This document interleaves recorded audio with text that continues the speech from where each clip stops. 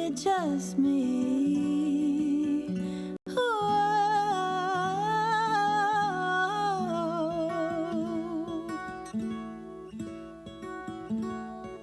All of my life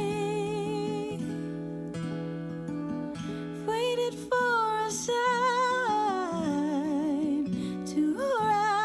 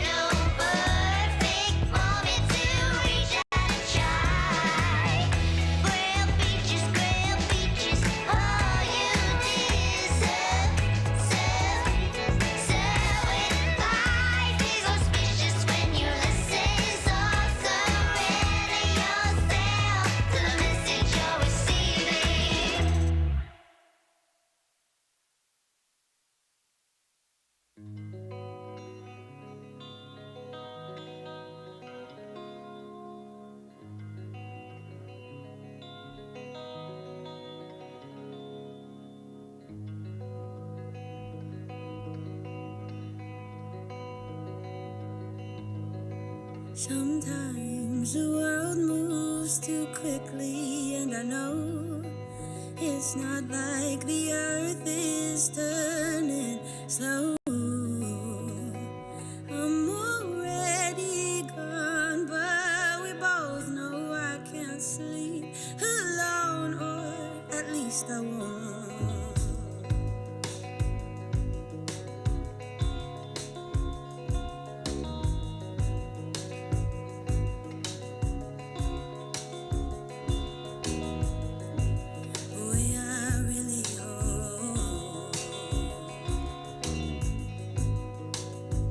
Doesn't hurt me,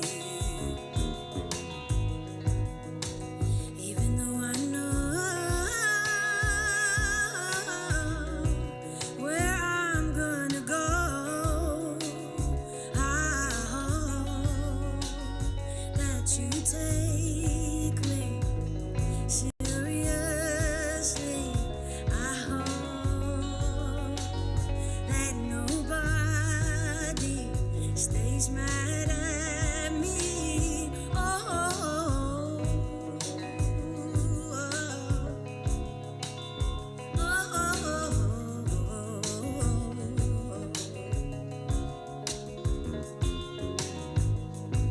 which way is up in your eyes? I hope I don't come down, 'cause we're dancing on the words we didn't get to say. And now that you take me seriously, and now that nobody stays mad at me. And now that you take me seriously. Oh,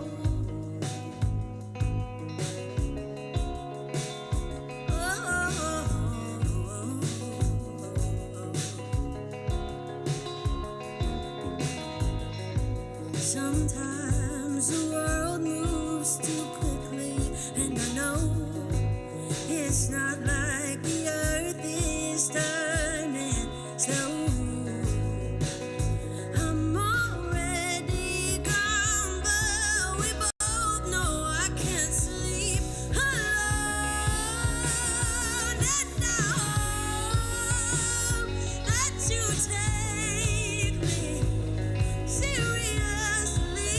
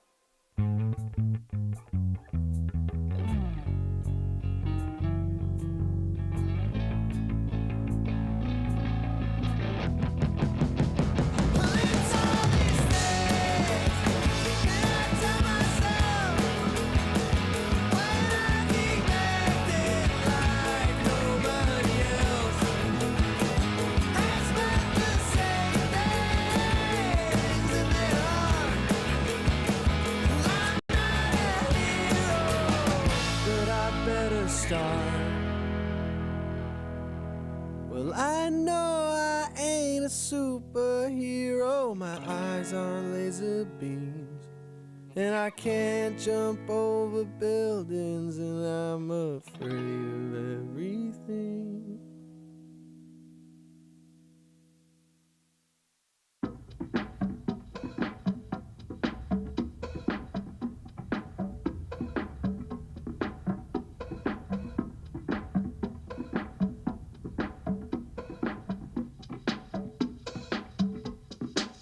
Well, I try to think them away, but nothing could keep them at bay. In the time I fight, they come right back. Yeah, seems nothing would stop them or last.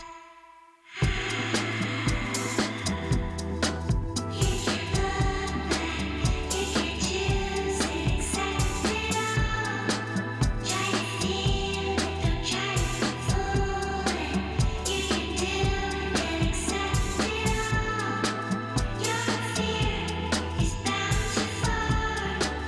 Your fate is bound to love.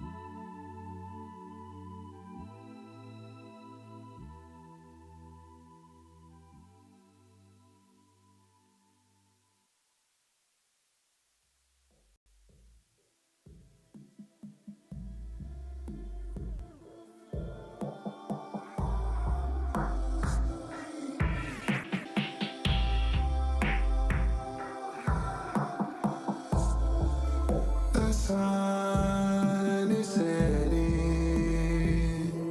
on our love.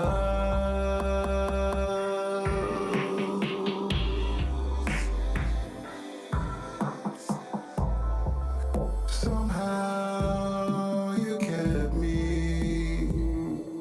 Guess I haven't cried enough.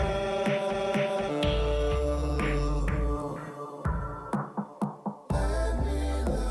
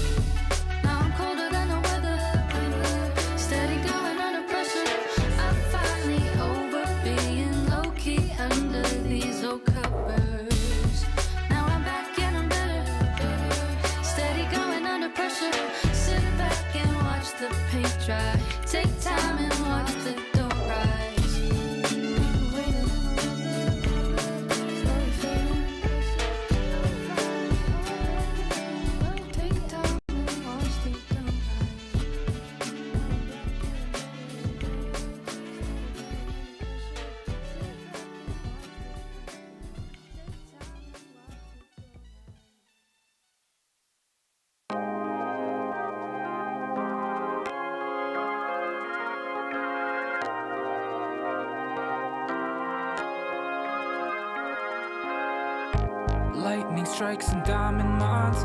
A bloody stone adorned on mine. A morning wasted on trivial.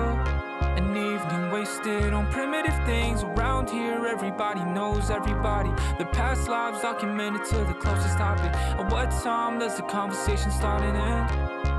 Yeah, always the good guys coming to save us. Promise a good life, thank God that you can.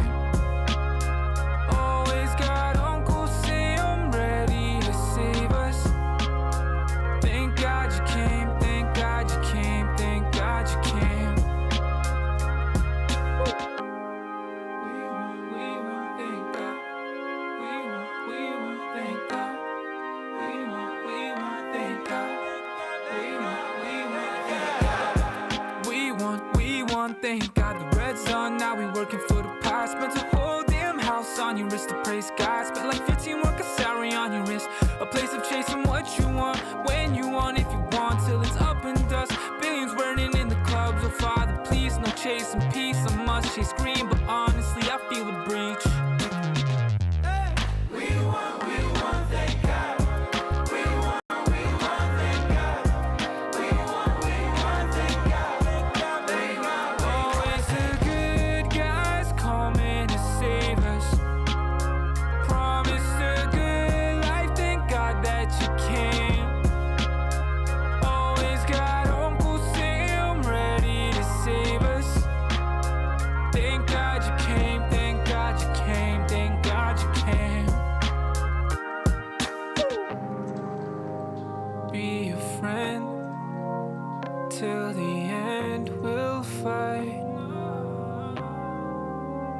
the good fighting.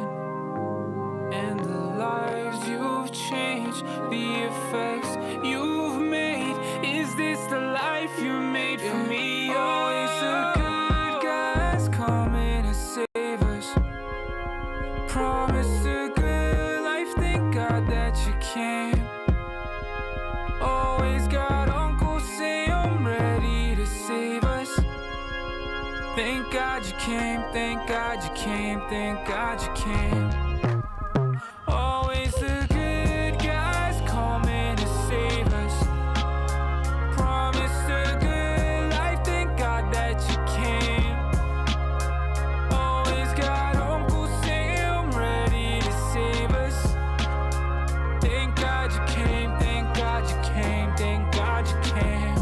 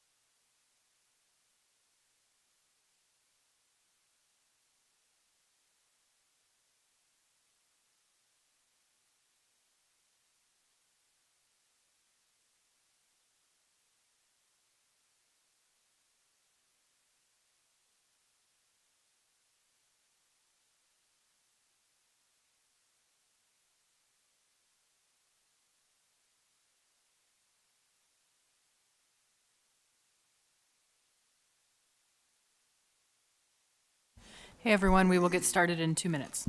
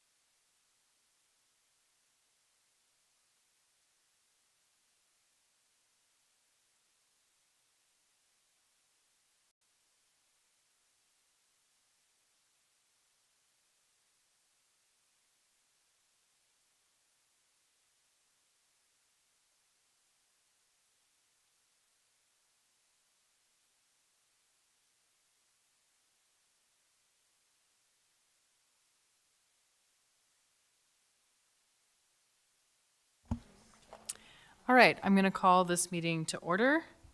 This is our regular meeting. Tonight is Tuesday, August 4th, 2026. Madam Clerk, will you please call the roll? Member Handelin? Present. Member Martinez? Present. Member Gerker? Here. Member Silvers? Here. Member Presverdia? Here. Chair Brawley? Here. Vice Chair Voland? Happy to be here. Member Baldwin Day? Present. Member Scout? Present. Member McCormick? Here. Member Park? Present. Member Johnson? Here. Chair, you have a quorum. Thank you. Next, Mr. Johnson, will you please lead us in the pledge? Yes, Chair.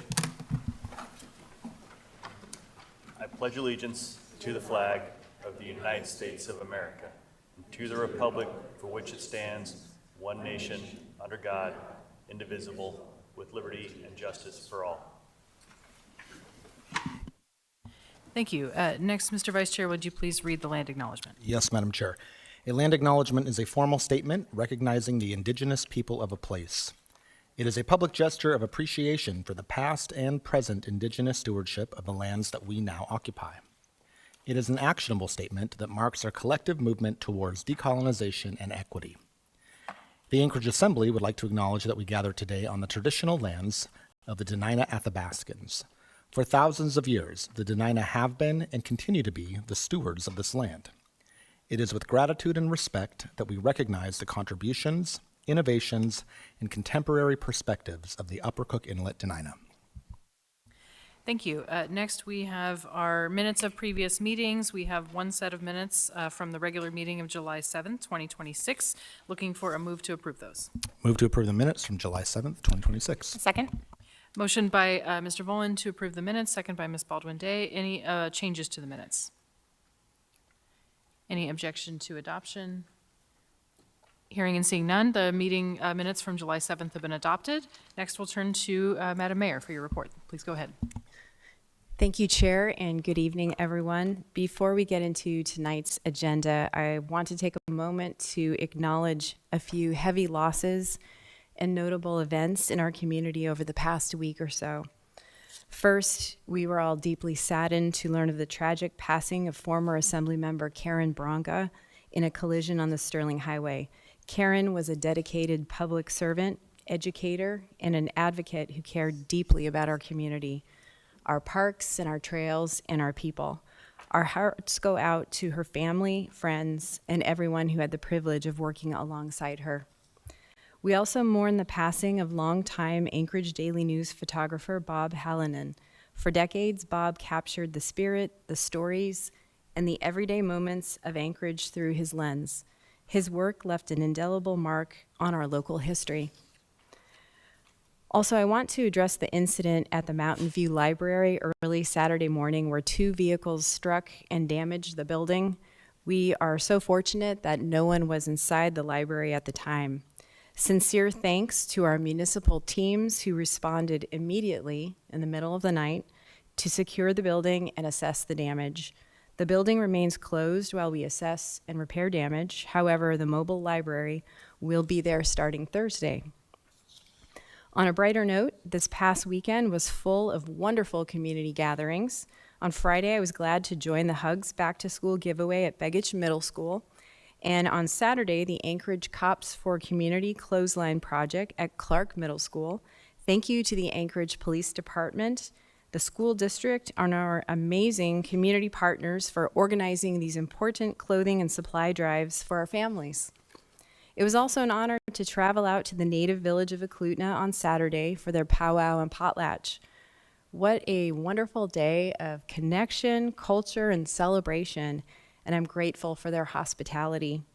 Thank you, Claire Ross of Legislative Services for organizing Muni volunteers at the event as well. Turning to tonight's business, on the agenda is a resolution recognizing the native village of Eklutna Rural Youth Services interns for their incredible work and contributions to the community. And I want to thank members Park and Silvers for bringing forward this resolution. On tonight's agenda is our resolution supporting recapitalization efforts in Alaska and at JBER. Our military partners are vital to Anchorage, and we know this recapitalization effort represents billions in federal investment, and that means jobs and opportunities for local workers. As JBER grows, I also want to stress the critical need for us to expand our local housing stock to support these service members and their families. So next, I want to address the Safer Seward Highway Project, which I voted to re-include in the AMAT's Long-Range Funding Plan, also known as the MTP, the Metropolitan Transportation Plan. The MTP is a living document. Like many of you, and like members of my own team, I have had my share of harrowing experiences driving the Seward Highway. For 6 years on the Assembly, I represented District 6, which includes this stretch. There is no doubt in my mind that safety improvements are urgently needed on that road. But my vote is not an endorsement of the current design. Rather, my vote allows the state to continue to work on this project so they can incorporate community feedback and update the design. And this is far from a final decision. My support is conditional, and the project can be removed from the MTP at any time. As my administration said in a recent public letter to the DOT commissioner, it's imperative that the state listen to the community. We need the state to amend the project scope so that it's focused on meaningful, targeted safety improvements and that it's affordable, including for the long term.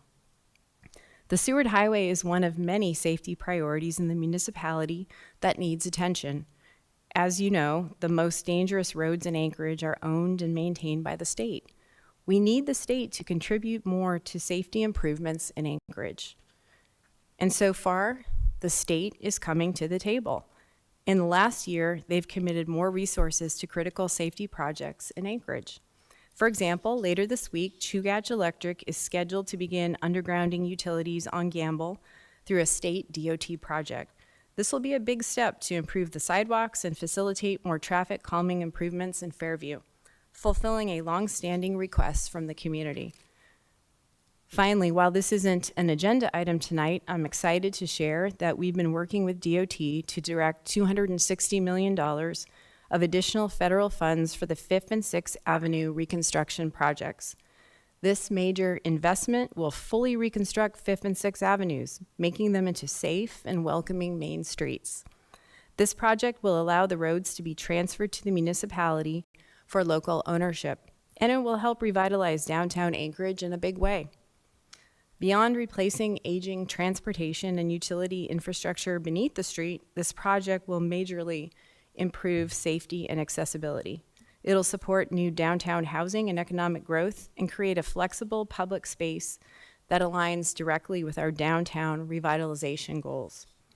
Strong partnerships are essential to getting big things done in Anchorage, and this project is a prime example of what we can achieve when state and local leaders pull in the same direction. Thank you, Chair. I look forward to working with all of you on tonight's business. Thank you, Madam Mayor. Next, I will give the chair's report, a few things to address. So first, good evening, everyone. Welcome to our regular business meeting. First, I'll say, I'll echo what the mayor said about the Eklutna powwow, the native village of Eklutna, this weekend. Several of us attended, part of a busy summer of celebrations and community events. I'll share a little more detail. The event happens every other summer, so the last one was 2024. This year's theme was Restoring Our River 97 Years Later. The event featured dance and drum groups, a memorial tent, craft booths, and educational activities. The tribe also recognized the Rasmussen Foundation and former Assembly Chair Christopher Constant, each for their contributions and partnerships with Eklutna over the years. Assembly members and staff have continued our tradition of volunteering, so again, shout out to Claire and Legislative Services for organizing that. We organized some volunteering at the event, directing traffic, helping the team prepare the potlatch for hundreds of attendees, so it's always fun to be working alongside our neighbors. Next, I'll share that the state primary election is underway. Early voting in the state primary has begun as of yesterday, on Monday. The actual election day is 2 weeks from today, August 18th, on Tuesday. I encourage everyone to use your voice, get out and vote, and specifically for assembly members, staff, and the public who attend our meetings, a reminder that Tuesday the 18th is also our next regular meeting, so I strongly encourage folks to make a plan to vote before you walk into the chambers before our next meeting, whether that's early, absentee, all kinds of options, or earlier in that day. I'll note that the ballots include primary elections for U.S. Senator and Representative, Governor, and state representatives, as well as one ballot measure. You can learn more about all of that at the State Division of Elections website, elections.alaska.gov. If you do wish to vote early, starting yesterday, you can stop by City Hall, Eagle River Town Center, or the Midtown Mall Monday through Friday, 8 a.m. to 5 p.m. from now until Monday, August 17th. The Midtown Mall is also open on weekends and on Election Day, which is, again, Tuesday, August 18th. By this Saturday, the 8th, you can request an absentee ballot. You'll get one in the mail, and you can do that by filling out an online form, and they will match your DMV records on file. And you don't need a reason for that absentee. You can do it for any reason. Polling locations are open on Election Day from 7 a.m. to 8 p.m. You can look up your precinct's polling location online. Again, elections.alaska.gov. And as a one reminder that we get every year, this is a state election, so this is not the business of our local election team at the clerk's office. They are so good at their jobs that people often get confused and go to them for advice during state elections. So again, if you have questions or want to find out more, go to the State Division of Elections website or go to their office, which is at 2525 Gamble Street. So Election Center is not the place to go for this state election. Speaking of state matters, later this week we will be hearing a recap about our 2026 regular legislative session as it relates to Anchorage at our upcoming legislative committee this Thursday, August 6th. And I will also note the adjournment of the regular session of the Alaska Legislature earlier this summer. Last week our team did a kind of sum up of how we did and what the big issues and kind of wins there were.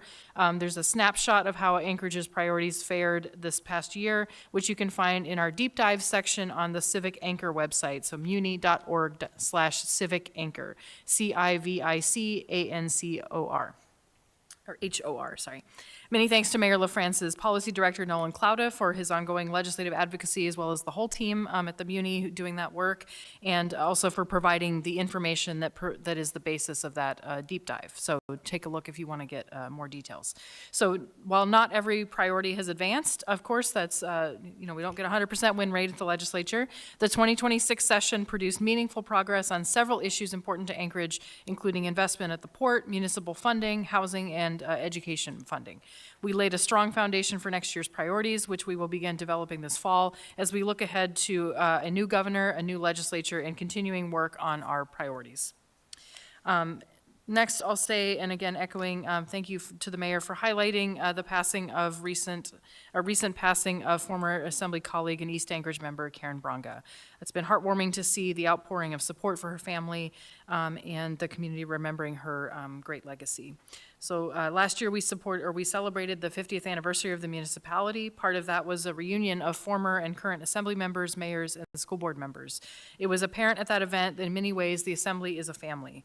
The unique experience of this position binds us together regardless of our political affiliation and date of service, and so I think we all lost a peer for sure. So for the Assembly community and members and staff who served with her personally, it does feel like a very personal loss. So, and I know that's true for other folks in the Muni and the community. I will also note that there's going to be more formal recognition of Karen's legacy in the works. We're working on that for the future, but for now, just reiterating condolences to Karen's family. She'll be greatly missed. And I'll note we are hoping to work with the family, so if it takes a little bit of time, we want to make sure that they can be here and that it's the way that they would like it to be. So next, I'll give a brief update on, next page. Brief update on another branch matter. So last week, I met with our internal audit team to discuss the findings and kind of conclusion of their work on the Assembly travel special review. That has been a topic I know of members in public interest. So I'll just note we are not taking up that item specifically tonight, but we will be discussing those findings next week at the Rules Committee. That's Thursday, August 13th. And it will be in context of a broader look at our Assembly internal policies on member spending accounts. So not just travel, but other pieces as well. And then we'll be discussing some proposed changes to our internal policies at that time. One brief housekeeping item in terms of procedural for tonight. The chair's intent is to take up the agenda in order, including taking up item 12A after the consent agenda items and before dinner. So just noting that up front. And of course, any member can move to change the order of the day, but I know that there's interest in dealing with that item expeditiously, so we will do that. So with all of that, I'll do my best to move us through tonight's agenda so that we can conclude at the most reasonable hour possible. So the usual announcements. This is a business meeting. We're here to do the work of the municipality. Please help create a climate of respect in the chambers. Please refrain from personal attacks, speaking out of turn, shouting, clapping, and pacing. Please keep any signs to 8.5 by 11 inches in size. Please keep the aisles clear except when lined up to testify. Please don't approach the dais directly, but if you have something you'd like to share with members, you can hand it to the clerk at the lower dais for distribution. Please stop speaking if a point of order is called, either members of the public or members of the Assembly, so I may rule on the point of order so the record is clear. If rules are not followed, I may interrupt speakers to call for compliance. If compliance with the rules doesn't occur, then I may pause the meeting. If there is an actual disruption, I will give a warning. And if the disruption persists or happens again, then the person will be asked to leave. And then I'll just give our brief reminders for public testimony, although we aren't quite there yet. So when you do testify, please come forward to state your name, the community council or area of the municipality in which you live. Please stay on topic, direct comments to me, the chair, or other people on the dais. I will interrupt you if you're off topic. We need to make sure that our public hearings are on the items that are before us. You have 3 minutes. Community council representatives will have 5 minutes if you're speaking on behalf of the council. And just general reminder, public testimony is the public's time to speak. So Assembly members don't typically answer questions during this period, but they may address those topics or seek more information during the debate. So that concludes the chair report. So next we have committee and liaison reports. And I will start this evening with Mr. Johnson. Yeah, thank you, Chair. The next meeting of the Assembly Legislative Committee will be on Thursday, August 6th, 11 a.m. to 12 p.m. at City Hall, room 155. And topics on the agenda include a review from our lobbyist of actions taken up by the state legislature during the special sessions, as well as a briefing on recently adopted federal legislation on housing. That's all I have tonight, Chair. Thank you. Ms. Park. Nothing to report, thank you. Mr. McCormick. Nothing to report, thank you. Ms. Scout. Nothing to report, thanks. Ms. Baldwin-Day. Thank you, Chair. The Municipal Audit Committee met Wednesday, July the 22nd. We were going over the internal audit that was conducted on our purchasing card and policies and procedures and compliance. We did hear some about updates to those policies and procedures and forthcoming training that's going to be offered.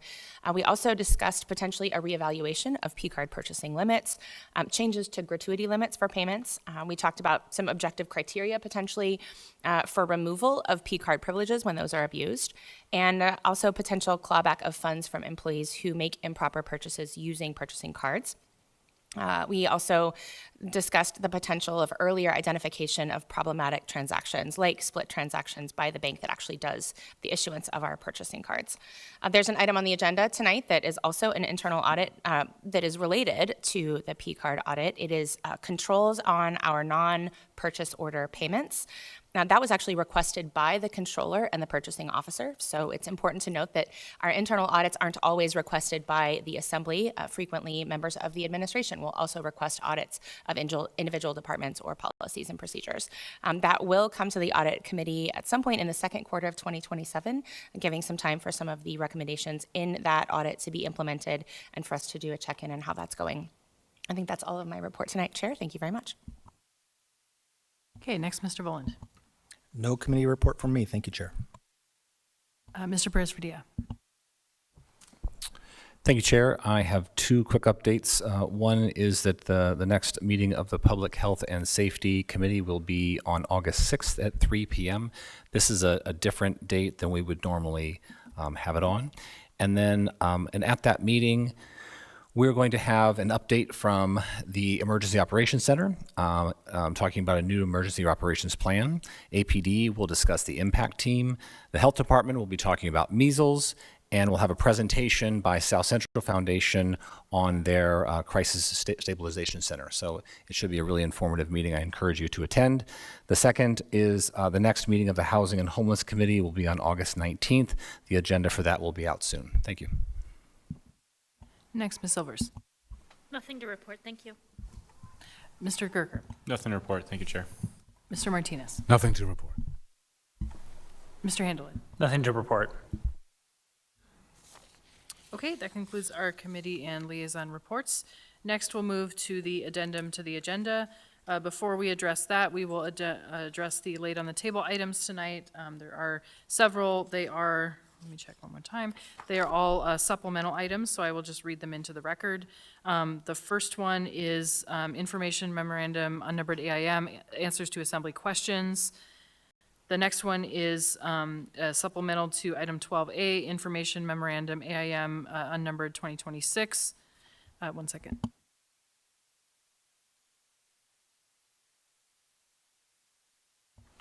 Okay, so this is the information memorandum supplemental, a resolution of the Anchorage Assembly submitting an accusation document to the municipal clerk to initiate removal proceedings in accordance with Anchorage Code Section 2.70.030 and directing the municipal attorney to retain outside counsel to conduct further investigation and represent the interests of the municipality throughout the adjudication of these allegations. Again, supplemental memo there. Next one are two supplemental items to item 15D. That is first an information memorandum unnumbered to AR 2026-225, a resolution of the Anchorage Assembly approving a marijuana license and special land use permit for Baltazar Holdings, LLC, DBA Sensimia, a marijuana retail sales establishment with license number M35490, located at 1431 Muldoon Road in the B3 SL district within Lot 2A, Baltazar subdivision. Generally located east of Muldoon Road, south of East 14th, west of Carolyn Circle, and north of East 16th. And then the second item is another unnumbered AIM to the same item, Chanchnu Muldoon Park Phase 1 development improvements from Muldoon Town Square Park Master Plan.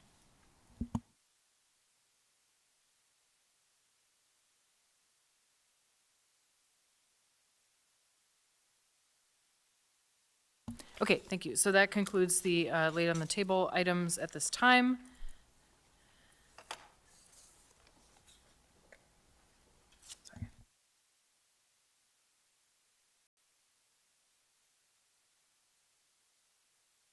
Okay, sorry, mixed up on my procedure.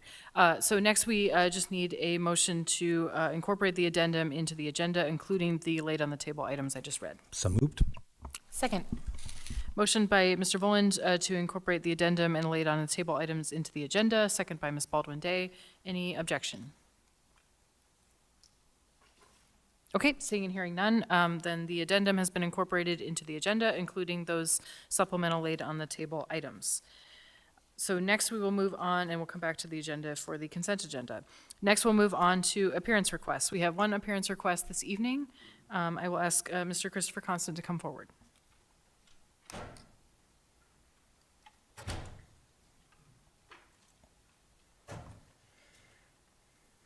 Welcome back, sir. Please state your name. You'll have 3 minutes, and you have the microphone all set. Good evening, everybody, friends or the opposition, others. Christopher Constant, resident North Anchorage. I'm standing to oppose item 12A on your agenda, the removal resolutions, all of them. I don't come here to defend Member Martinez. He can do that. I come before you to assail this accusation, which is a bare political document and nothing more. I want to start with a quote from a farmer, John Proctor, Arthur Miller's The Crucible. I'll tell you what's stalking Salem. Vengeance is stalking Salem. We are what we always were in Salem, but now the little crazy children are jangling the keys of the kingdom, and common vengeance writes the law. Do you know that play? It's a bit of allegory about McCarthyism in America, when zealous partisans played loose with the facts and ruined lives whose lies became evidence that dragged others into their scheme.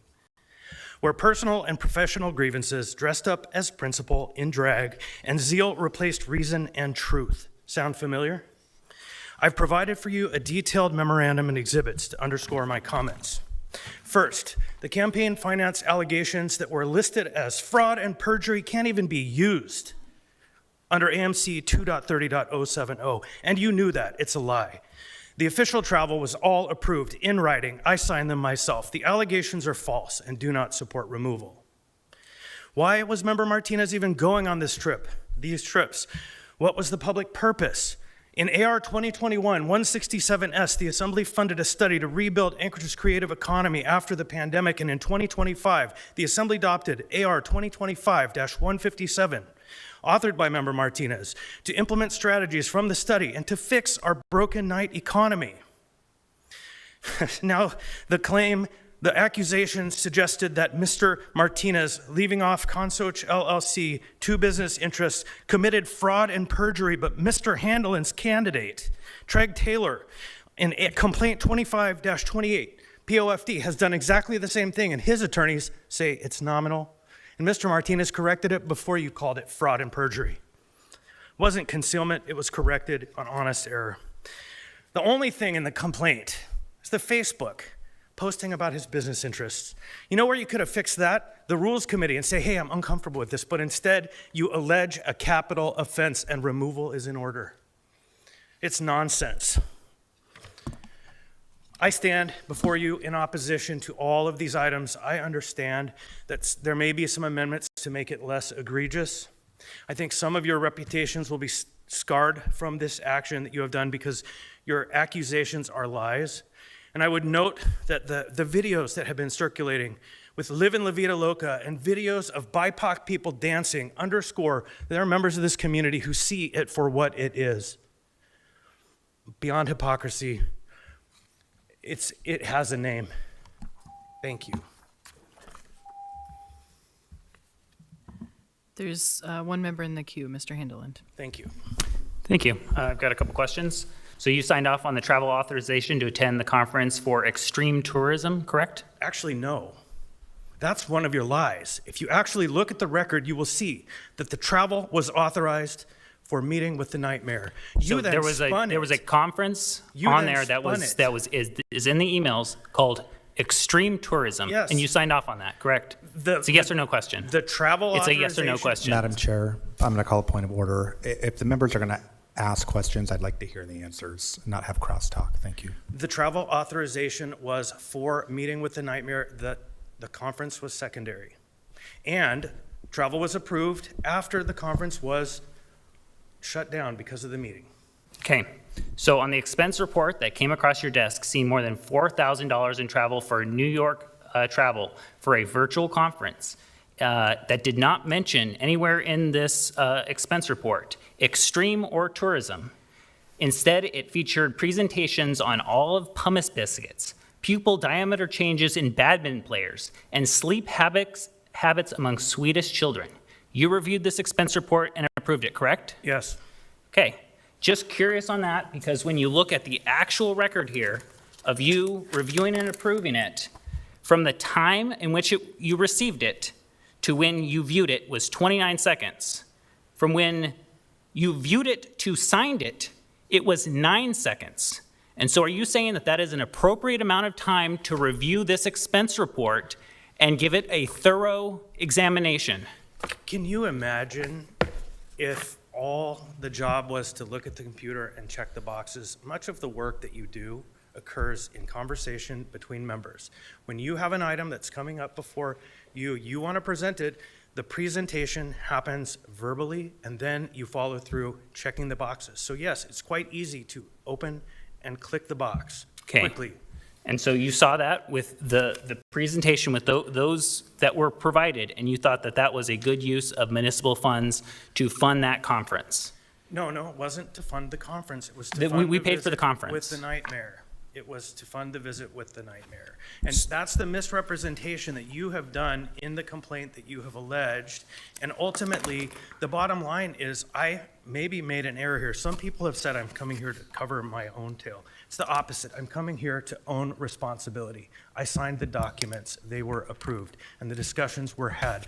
Much like the argument you made on the 10 days of travel, all of that was accounted for and approved in writing. So you can take this up with all of your peers. I'm really not here to debate you. I'm here to actually point at you and say shame on you for producing a document that is filled with lies and hypocrisy, the things that you're doing yourself, you're accusing him of.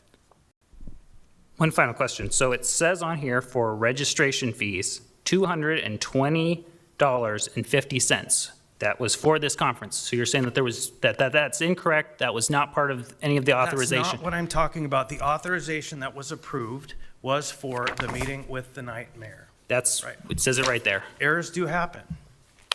And an error is not a cause for removal. You would make a capital offense out of a thing that you have tolerated for a candidate you stand for. Mr. So Constant. the hypocrisy doesn't stand.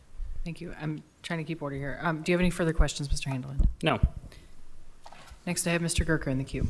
Mr. Gerker. Mr. Constant, good to see you, sir. How are you doing? too. I'm fine. Just a quick question. So, I mean, and you've kind of said this already, but your own decisions and approvals as chair would necessarily be some of the things that would be looked at by an investigation into municipal travel policies. Is that right? If I were in the shoes of someone asking for an investigation, what I would direct them to is your accusation and look to the truth of that. But if this body made the mistake of opening the can of this code section, yes, that investigator could look at anything. Okay, so you're not really offering testimony here as an independent reviewer. You're defending travel approvals that you personally signed. Is that fair? That's part of it. Okay. Yeah, I am definitely here to attest to the fact that I signed the authorizations and they were done eyes wide open. So essentially, you are asking us to conclude that there is nothing to investigate because you personally approved it. No, I'm not asking you to do anything. I've read your accusation and I have no faith in your judgment. Your reputation is sullied because of it. We'll see. Thank you. Yep. And last, I have Mr. Boland.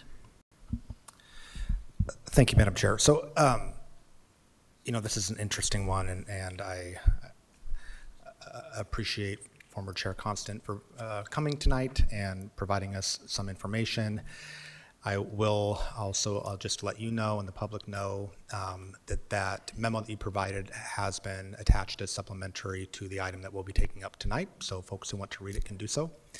I also, I guess, want to remind our colleagues that when we have someone come to testify, whether it's an appearance request or a public hearing item, typically the opportunity is to ask clarifying questions, not engage in a debate back and forth. So just kind of going forward, creating that expectation, I think, is important. And then I think I will ask a clarifying question to Mr. Constant. I believe what I heard you say is the New York conference, that The travel approval was not for a conference, it was for a meeting. Is that correct? Yes. Okay.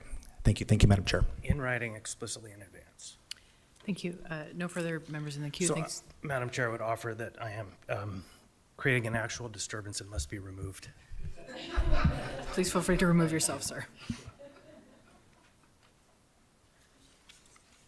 Okay, that concludes our appearance requests. Next, we will move on to the consent agenda. So I will remind members in the public, consent agenda items are numbered 10A through 10G, typically routine, non-controversial items such as bid awards, new business, information, and reports, as well as ordinances and resolutions for introduction.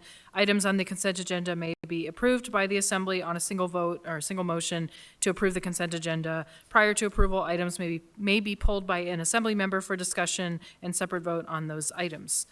And of course, anything that is being introduced tonight has a public hearing set for a future meeting, if it's in the 10G section. So then I will move down the dais and see what members would like to pull from the consent agenda. And I will start tonight with Mr. Handeland. Madam, I'm sorry. What's your information? is this an appropriate time? I'd like to move to change the order of the day. You can do that at any time. So Okay. Second. motion by Ms. Scout to change the order of the day, second by Ms. Baldwin Day. If you want to speak to that. Thank you. I'd like to make a motion to take up the 12 items before the consent agenda today. Okay, so this is a motion to change the order to take up item 12A before remaining items of the consent agenda. And can I just clarify, so before we even start pulling items, you're saying we should take this up now? Yes. Okay, any further discussion on that?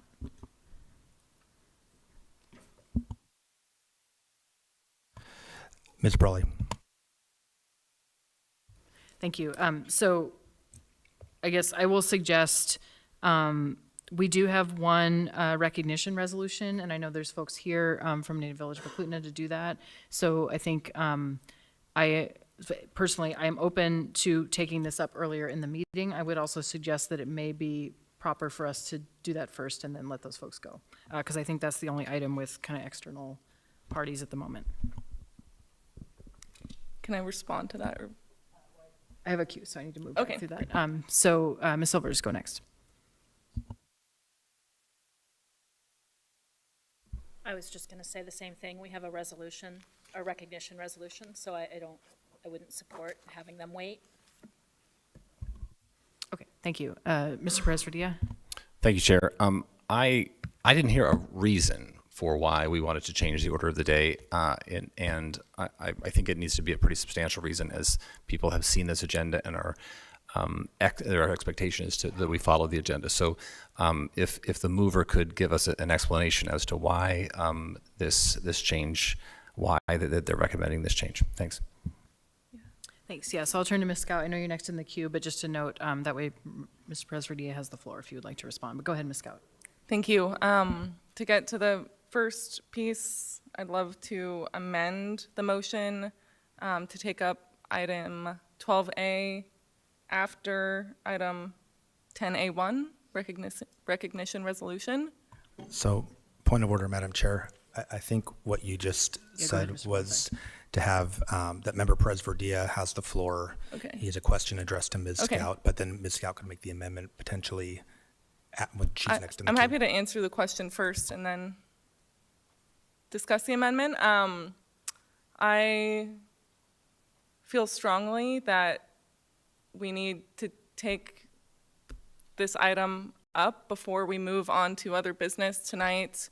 At our last meeting, we've had this item and this topic on the agenda. This is our third meeting now discussing this. I don't feel that it's appropriate to push this until the end. I'd like to have the discussion, make a decision, adapt how the meeting is run if necessary, and move on. What's your point of information, Ms. Silvers?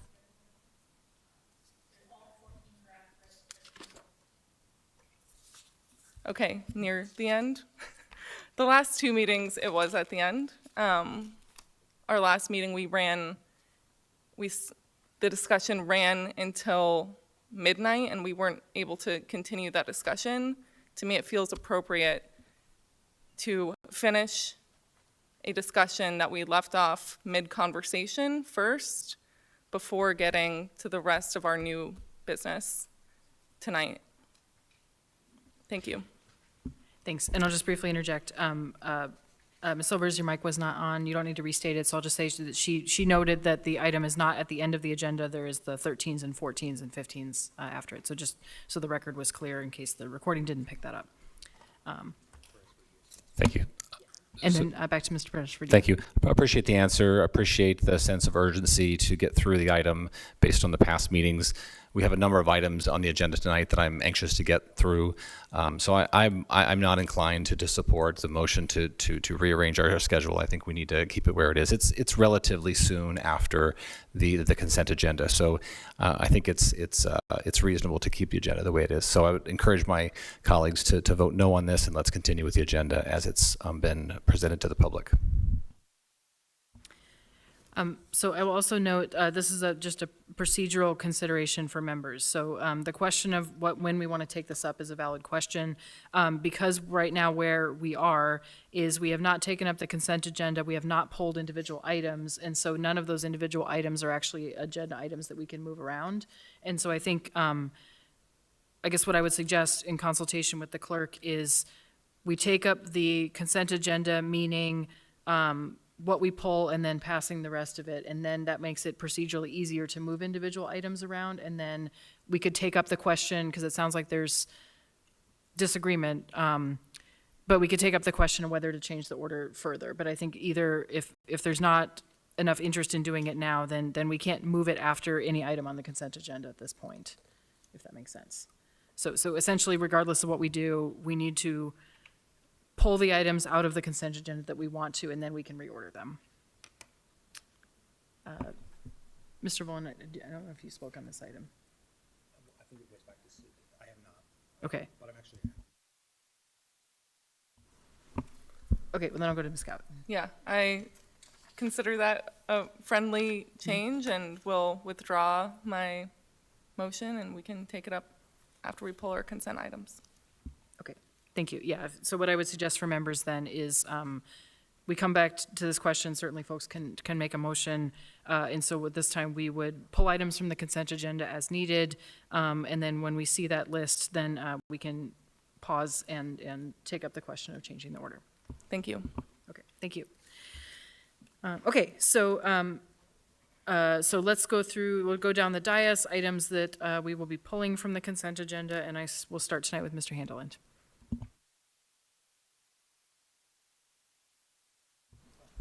Nothing to pull.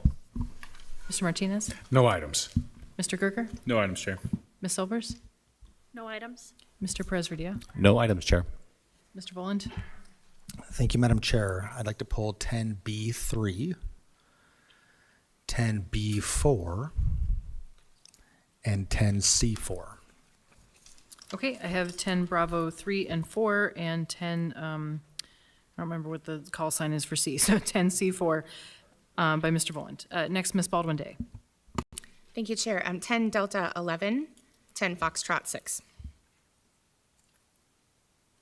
Okay, I have 10 D11 and 10 F6 by Ms. Baldwin Day. Next, Ms. Scout. I'd like to pull 10E2, 10E4, and 10E6. Okay, I have 10 Echo 2, 4, and 6 from Ms. Scout. Next, Mr. McCormick. No additional items, thank you. Next, Ms. Park. 10A1. Okay, 10A1 by Ms. Park. Next, Mr. Johnson. No items, Chair. Okay, so I'll read back the list briefly. So we have 10A1 pulled by Ms. Park, 10B3 and 4 pulled by Mr. Voland, 10C4 by Mr. Voland, 10D11 by Ms. Baldwin Day, 10E2, 4, and 6 from Ms. Scout, 10F6 from Ms. Baldwin Day. Any further items? Okay, not seeing any. Then I would seek a motion to approve the consent agenda minus the pulled item. Move to approve the consent agenda minus the pulled items. Second. Motion by Mr. Boland to approve the consent agenda minus those pulled items, second by, I heard two, so I'll say Mr. Gerker. Any objection any objection to the approval of the consent agenda minus those items? Okay, seeing and hearing none, then the items on the consent agenda minus those poll items have been unanimously approved by consent. So before we move on to the next item, I will ask if anybody would like to make a new motion. I'd like to move to change the order of the day to take up item 12A before the 10Bs, after 10A1. Okay, there's a motion to change the order to take up 12A after 10A1. Is there a second? By Ms. Scout, is there a second? Second. Second by Ms. Baldwin Day. And I see Ms. Silvers, well, I guess I'll ask Ms. Scout, do you want to speak to that further? Yes, as I said earlier, I think we cut off discussion of this at the end of our last meeting, and in the meeting prior, also saved this for the end. I think I'd like to prioritize this conversation today, and if there are any impacts to the membership on the body based on what's approved, that would need to be adjusted and then move on with our agenda. But to me, it feels like a priority to conclude this conversation. Next, Ms. Silvers. I oppose this motion, and I will say I was the only one that opposed the motion to change the order of the day last time, to move it at the end of the meeting. And so it was moved to the end of the meeting and is still being discussed today due to the choices of this body. However, I do believe that the public looks at an agenda and they have an expectation of when things are going to be based on the agenda that they looked at. And so there are people that maybe wanted to come for this that aren't here yet because they saw where it was on the agenda. We are having this discussion scheduled before our dinner break as it is, and so I don't think we're going to run over at the end of the day. But I do think that without a really compelling reason, that we really need to stop changing the order of the day and do things in the order that people's expectations are in. Thank you.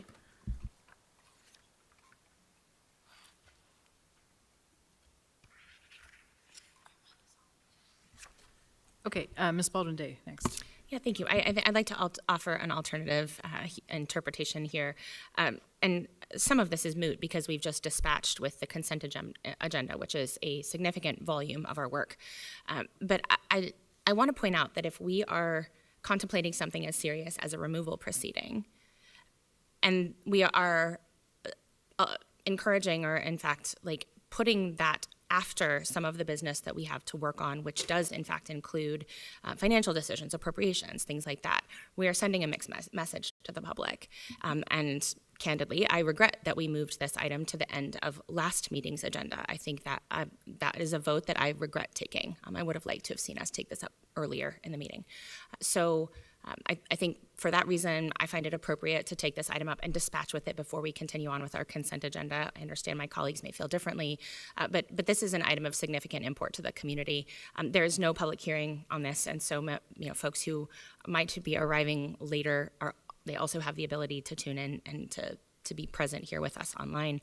So I feel like there are a slew of reasons why we need to dispatch with this and lay it to rest and then carry on with our business. Thank you. Okay, I don't see anyone else in the queue, so members may proceed to vote. The motion is to change the order of the day to take up 12A after 10A1. Point of information. Yes, Mr. Martinez. Is this a vote that I can cast? That is a great question. Let's pause for a minute, so before we start voting, and I will turn to, let me go consult with the attorneys.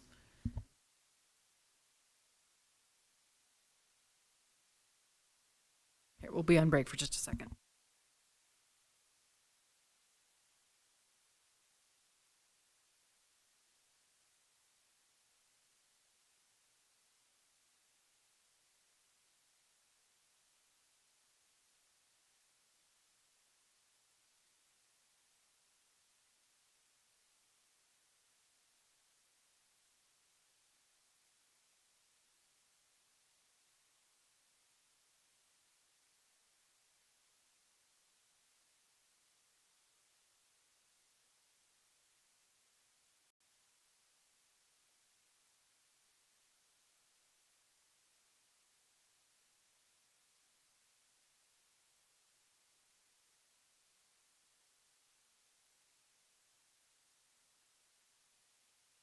Okay, I believe the attorneys have an answer for us. Please proceed.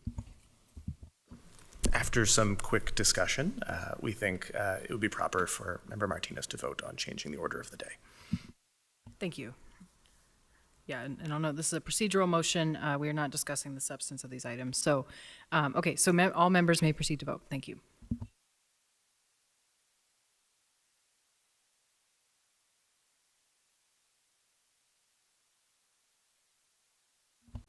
Okay, on a vote of 5 to 7, that motion fails. So that means we will be taking up the agenda, the consent agenda in the current order. Okay, so next we have 10A1. Let me find my paperwork. 10A1, this AR 2026-220, a resolution of the Anchorage Municipal Assembly recognizing the 2026 interns of the Native Village of Eklutna Rural Youth Services Program. This item was pulled by Ms. Park. Thank you, Chair. The Native Village of Eklutna. I'm sorry, first. I'm sorry. No, it's okay. First, Okay. we will go through the Move approval. to approve. Yep, thank you. Second. Okay, motion by Ms. Park to approve, second by Ms. Silvers. Any further discussion? Any objection to adoption of this resolution? Okay, seeing and hearing none, this resolution is approved, and I will turn back to, I believe we have Ms. Park reading, Ms. Silvers to present, and I'll ask anybody here to receive this resolution to please come forward to the podium as well. So go ahead, Ms. Park.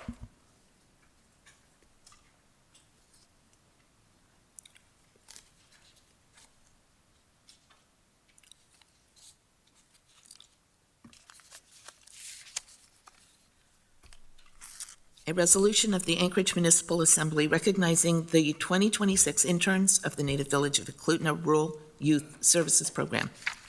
Whereas the Native Village of Eklutna, in collaboration with Cook Inlet Tribal Council, has pioneered and maintained yearly 4 enriching youth programs supporting Alaska Native and Native American youth, providing its participants with life skills training and leadership training. And whereas within this initiative, Rural Youth Services Program has, over the course of summer 2026, witnessed 4 of its interns exemplify what it means to both represent their community and give back to their community. And whereas these youth have honored and actively expanded the cultural history of the Native Village of Eklutna by making thoughtful improvements to the local clinic and food bank, the Russian Orthodox graveyard, and the Eklutna playground. And whereas the interns have shown great respect to their elders by actively developing an elders freezer meal program, including fishing for salmon and preparing moose and porcupine for meals for the elders throughout the year, as well as delivering the meals to the elders' homes. And whereas they have researched the history of Eklutna and the cultural impact of the boarding school once in operation on that site, and as they have demonstrated their knowledge of the community by preparing cultural tourism speeches for welcoming and educating guests to the village, and whereas the Rural Youth Services interns are preparing for leadership on a planned Eklutna Youth Council that will relay to the Eklutna Tribal Council concerns central to the youth in the village, and because we look forward to these engaged, empathetic, and civic-minded young people becoming future leaders of Eklutna, now therefore the Anchorage Assembly recognizes the Native Village of Eklutna Rural Youth Services interns of 2026, passed and approved by Anchorage Assembly this 4th day of August.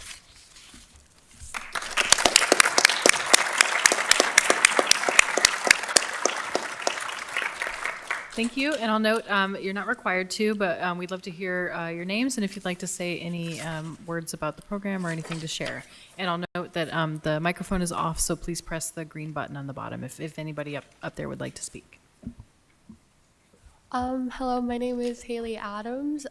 This internship has been like a really big honor, and we are extremely honored to be recognized by the municipality of Anchorage. And yeah, thank you. I'll allow everyone else to say hi. Yalida, greetings. My name is Alexi Crookham. I'm Dinana Athabaskin, and I am a YOS intern. This internship has been really nice because I get to connect with my community and village and just be a part of the community a lot more than I ever expected. And it has made me realize that I want to do more with my culture. Hello, my name is Keithan. I'm a ROAS intern like all these others here. I'm really grateful to work for my community and my own elders because I really do love my culture.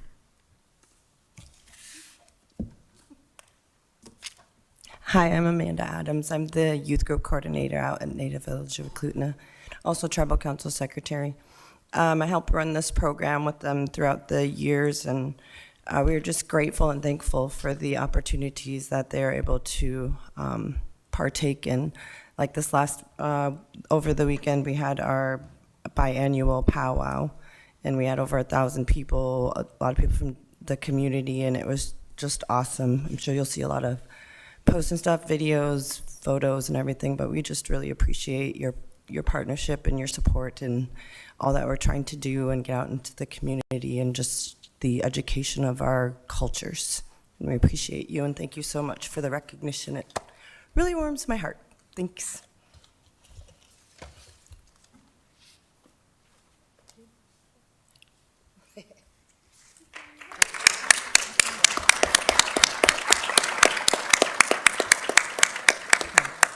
Yeah, thank you for being here. And I know there's 2 folks in the queue, so sorry about that. And before you walk away, I think there's a couple folks who wanted to say something as well. Ms. Baldwin-Day. I just wanted to ask to be added as a co-sponsor of the resolution, and also want to say thank you for the work that you are doing to steward your culture. It is so necessary and so important, so thank you. Yes, if we can direct Ms. Baldwin-Day to be added as a sponsor, and then would anyone else like to be added? Mr. Boland, Scout? Does anybody objection? Okay, then we will add all members. Thank you. Thank you again for being here. Okay, next item on the consent agenda, 10B3, that is AR 2026-224, a resolution of the Anchorage Municipal Assembly supporting Department of the Air Force recapitalization efforts in Alaska and encouraging increased housing and infrastructure to support military families. This item was pulled by Mr. Voland. Yes, thank you, Madam Chair. Move to approve. Second. Motion by Mr. Voland to approve, second by Ms. Baldwin-Day. Mr. Voland. Yes, thank you. So this one struck me as a bit odd. I think that the topic is very important. I think the intent is really good. But one of the things I noticed as I was reading this, the sole sponsor, as I understand it, is Mayor LaFrance. And I'm not sure if there were any assembly members who were involved in the drafting of this, but there's no assembly co-sponsors. And looking at the resolves, 5 of the 6 resolves essentially express a policy on behalf of the Anchorage Assembly. And I think it can, someone could read this almost as the executive directing the policy of the legislative branch, and I'm not sure that is the most collaborative approach. But I think I have a couple amendments that could make this more of a shared commitment. So I will move Volan Amendment number 1. If I could get a second. Second. Motion by Mr. Voland to move Volan Amendment 1, second by Ms. Baldwin-Day. Go ahead, Mr. Voland. So what amendment number 1 does is it goes through the language and in the various resolves, and instead of focusing on the Anchorage Assembly, it swaps that language with municipality of Anchorage, expressing that this is policy guidance that is a commitment of both the executive branch and the legislative branch.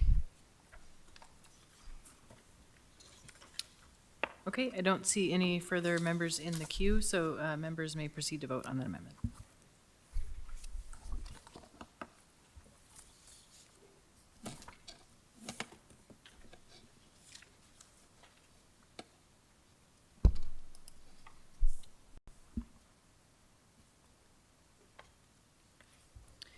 On a vote of 12-0, that amendment number 1 passes. Mr. Volan, you still have the floor. Thank you. I would now move Volan Amendment number 2. Second. Motion to move Volin Amendment 2 by Mr. Volin, second by Ms. Baldwin Day. Mr. Volin. Thank you, Madam Chair. So what this amendment does is it expands on the resolved, the fourth resolved, that has to do with housing policy guidance. And what it does is it references Assembly adopted policy guidance. And so it inserts, along with policies that encourage private residential development, public-private partnerships, enhanced use leases where appropriate, and other innovative approaches that expand housing opportunities for military families and civilian residents alike. It also adds to that policy, to those policies that are called out, policies that allow for creation of missing middle housing, and the innovative approaches that they would be consistent with the Assembly's Housing Action Plan, which is previously adopted Assembly policy guidance. Thank you, Madam Chair. Okay, I don't see I see one member in the queue, Ms. Baldwin Day, and then Mr. Presverdia. Yeah, thank you. I would like to offer an amendment to this amendment.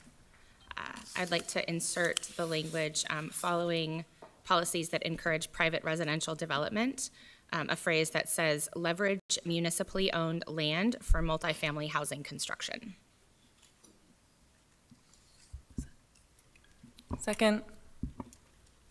Okay, motion by Ms. Baldwin Day to amend the amendment to add the phrase, and I know the clerk is typing it up, so we'll confirm the language shortly. That was seconded by Ms. Scout.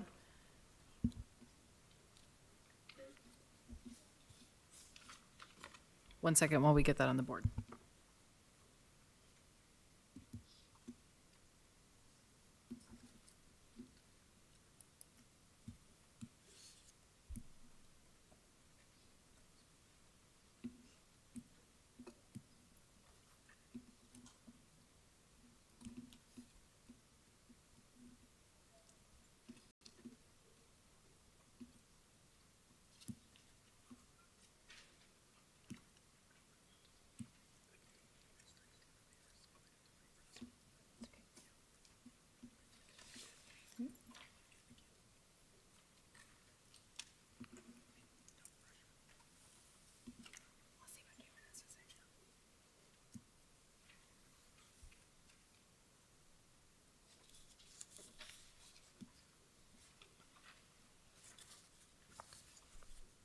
Okay, just to double check from the mover of the motion, is that accurate on the screen?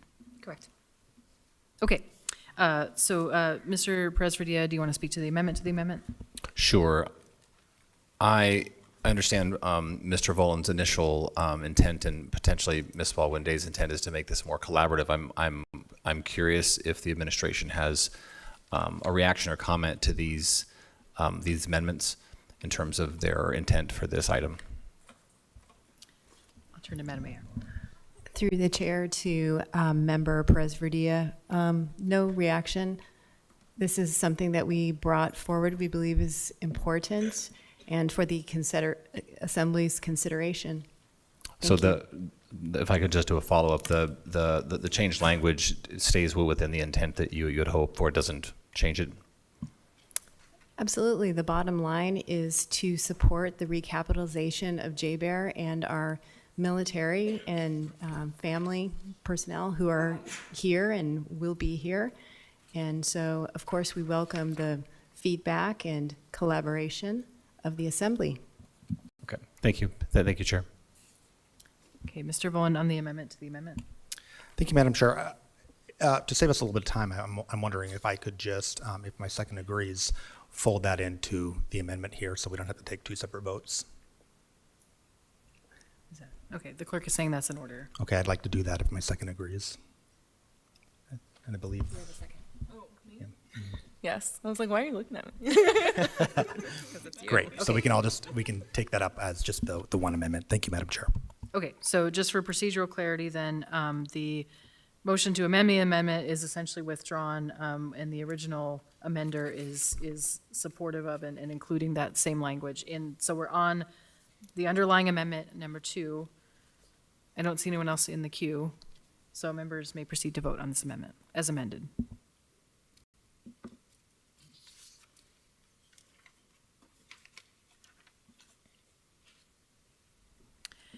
On a vote of 12-0, amendment number 2 passes. We are back on the underlying motion, and I see Ms. Baldwin-Day in the queue.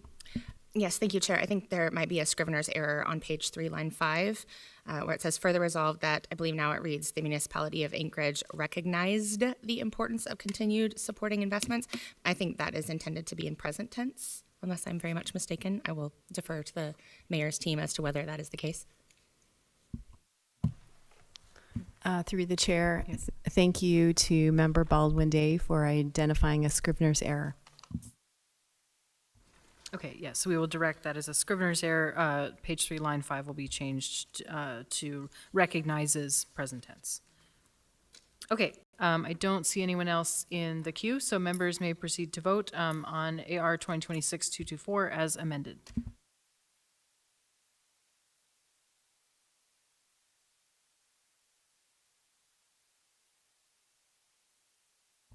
On a vote of 12-0, AR 2026-224 passes unanimously. Next, we'll move on to 10B4, a resolution of the Anchorage Assembly urging the Alaska Congressional Delegation to identify and secure federal funding for an emergency boat access point on Turnagain Arm, and urging federal, state, and local agencies to resolve the land ownership and right-of-way barriers to facilitate site selection and feasibility studies and begin its construction. This item was pulled by Mr. Volant. Thank you, Madam Chair. I think I am supportive of this item, and I appreciate Mr. McCormick. First we need a Oh, motion. I'm sorry. Yes, I move to approve. Second. Move to approve by Mr. Volant, second by Mr. McCormick. Thank you. Yeah, I was saying that I think I'm supportive of this item. I appreciate Mr. McCormick bringing it forward.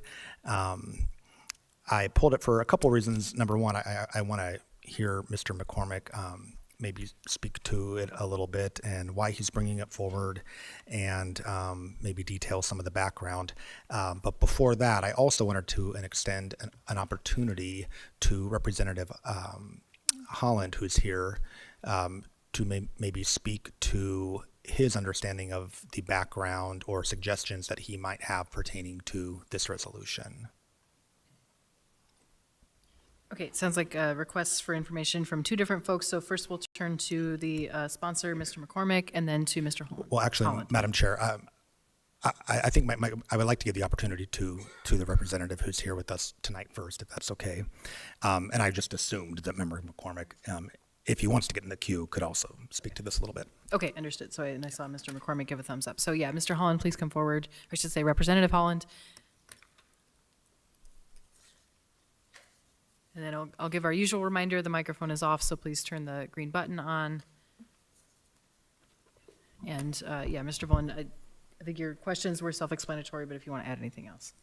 Nothing more from me, and happy to cede the floor after Mr. Holland or Representative Holland gets his statements. Thanks. Go ahead, sir. Great, thank you. Good evening. I'm Kai Holland, representing House District 9. And I just appreciate a moment of time. You know, we looked at this issue of emergency access into the Turnagain Arm at least as early as 2019 with one of the Safer Seward Highway, or before it was even called that, Seward Highway Upgrade Project. So there is a current set of plans around being able to bring a emergency boat access ramp at Windy Point.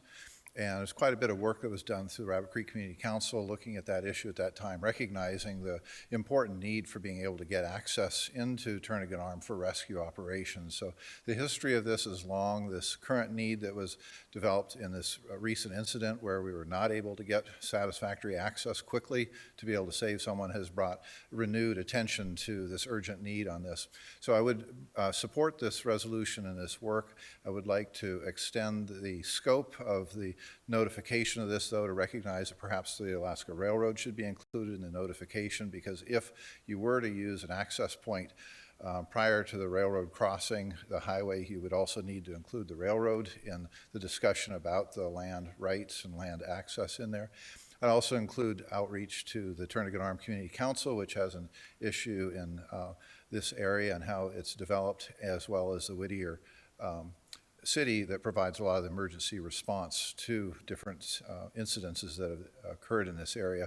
The final comment is just to recognize that we have a number of issues along Turnagain Arm in terms of safety that have gotten caught up in this large Safer Seward Highway project, which is a separate discussion. But I just want to observe that this, along with turn pockets and other opportunities, have not gotten the adequate attention that I think has been needed, because we've taken on this mammoth project that's gotten in the way of looking at necessary short-term projects that would provide significant safety improvement to the highway. So I support this resolution with some of those suggestions and appreciate a moment of your time. Okay, Mr. Volin, any further comment? Okay, next I have Mr. McCormick in the queue. Yeah, just to briefly touch on, this has been a longstanding issue. In 2018, when the boat ramp was removed due to highway projects, it was not replaced. Since then, we've lost multiple lives out in Turnagain Arm, and with a world-class board tide that is gaining greater and greater recognition and tourism and people recreating in the area, it really is critical that we get this replaced and restore rescue access to the Turnagain Arm, because right now there is no viable boat access there. And not to be grotesque, but reading and hearing the stories of the recent rescue that was unable to be successful in that area is truly tragic and heartbreaking, hearing how long the patient or the person was out in the water, the attempts that were made, aircraft was unable to respond, and just a heartfelt thanks to the Girdwood Fire Department, who responded with their boat to no ramp, and through sheer determination carried their boats down over the sharp, wet rocks to the water side, and attempting to do everything humanly possible. It's a heartbreaking story. Thanks to the Girdwood Fire Department for all their amazing heroic work there. But this gridlock of multiple agencies having jurisdiction over this area really needs to come to a resolve, so we can maintain appropriate rescue response there. So I urge my colleagues' support. Thank you. Okay, next, Mr. Volin, you've already spoken. I have myself in the queue very briefly. Ms. Brawley. Thank you. Yeah, I'll just note, I think this is an issue that I just learned about, obviously through this item, but I appreciate bringing it. And I'll just note for members, this is also not instead of this resolution necessarily, but this is also a great item to advocate to include in our legislative program as we move into that work. As certainly, you know, it identifies both broad needs from the muni as a whole, as well as more kind of targeted things like this that look different in every district. But so I would encourage folks to also consider how we can incorporate this, regardless of what happens with this item, into that ledge program that will be starting in the fall. Next, I have Mr. Voland. Thank you, Madam Chair. In light of the representative's comments tonight, I'm wondering if the sponsor would entertain an amendment to Section 3 that, in addition to the entities listed, would also include the Alaska Railroad. Yeah, that'd be great. Thank you. Oh, and you have it. Okay. Perfect. So in both, I think, right? Okay. So in that case, what I will do then is to amend Section 3 after line 45, page 3, line 45, after United States Forest Service, comma, we would insert the Alaska Railroad, comma, and then also in Section 5, page 4, line 15, after Arctic District, comma, insert the Alaska Railroad, comma. Okay, there's a motion to add reference to the Alaska Railroad in both sections 3 and 5, moved by Mr. Voland. Is there a second? Second. Seconded by Mr. McCormick. And we'll give the clerk a chance to get that up there.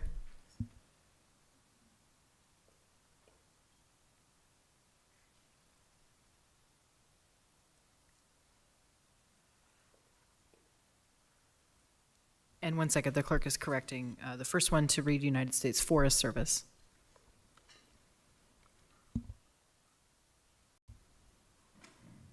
Okay, any discussion on this amendment?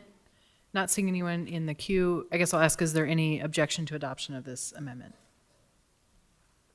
Seeing and hearing none, this amendment is adopted. So we're back on the main resolution as amended. Any further discussion? Okay, not seeing anyone in the queue, then members may proceed to vote on AR 2026-230 as amended.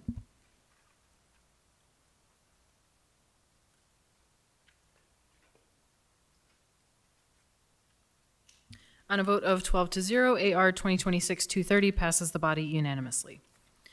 The next item that was pulled on our list is 10C4. We've been asked by the administration to just not move that item. It will come back in future. So there's no motion there. So then we'll move on to our next item, 10D11, that is Assembly Memorandum AM 524-2026, cooperative purchase from Thundercat Technology LLC, also known as Thundercat, through Omnia Partners Omnia Contract R250609 for the purchase and installation of a real-time crime center RTCC audiovisual AV system. This item was pulled by Ms. Baldwin-Day. Thank you, Chair. Move to approve. Second. Motion by Ms. Baldwin-Day to approve, second by Mr. Boland. Ms. Baldwin-Day. Thank you, Chair. I wonder if I might ask a few questions of Chief Case.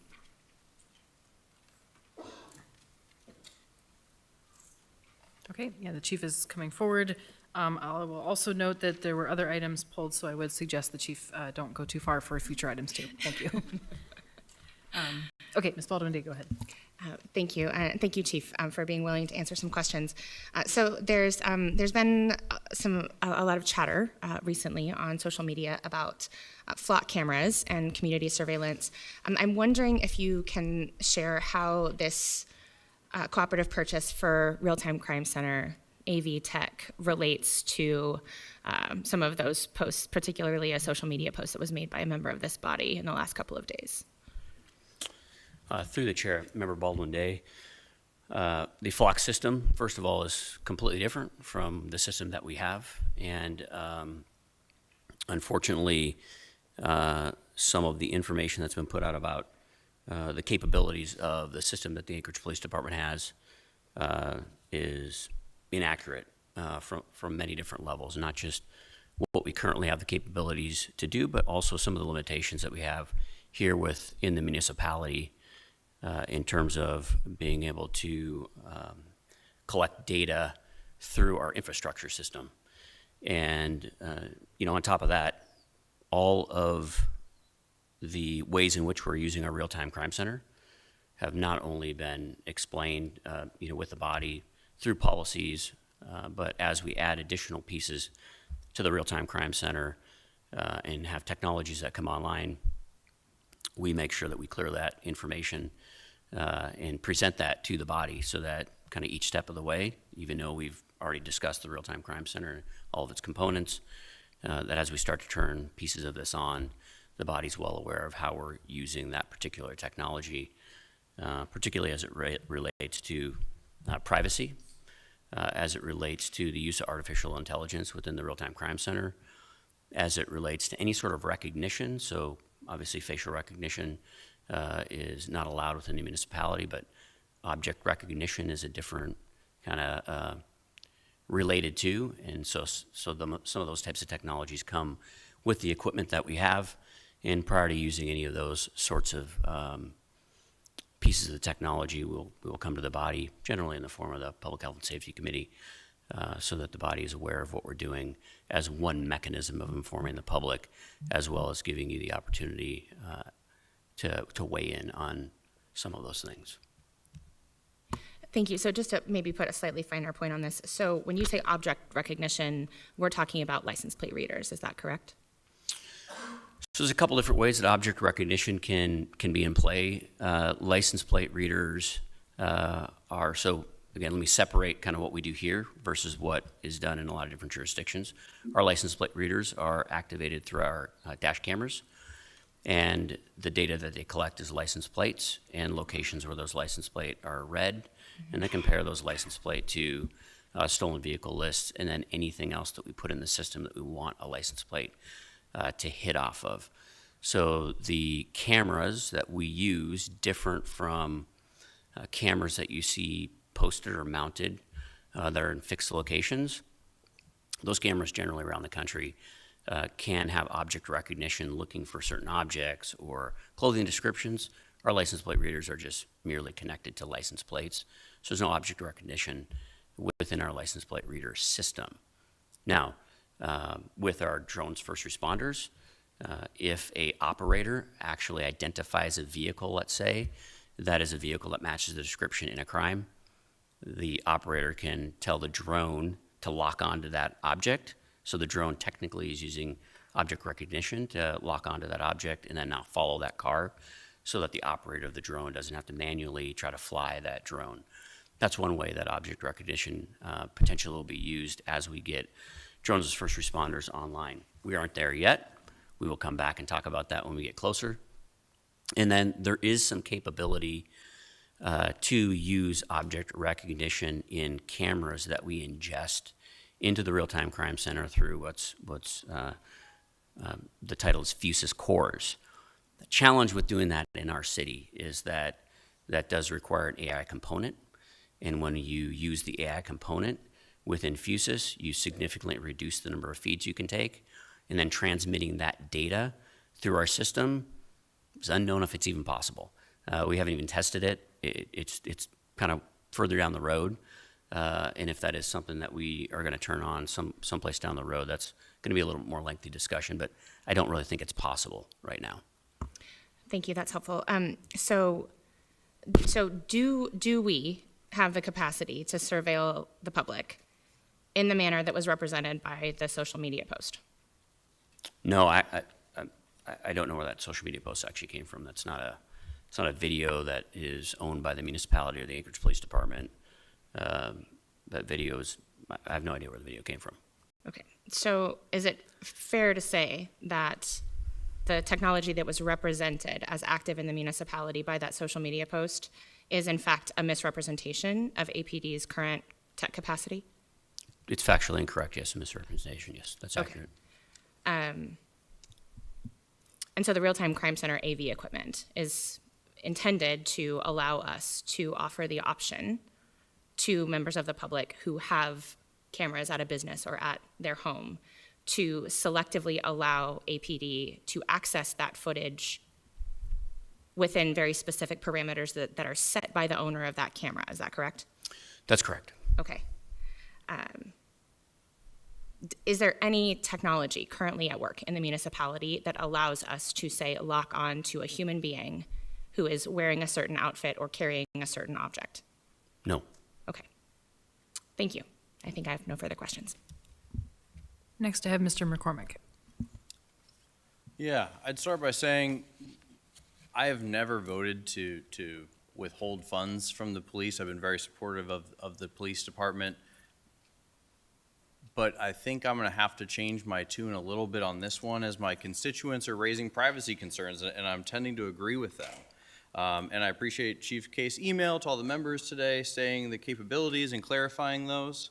But I can't get past spending more money on this right now on your policies. I appreciate the policies. I trust you with the policies. But those policies could be changed on an absolute whim, and maybe not by you, maybe not by the next police chief. Third police chief from now? Who's to say? All the guardrails that you just stated are policy, and when my constituents ask, what are we collecting, who can see it, how long do we keep it? Anchorage code can't answer any of those questions. We have no legislative guardrails. This is an entirely bundling power under the executive branch without any check or balance. And that's what needs to happen before we continue to put more money into this. Okay, you can't track somebody today. Tomorrow you could buy some software that does. This doesn't change policy. We are here to provide the check and balance as the legislative branch. We can't allow continued consolidation of power under the executive.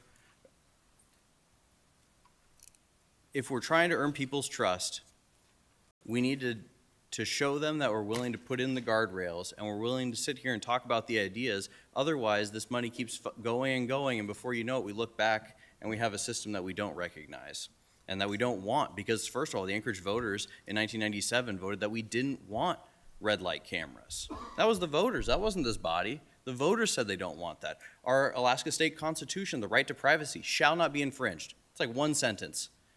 And the courts have upheld that we have a stronger right to privacy under our state constitution than even the Constitution of the United States. We need to uphold that. We need to start doing our jobs here and protecting the privacy of our residents. So for that reason, this will be the first time that I vote to not fund the police department, but I think we can get there. Crime is a large problem here in Anchorage. I look forward to continue working to solve that, just not in this manner at this time. Next, Ms. Scout. Thank you. I have a few questions for Chief Case on this as well.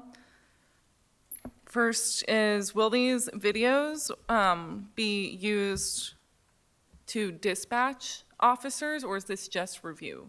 Like the AV equipment, will it be used to send anyone out into the field?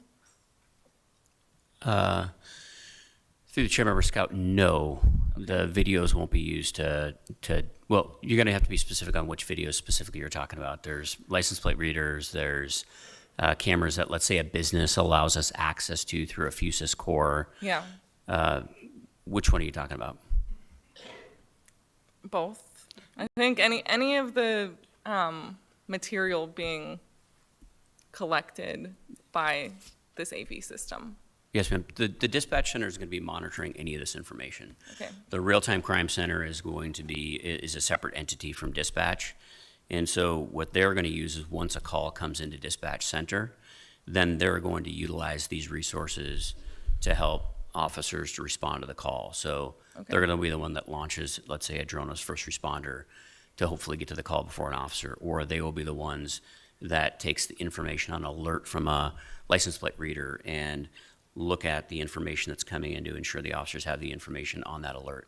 Okay, thank you. I had an interesting experience a couple of weekends ago. I was biking past the hobby shop on Spenard, and there was a fellow sleeping outside the building who had tripped the security alarm, and there were 4 officers who responded to the scene. He got very agitated and broke the window after the officers responded. And so in a situation like that, that made me very curious about who gets dispatched by these security cameras. I think we have an amazing program with the fire department, the mobile crisis team, and that would be something I think would have been more appropriate in that scenario, to try to connect somebody who's, he was simply sleeping, but then was experiencing a crisis with services before arresting him, which I did, observe him being arrested. And I want to be clear that I didn't interfere. This is something I just happened to witness on a weekend bike ride. But this gets to my concern and my line of questioning, is I want to make sure that if we have access to these cameras and they are being used to dispatch first responders, that the correct first responders are appearing on the scene. And again, I'm not a dispatcher personally. Maybe if somebody had called it in versus a security camera, the same response would have happened. But I do have some real concerns about who is showing up and what kind of training they receive to de-escalate an escalated situation. My second question is whether the materials collected through this AV system will be shared with other agencies, particularly federal agencies. Through the chair, member Scout, there is information that can be shared to outside agencies. That process to get that information has to be approved, so our operators within the real-time crime center don't get those requests and immediately send that off to that federal agency. We have some pretty specific standards on how we're going to share information. Generally, I would say that we are probably the most protective of our information of any other police department in the country, and there's a host of reasons for that. But when we do share information with an outside agency, that's part of the annual audit report that we will share with the body, and that will be made public. So you'll be able to see exactly how many times we share information with outside agencies. And basically the standard that we use is it has to be an actual criminal investigation.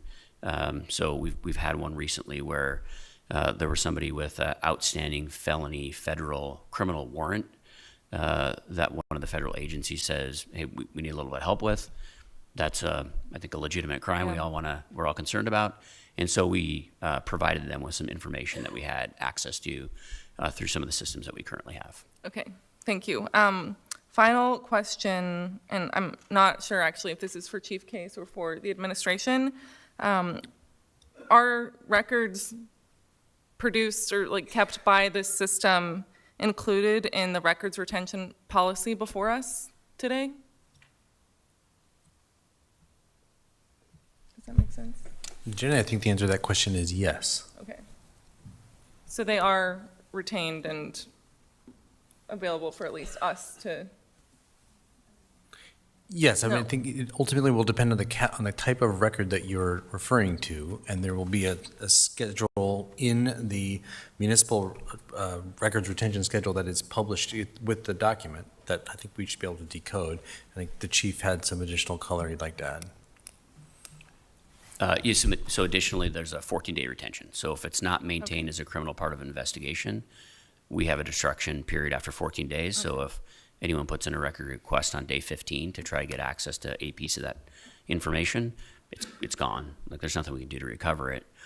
And if it's after the 14 days and we've retained that information that's attached to a criminal case, it follows the same process where if it's an active investigation, it can't be, there's a whole host of exceptions to when and how we can release that.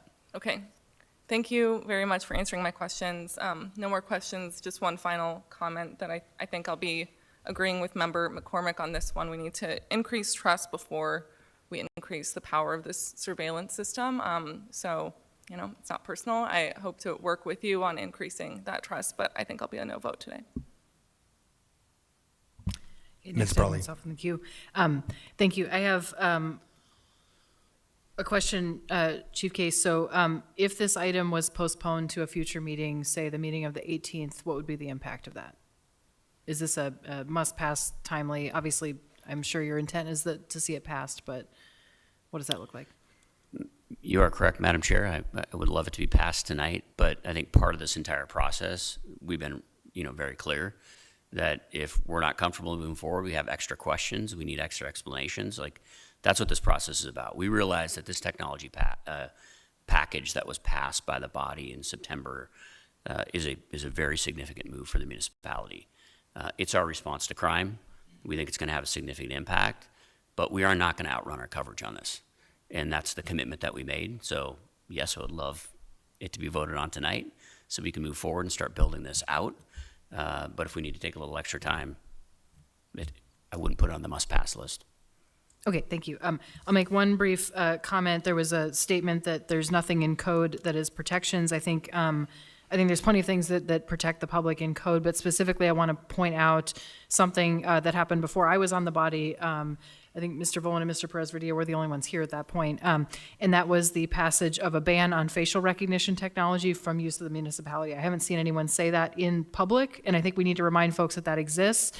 And big credit to, I know it was current member Volin, former member Rivera, but also former interim member Joey Sweet. That was really his big priority. So I just want to say that was a very prescient move on his part. But I want to remind folks that has existed since April 2023, and it is part of what we have to think about with this technology. The last thing I'll say is I will just offer some kind of procedural advice for members. I know we have a long queue.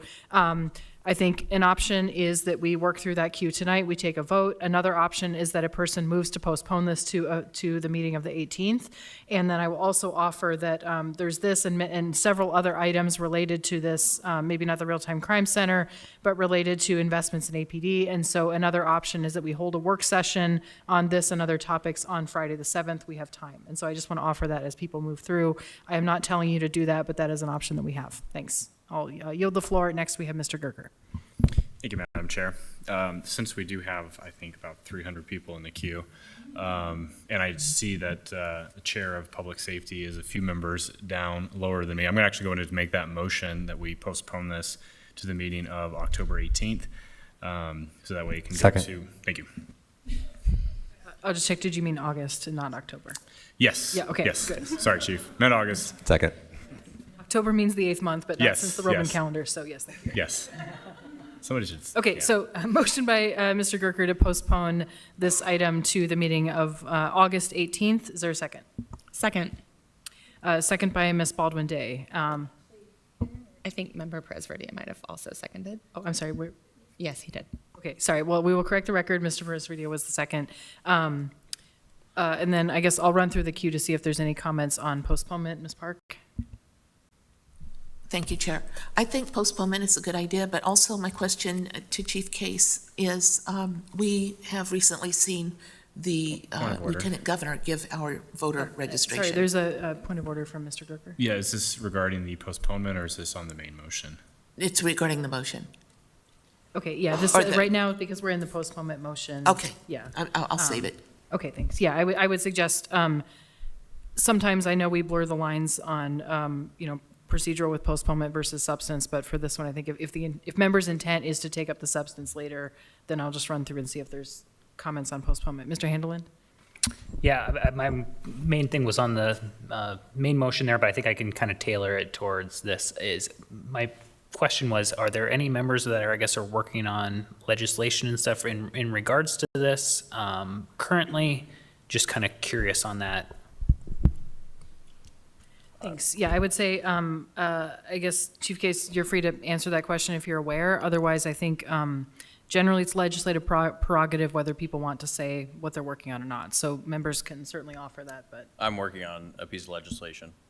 And yeah, I was going to move to postpone just to give legal time for the review. Thank you.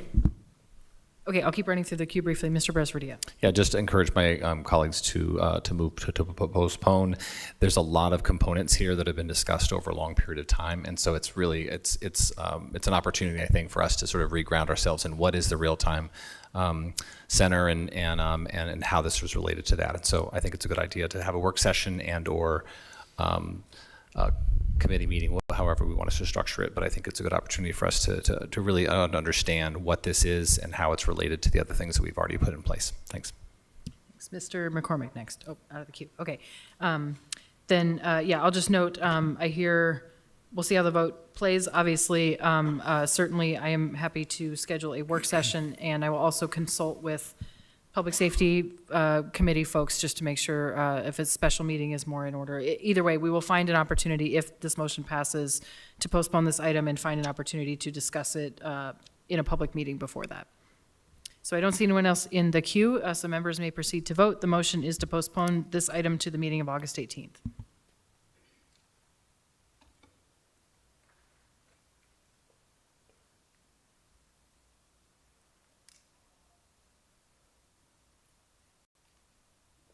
And sorry, I think now it looks like the vote is up for everybody.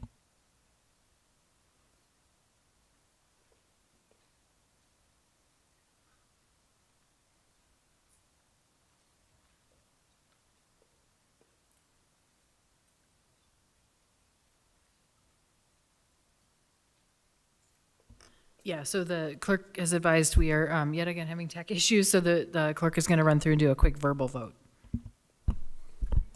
Member Handelin? Yes. Member Martinez? Yes. Member Gerker? Yes. Member Silvers? Yes. Member Presverdia? Yes.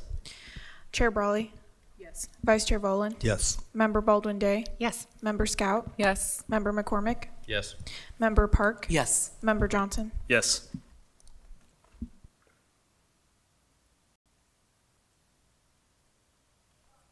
Like I said, we're having some screen issues, so I will know, oh, there it goes. So on a motion of 12-0, this item passes, or I'm sorry, the postponement of this item to the meeting of August 18th passes unanimously.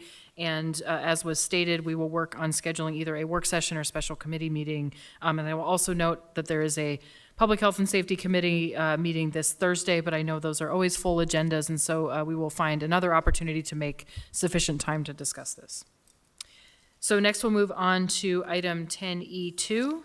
That is Resolution AR 2026-216, a resolution of the Anchorage Municipal Assembly appropriating $475,963 as a transfer to other funds from the 2026 Maintenance and Operations Department operating budget, Area-Wide General Fund 101000 to the Area-Wide General Capital Improvement Project CIP Fund 401800, all within the Maintenance and Operations Department for major municipal facility upgrades and repairs. This item was pulled by Ms. Scout.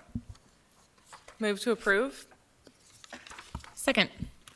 Motion by Ms. Scout to approve this item, second by Ms. Baldwin Day. Ms. Scout. Thank you. I pulled this item. I asked this as part of my package of questions before today's meeting and wanted to get just some further clarification on the exact plans for the facilities that will receive maintenance, upgrades, and repairs with this funding. So it's to the administration. Yeah, I'll turn to the Muni Manager. Go ahead, Mr. Falsey. Yeah, through the chair to Member Scout. So this item is moving some maintenance and operation general tax budget into a capital account. And mechanically, that is really enabling the department to do some capital repairs. Not all of those capital repairs have yet been identified, but what we know is the lived experience is things break as we get further into the year, and we'll need some money in this account to deal with them. As we mentioned in the answer that we provided in the answer to Assembly members' questions, we do have some earmarked projects that we expect that this money will go towards, and that includes roof repair at the Fairview Rec Center, a potential boiler repair at the Dempsey Ice Arena, and then some building control issues. If there's further questions, I'd have to invite folks from Public Works or Maintenance and Operations for help. Thank you. I guess my one remaining question is how this number was arrived at. It's very specific. That one I may enlist the assistance of Public Works Director Kent Colhase. Thank you. Okay, Mr. Colhase, go ahead. Through the chair to Member Scout, Kent Colhase, Public Works Director. So I don't have all the history on that, but that number has been in the capital improvement plan for a number of years. And I don't know the history. I don't know the history of the number, but many, many years ago, more than 10 years ago, when we realized that the state grants that we used to enjoy were not forthcoming in the manner they had been in the past, you can look back in the capital improvement plan and see that every year, certainly in the past few years, there's an appropriation to capital from the area-wide operating fund.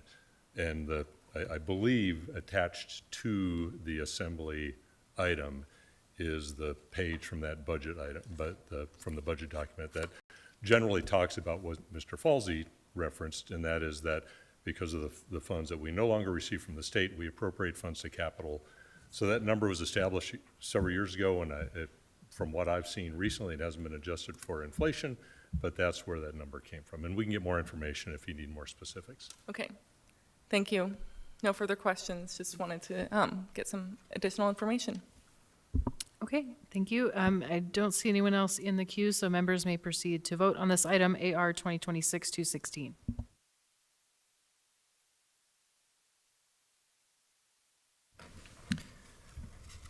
Madam Chair, my display is still for the previous item. So, Okay, yeah, if you can do a voice vote, Mr. Gerker, and we'll sort this out. Member Gerker? yes. Okay, yeah, and I'll note, I think we'll try to proceed as we can, and then if we need to take a break for tech issues or reset.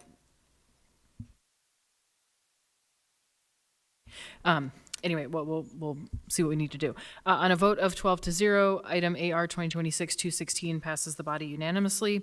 Next, we're on to item 10E4, Resolution AR 2026-227, a resolution of the Municipality of Anchorage appropriating $419,000 of other fines and forfeitures revenue from federal and state seizures and forfeitures to the Federal and State Fine and Forfeiture Fund 257 for use by the Anchorage Police Department for allowable special operations related to crime operation or investigations. This item was pulled by Ms. Scout. I'd like to move to postpone this item to the meeting of August 18th. Second. Okay, motion by Ms. Scout to postpone this item to the meeting of August 18th, second by Mr. McCormick. Would you like to speak to it further? Yes, in today's agenda as a whole, we're being presented with $3,298,707.10 of requests for funding for the Anchorage Police Department. This is a large sum of money, and these are big allocations we're being requested to approve. Similar to the previous item that we postponed, I'd really just like to dig into details here. Particular to this item, I want to learn more about the definition of special operations. What exactly does that mean in our community and for the crime investigations that are referenced? So I'd like to discuss this in tandem with 10D11 between now and the meeting of the 18th. Next, I have Mr. McCormick. Nothing further, thank you. Okay, and Mr. Johnson. Yeah, thank you. Just a quick question for the chief. As with the previous item, would postponement of this cause any second order effects that we might not be contemplating? Through Chair Member Johnson, this item is directly linked to 10D11. This money is going to be used for the items for 10D11, and just to be clear, the items that we're talking about for 10D11 is not new technology. This is computers, desks, that sort of equipment. The technology package is already a part of this. So this is simply to set up office space, if you will, using these forfeiture funds. Yeah, thank you. I'll just be candid. I'm not sure I quite share my colleagues' concerns about what APD is doing, especially with funding to buy desks and things of that nature. However, if postponement until August 18th, so we can have a work session and perhaps have a deeper conversation, is not going to significantly impact operations or somehow put the funds in jeopardy, I guess that's sort of the core question I'm asking you right now. Through the Chair Member Johnson, I mean, it's going to delay building. I mean, essentially, this is a contract through a third-party vendor to build this or upfit this room that is going to be used as a real-time crime center. So it's going to delay it by a couple of weeks. Okay, thank you. I'll yield the floor. Okay, I'm going to go to Mr. Falsey next. Looks like you might be in response to something. Thank you, Madam Chair. I just wanted to clarify on the way these items all add up. Just to clarify, this item would be accepting $419,000 to offset the cost of spending the $600,000 for the item that you previously delayed. The third item is totally unconnected to these two and is, again, just a receipt authority allowing us to accept funds. So it doesn't quite add to a $3 million cost. Thanks. And just for clarity, can you state what the third item is that you just referenced?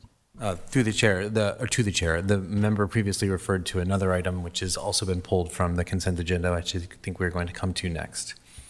Okay, thank you. Next, I have Mr. Perez-Vardilla. My question has been asked and answered. Thank you. Great. Mr. Bolland.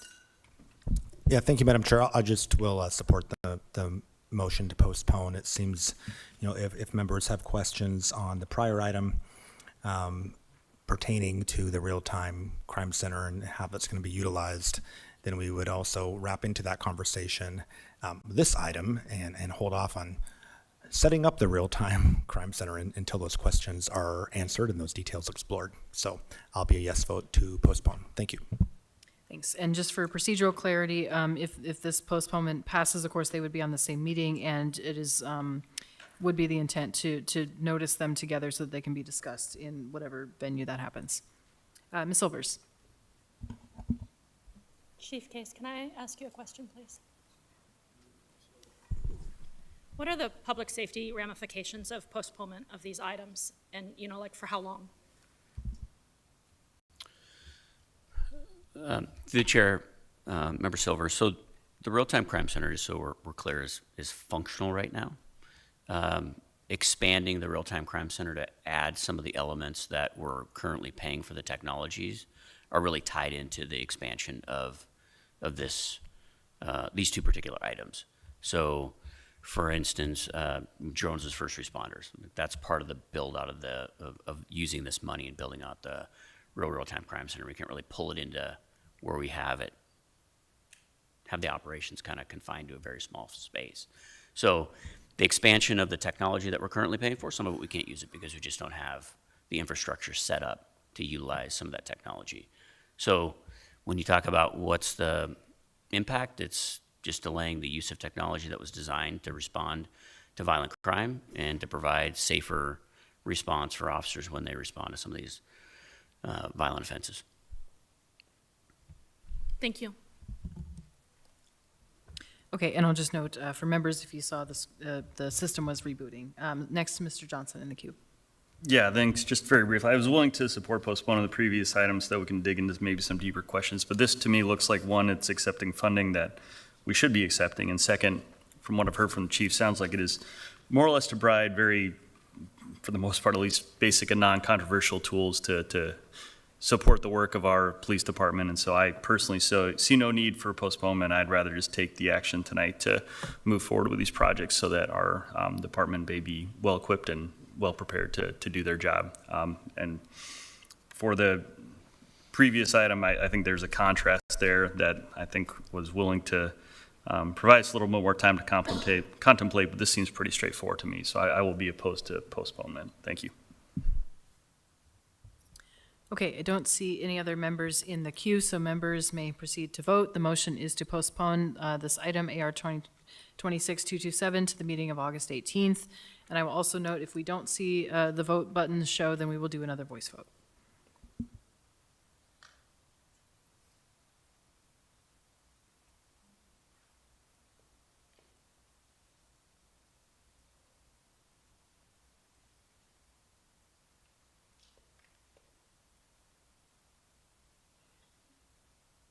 Okay, one sec, the clerk is conferring with IT.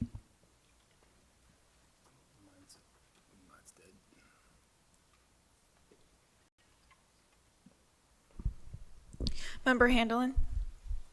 No. Member Martinez? Yes. Member Gerker? No.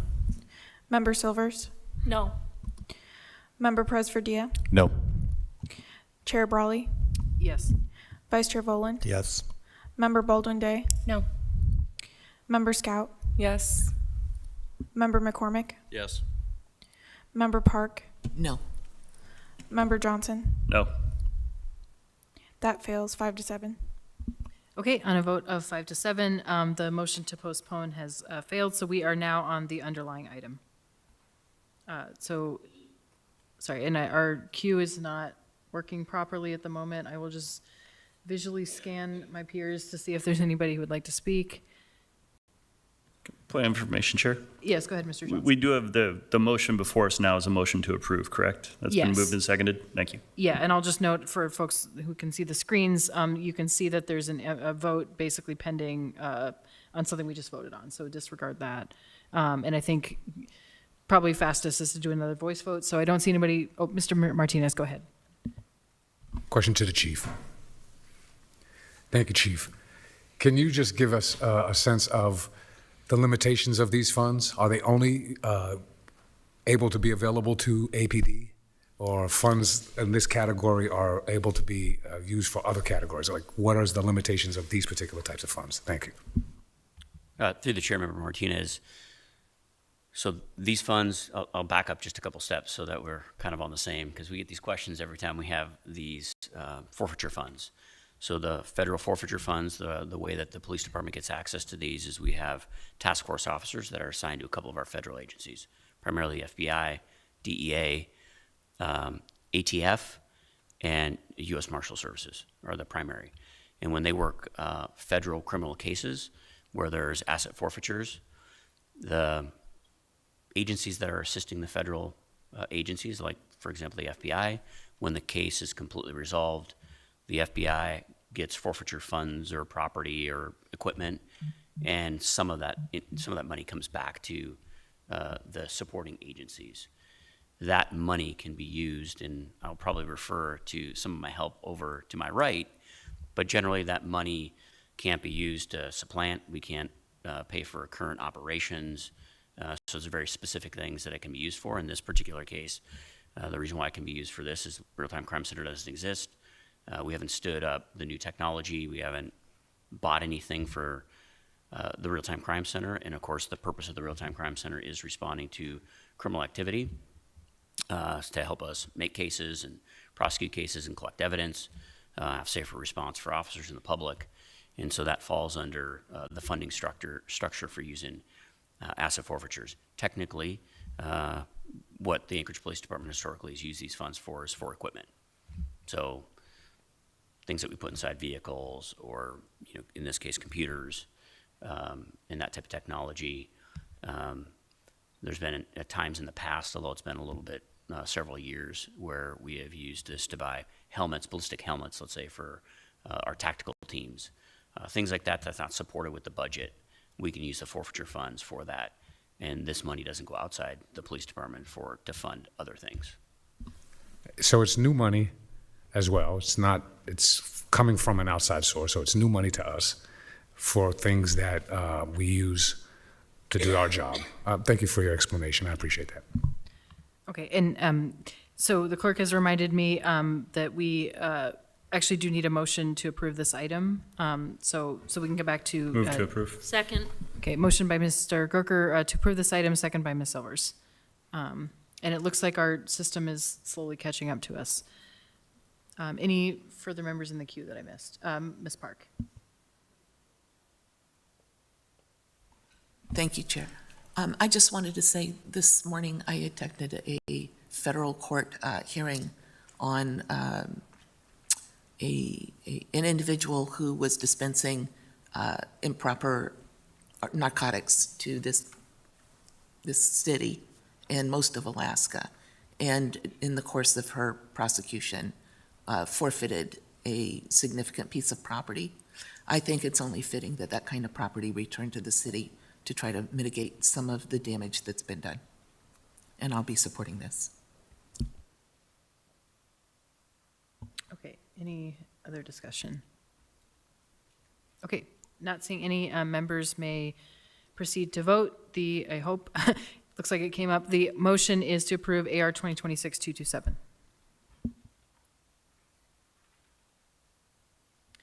On a vote of 10 to 2, that item passes the body. So next we are on to 10E6. That is AR 2026-229, a resolution of the municipality of Anchorage appropriating a restricted contribution when tendered for $400,000 from the Federal Bureau of Investigation to the Anchorage Police Department, all to the Miscellaneous Operating Grants Fund 261010, sorry, for maintenance at the Ted Smith Range and Jewel Lake Training Center. This item was pulled by Ms. Scout. I'd like to move to postpone to the meeting of August 18th. Motion to postpone to the meeting of August 18th. Is there a second?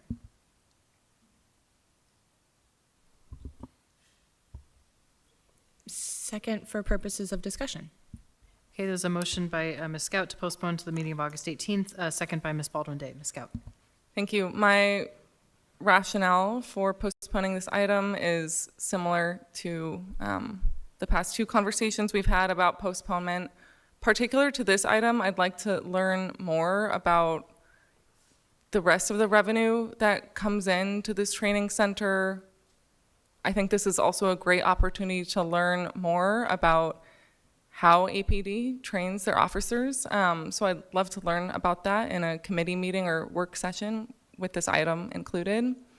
Yeah, thanks. Okay, I'll also note, I forgot to say this a few minutes ago. It sounds like anyone who's on the phone, if you don't mind muting the line, it's hard to hear. There's a lot of background noise, and we can't control that on our end. So just a cleanup reminder there. Oops. Next, I have Mr. Johnson. Go ahead. Yeah, thank you. I certainly think for members who are curious that it would be well and good to have conversations to learn more about how APD uses these facilities. But I will say I think these facilities serve a pretty vital role, and I don't see why we cannot also have a conversation about how they're used in this for the sake of learning more, while still approving this funding tonight, recognizing that these are pretty essential components of APD's operations, and that I certainly would not want to see us lose this capacity, and I don't see any reason why we can't have these conversations later. And I think unless it's a legitimate concern about APD's use and operation of things like a training range, then I would say that I would just prefer that we take care of this tonight. Thank you. Okay, next, Ms. Scout in the queue. Thank you. Yeah, I think given some of the officer-involved fatalities that have happened, particularly this summer, and with one officer in particular, and with the forthcoming report on 21st century policing, I want to have more information about this training center, who's using it. I have particular concerns about the Department of Homeland Security using this training center as well, and what the collaboration with APD looks like. So I'll be, voting in favor of my own motion here, and if it fails, do not have the confidence to vote to approve this allocation tonight. Thank you. Next, I have myself in the queue, just briefly. Ms. Brawley. Thank you. So I'm, I guess, agnostic on where the postponement goes, so I won't speak to that. But just to note, what I'm hearing certainly is a lot of interest in kind of APD operations or different aspects. So what I will say is, regardless of what happens with this one, I will confer with the chief and the clerk and our public safety chair folks or committee chairs to discuss kind of where these conversations could land, whether we have a work session on that one specific item that we've already taken up, whether these are topics at future committee meetings. We'll kind of work out whatever that looks like. So I just want to say the commitment, regardless of what happens with these items, is there's clearly interest, and so we will find places to discuss those, regardless of how this goes. Next, Mr. Voland. Thank you, Madam Chair. I think Member Scout prompted a couple questions for me, so if I could ask Chief Case to come back up. Oh, there you are. Is the Department of Homeland Security using this facility? Through the chair, Member Voland, the Department of Homeland Security has used this range 4 times this year, 5 times last year. Okay. It's a regional training facility, just to give you a little context. That was not, it was built with outside funds with the idea that local, state, and federal agencies would have the opportunity to use this training center because of the way the funds were allocated to build this range. So in that agreement was the fact that we could charge maintenance fees if we wanted for people to use it to try to recoup some of the costs that we incur as an agency and as a municipality to maintain this range particularly. Has Immigration and Customs Enforcement used this facility for training? The only thing on our record shows that Homeland Security, within Homeland Security, which agencies fall under that umbrella, I can't give you that exact information. We just have that it's Department of Homeland Security. Okay, that is interesting, and I think that does, at least in my mind, merit some further discussion whether or not this goes forward or not tonight. Thank you, Chief Case. Thank you, Chair. Okay, don't see anyone else in the queue, so members may proceed to vote. The motion is to postpone this item, AR 2026-229, to the meeting of August 18th. Members may proceed to vote on the screen.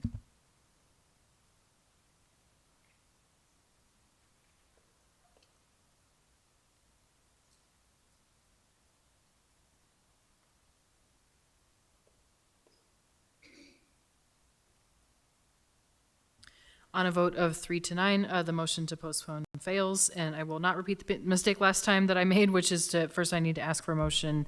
Move to approve. Second. Okay, motion by Mr. Handelin to approve, second by Mr. Gerker. Any further discussion on this item? Okay, seeing and hearing none, members may proceed to vote.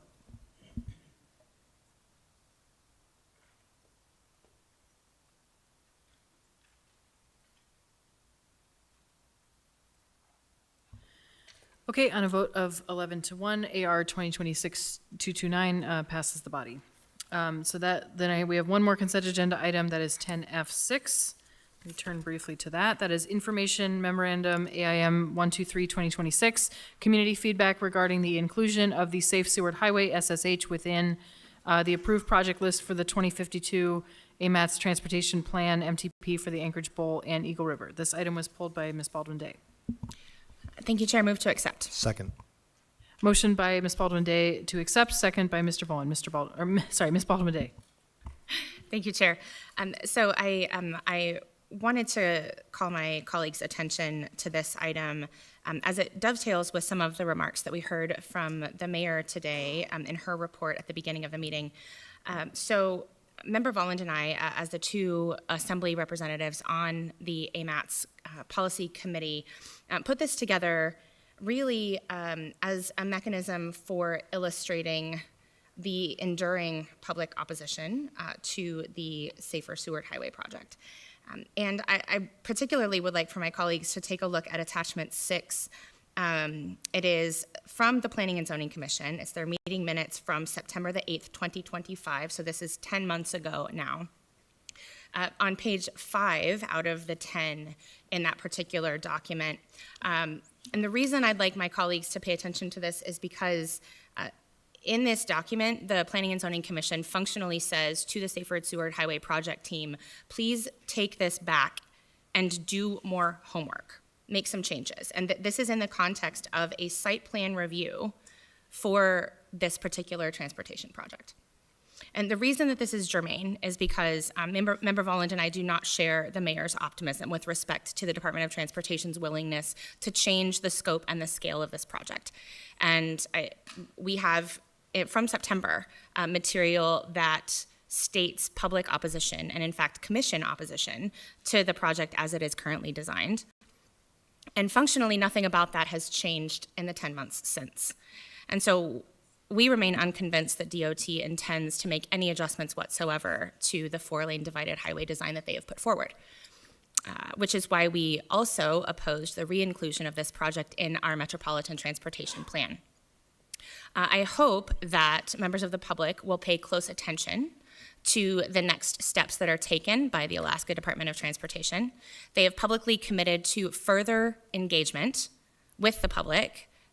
That meeting is to be determined, and so is the format. It is yet unclear whether the public will actually have a chance to speak at that event, and whether or not any of the testimony that is received as a part of that event will actually be taken into account to change the scope and the scale of this project, which I would like to remind you is $1.5 billion for a 20-mile stretch of highway that will take somewhere between 15 and 20 years to complete.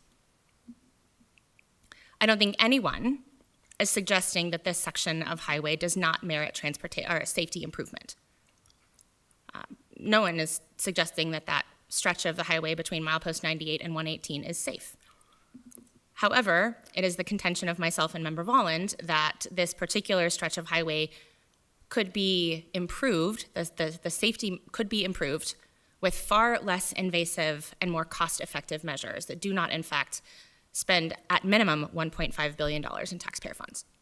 So this is a compendium of attachments, letters from various community organizations, the Planning and Zoning Commission, members of the public, the Historic Preservation Commission, and others, so that we can keep a running record of how the public has responded to this project, and hopefully put pressure on our colleagues at the Alaska Department of Transportation to reconsider the project design. And I hope that if they do not do so, that we will move expediently with the support of the mayor to remove this project from the Metropolitan Transportation Plan once again, and that it will stay there unless and until DOT reconsiders their design. Thank you. That's all I have to say, Chair. Mr. Volland. Thank you, Madam Chair. Well, I think Member Baldwin Day, I would just ditto all of that. I think she captured a lot of this well. I share certainly her concerns about the meeting. We received a letter, the policy committee members did, about a Safer Seward Highway Design public meeting. That letter being from Commissioner Anderson and sort of outlining this meeting that they're going to have. And I will say, the way that I read the letter, it seems that the intent of DOT is sort of to explain their current proposal, not to really seriously consider other alternatives. And I think in light of the public input that we've had, which has been extensive, that is unfortunate. Also, in the AMAT's meeting where this was added back to our long-range transportation plan, we heard very clearly from the project team that they hadn't even finished going through their comments from the public. They have extensive comments, but they haven't had time to process them. The policy committee, including myself, Member Baldwin Day, the mayor, haven't had an opportunity to review that comment and response table. That is a normal part of a design process. And for that reason, I think it was incredibly premature to vote to put this back on the MTP, from which it had already been removed in response to public input.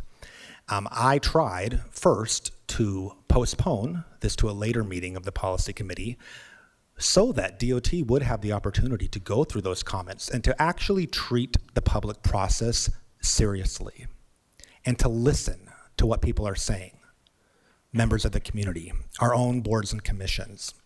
And so I find it very frustrating. I think it's unfortunate that the mayor voted the way that she did.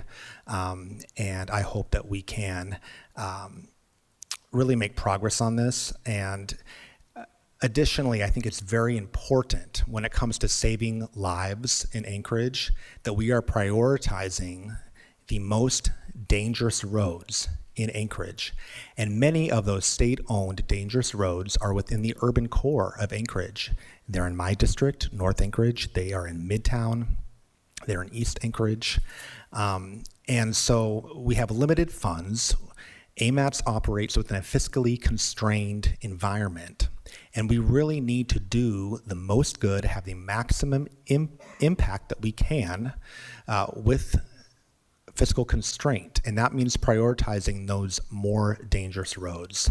And so I would really like to see us as a municipality be negotiating from a place of strength when it comes to elevating those projects that we know are the highest crash corridors. Thank you, Madam Chair.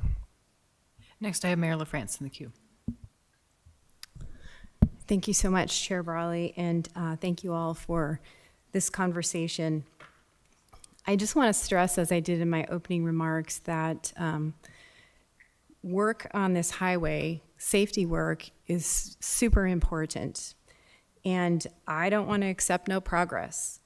I have expectations for DOT, and if they don't meet those expectations, as I mentioned earlier, this project can be removed from the MTP, which is a living document. DOT has said they are open to changing the scope and purpose, and I think we need to give it a try. It's just too important not to. And I want to also note that it needs to be in the MTP to continue to have more conversation and discussion. And I agree, there are many dangerous roads in the municipality. But the thing about this funding is, if this project doesn't go through, it doesn't mean that the funding that would have made these upgrades would necessarily go to other projects in Anchorage. And so that's why it's all the more important that we continue to develop our partnership with DOT and we keep trying. And again, if we don't get to where we need to get, there is the opportunity to remove this.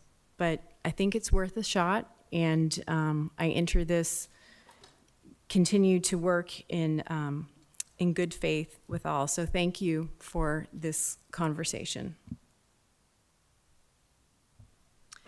Okay, I don't have anyone else in the queue, so members may proceed to vote. Motion is to accept.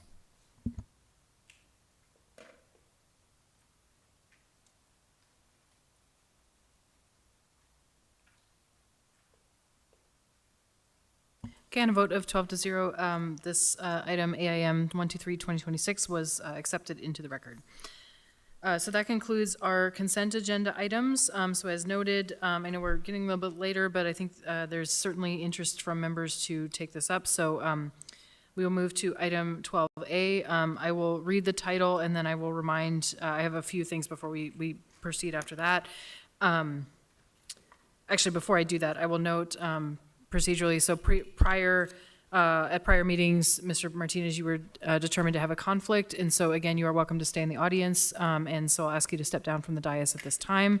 And then I will also note that we were in the middle of discussion about this. I'll come back to that after I read, but I will also reiterate the commitment or the procedure that we adopted last time, which is that Mr. Martinez, as the subject of this resolution, is not participating as a member, but has the opportunity to speak at the beginning and the end. He did opt to use that opportunity at the beginning.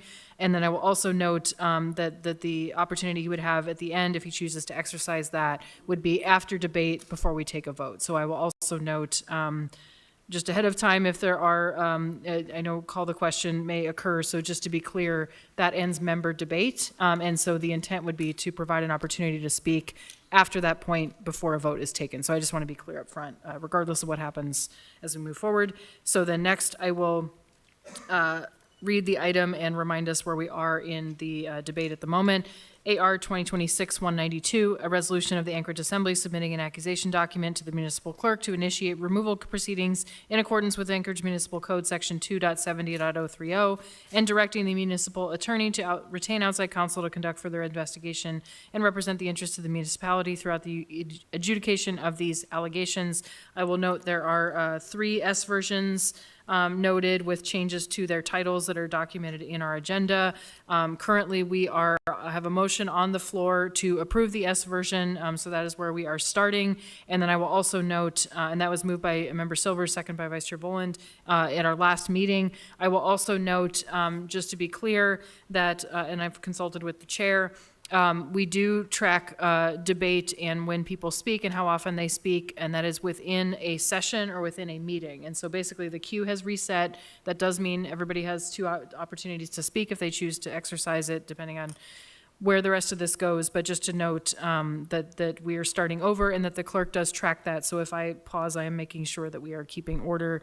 And again, the practice is generally to let everyone speak if they're first in the queue before we turn back to someone to speak for a second time. So I just want to say all that.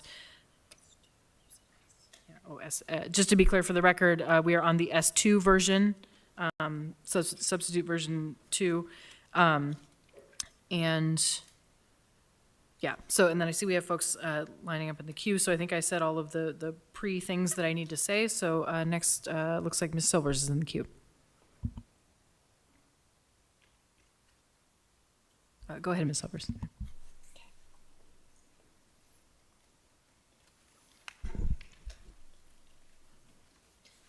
Okay.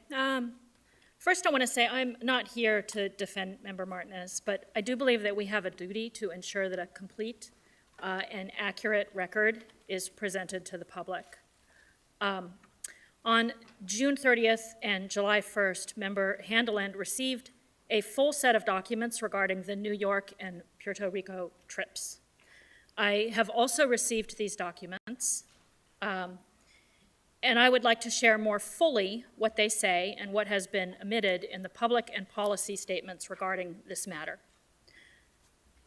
First of all, the reason for the New York trip is listed as follows. As chair of the Community and Economic Development Committee for the Anchorage Assembly, I have been invited to meet with the founding nightlife mayor of New York City, a key figure in shaping the city's vibrant nightlife economy. This meeting is especially pertinent to my ongoing work enhancing Anchorage's nightlife economy as we explore strategies for reinvigorating our local tourism sector. And yet, policy statements only briefly mention this, and public statements leave it out entirely. In fact, just a few hours ago, the new member from Eagle River posted the following on his official Facebook page. Somehow, a virtual conference turned into a taxpayer-funded trip to New York. Virtual conference, costing more than $4,000. The member has posted, I don't know how many times, but they have all spoken about a conference that was not even the listed reason for the trip. In fact, the conference was only mentioned in an email as an additional item that Member Martinez would attend while there. A subsequent email from the organization sponsoring the conference says, "We are writing to acknowledge your late registration for the International Conference on Extreme Tourism Activities on 26 through 27 December 2024. Now, I don't know why there was a weird agenda on the record. Maybe Member Martinez was scammed. Maybe he downloaded the wrong record or wrong agenda. I don't know. He would need to answer that question.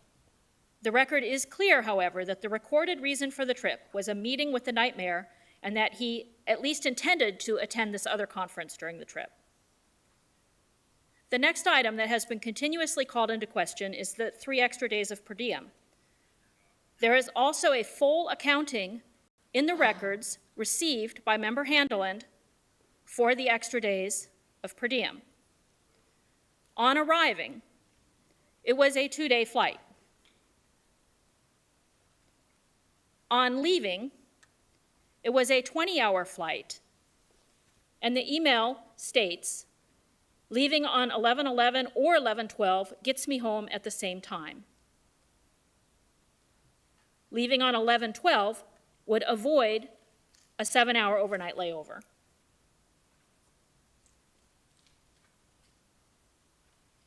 It also states that the extra day is for post-conference related meetings. And so that's the 3 days there explained. However, in crafting the accusation documents, in crafting the public policy documents, and in crafting the social media statements, none of this has been disclosed. And so a narrative has been formed that is very disappointing on the basis of an incomplete and misrepresented record that I believe has damaged the credibility of the accuser. I believe that if a member in writing policy, particularly a policy that carries as much weight as the removal of an elected official, were to cherry pick, misrepresent, or be untruthful about the record which they were in possession of, that this would also constitute a serious breach of public trust, as well as the trust of the people on this body. I have some amendments that I would like to move. And I wonder if those could be passed out now. And I wonder if the chair would entertain a 5-minute break to allow members the opportunity to read them. Yes, Ms. Silvers, I believe that would be in order, and I will also note for members that we will also double check on the tech if we have that opportunity. So I believe the amendments are being passed out right now. We will take a 5-minute break and be back, let's see what time it is, come back at 7:28.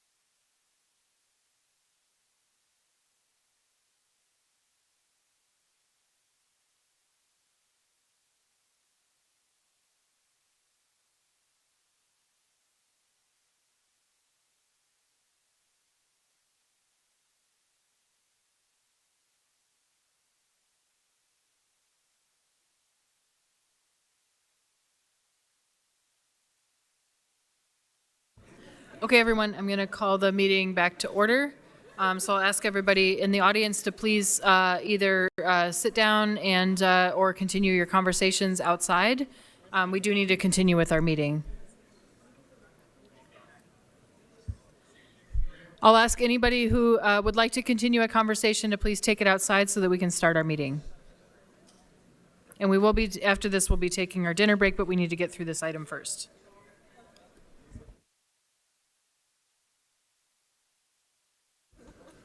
Okay, and then I'll note that the two, I believe, Ms. Silvers has two amendments that have now been distributed to the body. We have paper copies before us. There would be copies for the public down there. So, Ms. Silvers, you have the floor.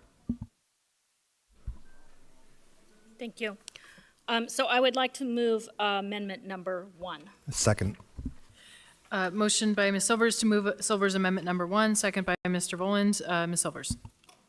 So I'm concerned that we are considering and debating a process and an investigation that may have no basis and the precedent that this sets. Are accusations and allegations against a member without having the full and complete truth and record behind them reason enough to go forward with an investigation? I think that's a scary precedent to set. So what this First Amendment does is it says that we need to set a basis before moving forward. It basically puts everything into two parts. And so you have preliminary, let's set a basis, and then afterwards, if there is sufficient determinations to justify a full investigation, it can continue. Thank you. Okay, I know we have folks in the queue, so I will go through each and just please indicate if this is on the amendment and if you want to stay in for the main motion. Mr. Handeland. Main motion. Mr. Voland. Thank you, Madam Chair. Yes, I will speak to the amendment. You know, I think this is a really important, and I appreciate Ms. Silvers for bringing it forward. I will confess, I think, at our prior meeting, where discussion, we were time limited. We can't do any business after midnight, so we ran out of time for the discussion. But I pretty strongly indicated support for the original S2 version prior to this amendment.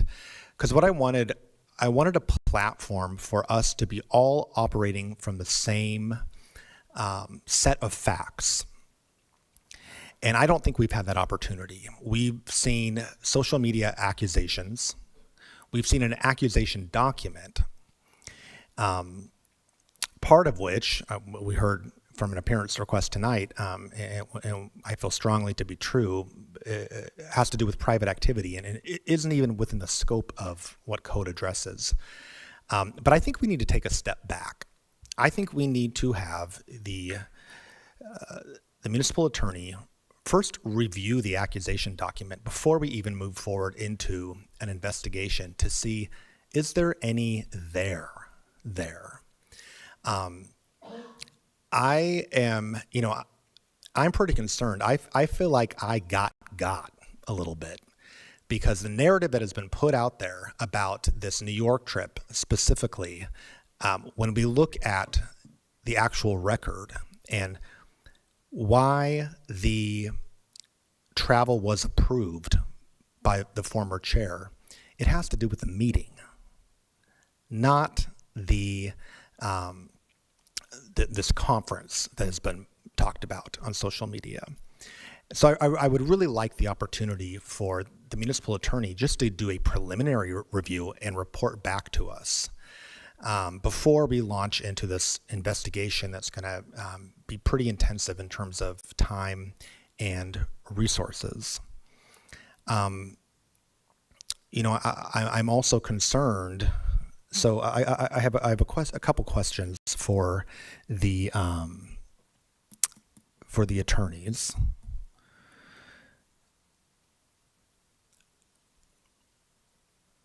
Okay, sufficient, complete, and accurate information. Because I guess what I'm concerned about now is these accusations have been bandied about on social media. We've had multiple versions of this document that calls for investigation and potential proceedings of a removal. The underlying motion of this before this amendment is not tied to removal code. But I'm concerned that our actions, if we were to act as a body on information that is not correct and that is misleading, could that constitute a breach of public trust? So it's kind of two parts. Number one, and I think it's an argument for this amendment because it's an argument for making sure we all have the same set of facts. Number one, can accusations on social media about a colleague that are false or misleading constitute a breach of public trust potentially? And number two, could the assembly acting as a body on false information in a way that would penalize a member of this body, could that also constitute a breach of public trust? So I'll ask the meeting attorneys, whoever would like to respond to those two questions. And they may need a minute.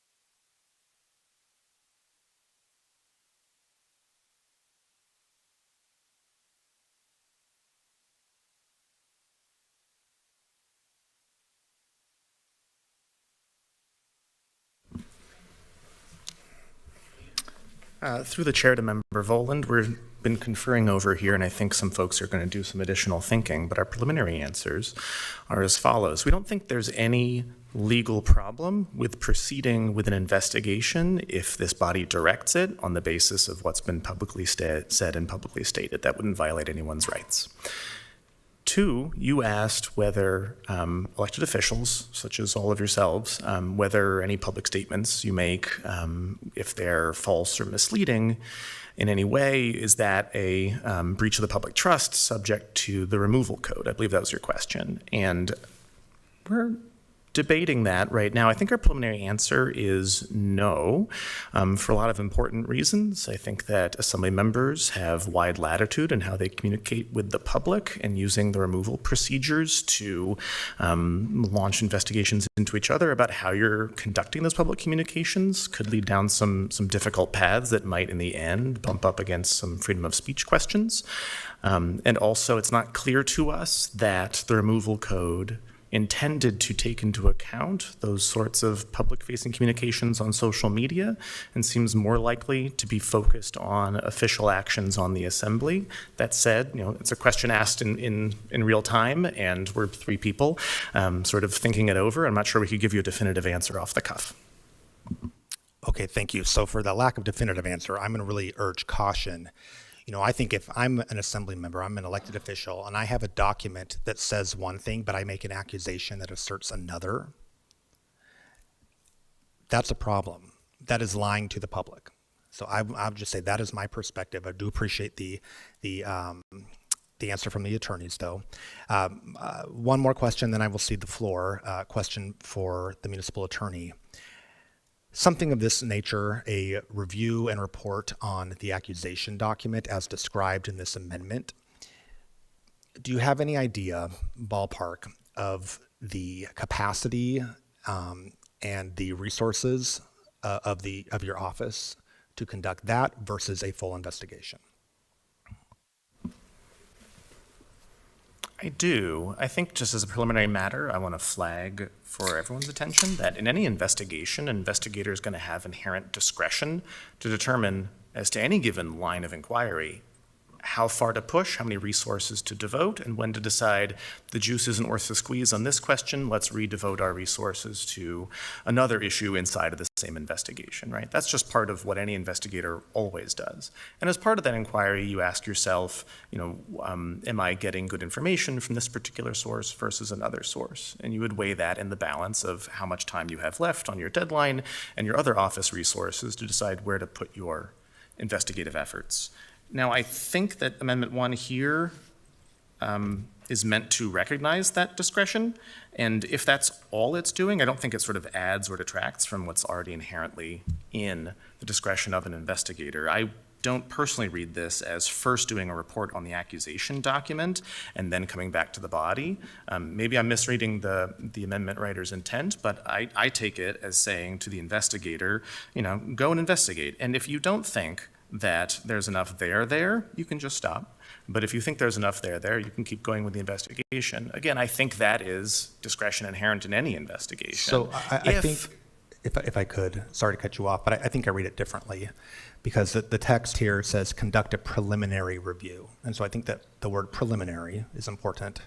And then toward the end of the underlined section, it says, if a full investigation is justified, it shall continue. So the way that I read this is that there's a review on the front end to help assess some facts and then help the body decide, or basically at some point there has to be a pivot that determines whether that full investigation is justified.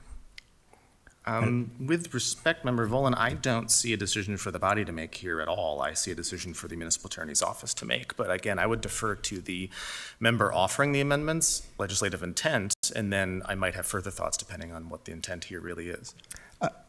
Sure. No, I think I misspoke. It's reported to the assembly, and then if the full investigation is justified, it shall continue, and the municipal attorney and or investigator shall. But I guess my original question is the sort of the capacity, the scope, the time and resources of what's being requested here, a preliminary review, versus that full investigation if justified. I see. We have the capacity to do either. Obviously, a preliminary review requires fewer resources, but yes, we have the internal capacity to conduct a full investigation inside the municipal attorney's office. Okay, let me maybe ask it a different way. Do you think that there would be a difference comparatively between the time and resources spent on a preliminary review and the time and resources spent on a full investigation, or are you unable to see them as distinct? I guess if what the body really wants is a full preliminary review about everything and then a decision point about whether to go forward with any given strand of the investigation, I guess I could see that being more burdensome than just setting an investigator off to go investigate to the full extent of that investigator's ability and making, discretionary calls about when to invest more resources on any given thread in the investigation. So to that extent, I think this amendment might complicate matters by having an additional layer of internal process. Well, that is food for thought, because this amendment is giving, the municipal attorney, I guess, control over this process. And I think I will just say I am wondering if there would be interest in the mover of this amendment for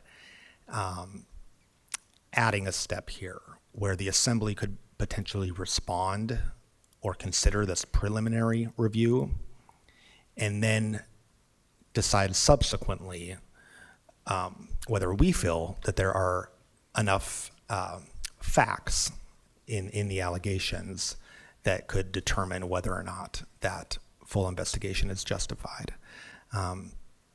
Because I think I'm hearing, and I know that this is sort of a performance law and it's on the fly, and my sympathies are certainly with Mr. Busa for that. But I'm wondering if the decision point maybe needs to rest with the assembly at some point. I would consider that a friendly amendment. Okay. I may let others, I know there's a queue here, but I may work on this a little bit. Thank you, Madam Chair. Okay, so So just to be clear, there's this, members can amend the amendment. I'm not hearing specific language, so we'll come back to that, it sounds like. Okay, yeah, so we'll come back to that. Next, Mr. McCormick for the amendment. Yeah, I had a question for the attorneys. Looking over this, it seems like the original we have in front of us is following the code of the process of the investigation. Is this going off script, like out of code, and trying to conduct a different type of investigation than the one that's currently written in code?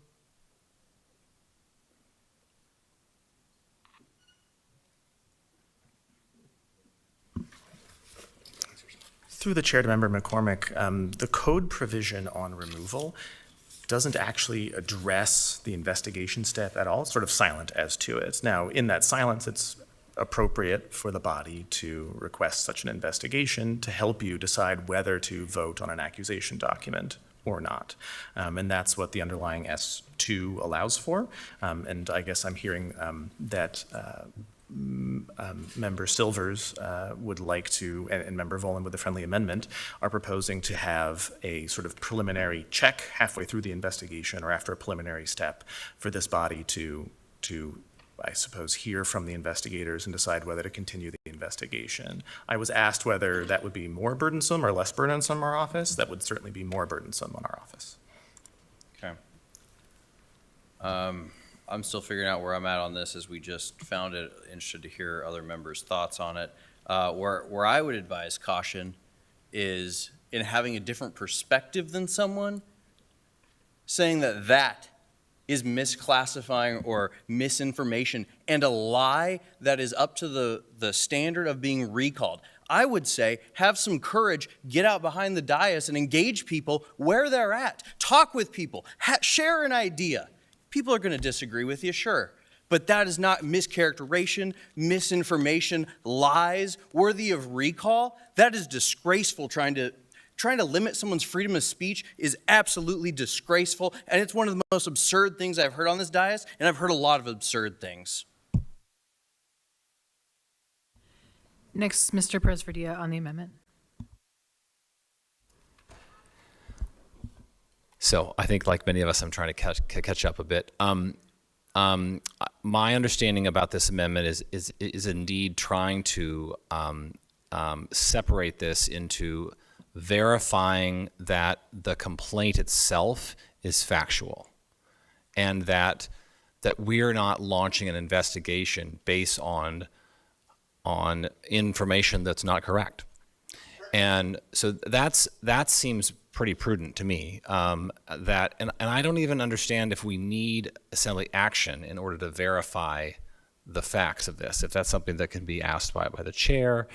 But I am also concerned that this this accusation, which has been, I mean, I am not on social media to the extent I think of some of my colleagues, but the campaign that was launched around this was nothing short of fantastic. It was just videos and all kinds of things. And so to understand what the facts are in this and whether this is a justifiable accusation or not seems to be pretty prudent. So I think if that's the intention behind this amendment, then I'm in support of that. I would just encourage, I think one of my colleagues is working on a potential amendment. I would encourage that that's clearly what this first step is, a verification of the information that has been alleged, and then coming back to the assembly to then decide whether to launch an investigation or not. So I would be in support of that. Thank you. Next, Ms. Park on the amendment. Thank you, Chair. Another question for legal. In the event an allegation is knowingly false or made with inaccurate, incomplete, or false assertions, does that rise to the level of slander or libel on the part of the accuser?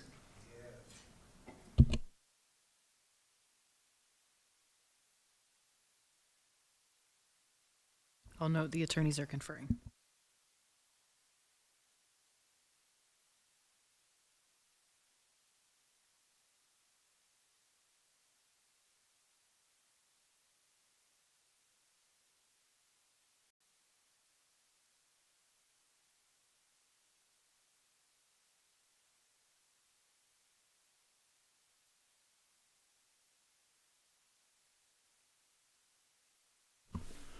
Another fun question live, and I'm not going to be able to give you a definitive answer. I guess I would say is that's the kind of thing you'd want to study closely. There's, of course, legislative immunity available to all of you for all of your statements in legislative debate. Questions would arise about what's true on social media or not. I would just take us a couple steps back here. I think what we're talking about are allegations, not necessarily presentations of facts. So if you look at the ARs and the attachments to them and the things they cross-reference, they discuss factual allegations. I don't think they're directly presenting something as a case proven. I think that's the point of the proposed investigation. Thank you. Okay, there are a few members who have not spoken yet, so next, Mr. Gerker on the amendment. Madam Chair, I texted you to put myself back in the queue, and I think I was next. Oh, okay. Sorry, let me look. 1 second.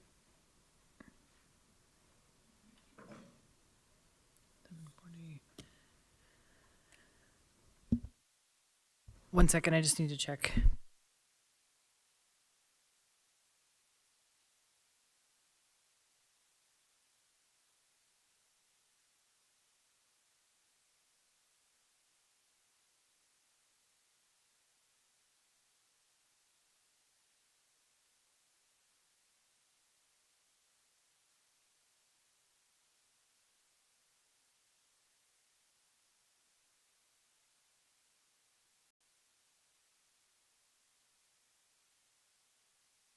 Okay, then, sorry, we're just checking to make sure the order here. So, okay, next, Mr. Handeland.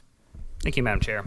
Since this is on the topic of accurate information, it's very perplexing that we're going down this road of, like, as if I wrote these accusation documents in my basement all by myself. We have a team of lawyers that have been looking over these documents and assisting with writing everything.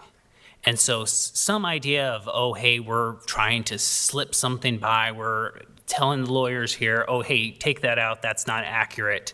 I mean, it's completely ridiculous here. And as far as this travel, where we're now trying to spin it around, I mean, we've got the documents here. And the idea that, oh, hey, this was a travel request that, oh, this conference on extreme tourism was somehow ancillary. It is right here in the email requesting.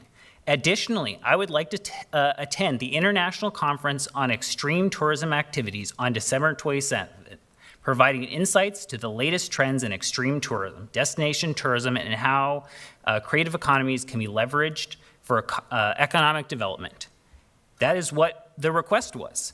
And the chair acting as, oh no, this was a request, there was some other stuff in there. And yes, we do not have documents for that, which is why we are calling for an investigation. I can't sit here and make accusations with the founding nightlife mayor if Mr. Martinez ever met with him, because there were no records of that, which is why we're calling for an investigation, to get those records. I'm not gonna be commenting on that on social media because I don't have any proof of that.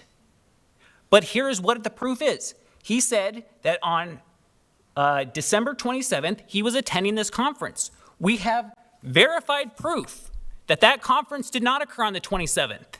He was in New York for that conference in a hotel room. Who knows what was happening? And then he submitted a record sitting there saying that how great this conference was. He put that on the official record. This is not some kind of cover-up where I'm sitting here trying to get someone. This is a brand new member who discovered something that happened before he was even on the body, and I'm blowing the whistle on it. And now there's this whole allegation that, oh, hey, I'm somehow trying to fabricate all of this evidence. This is the record that was actually submitted.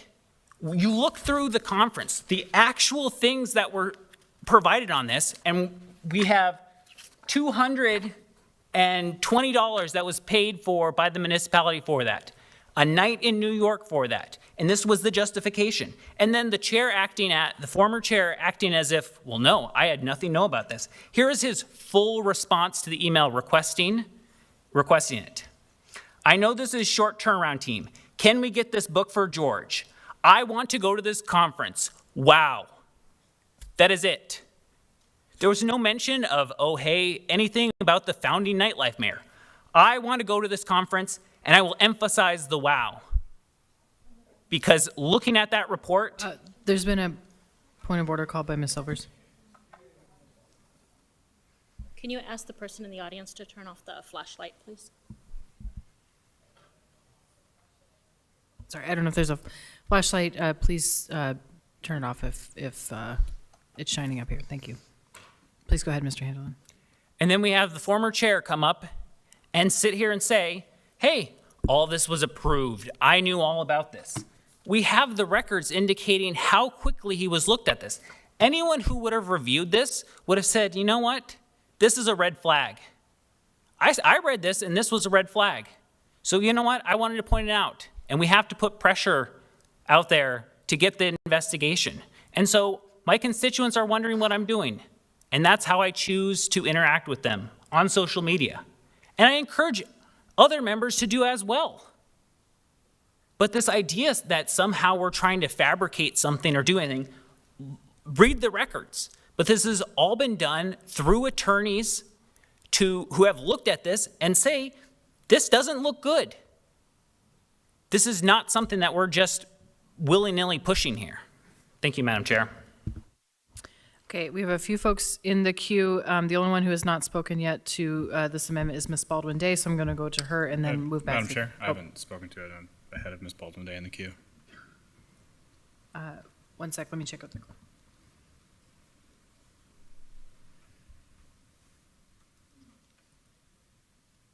Okay, yeah, thank you, Mr. Gerker. We corrected that. So I'll go to Mr. Gerker, then Ms. Baldwin Day, then work back through the queue. Thank you, Madam Chair. There's a lot I could say. I'm kind of a little perplexed at how this conversation is going so far. I would echo much of what my colleague from Eagle River has said. This is kind of a little ridiculous the way this is going.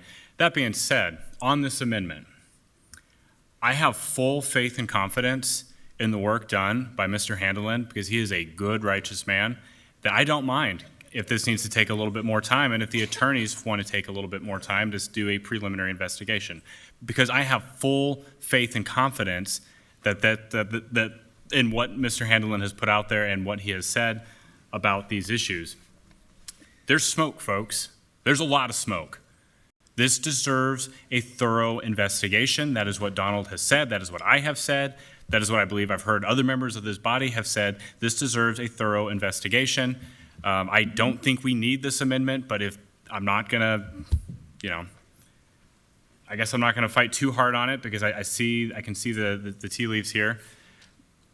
But this actually, I think, will ultimately at the end support what Mr. Handelman is pushing here and calling for, which is accountability, which is oversight, which is transparency in government. That's something we should all care about. Yes. So I will absolutely stand by Mr. Handelman. This is a ridiculous turn of events with these amendments. This specific one I can stomach, but we'll have some conversation on the next one for sure. Okay, queue has partly cleared up, so I'll go back to Mr. Boland. Thank you, Madam Chair. So I guess I want to say a couple things, and then I will provide an amendment to the amendment. First of all, it was asserted that this has all been done through attorneys. So I want to ask Assembly Counsel, and I want to ask the Municipal Attorney's Office, did you participate in drafting the accusation document? And do your offices corroborate that information?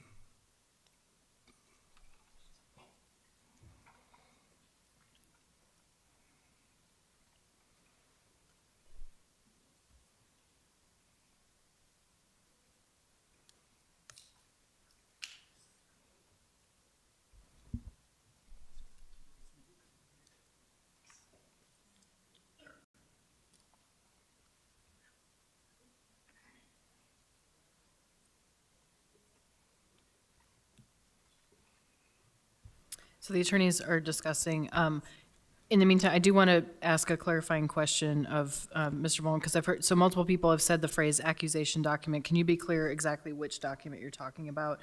And I mentioned that because the code provision that has been invoked previously, an accusation document is basically the end product. And so I just want to be clear when we're saying accusation document, because that doesn't exist because that action has not been taken. So please clarify what document you're talking about. Just generally, it doesn't have to be the number.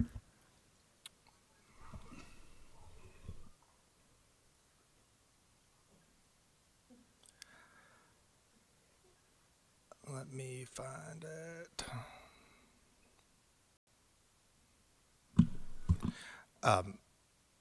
So just, I guess for the record, this, as we have it here,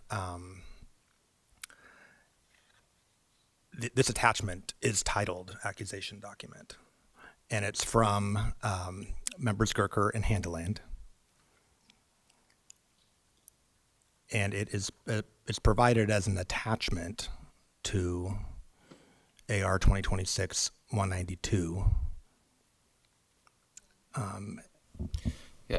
Okay, thank you. Vice Chair Volin, I will attempt to clarify. Yeah, under AMC 2730, or sorry, 27030,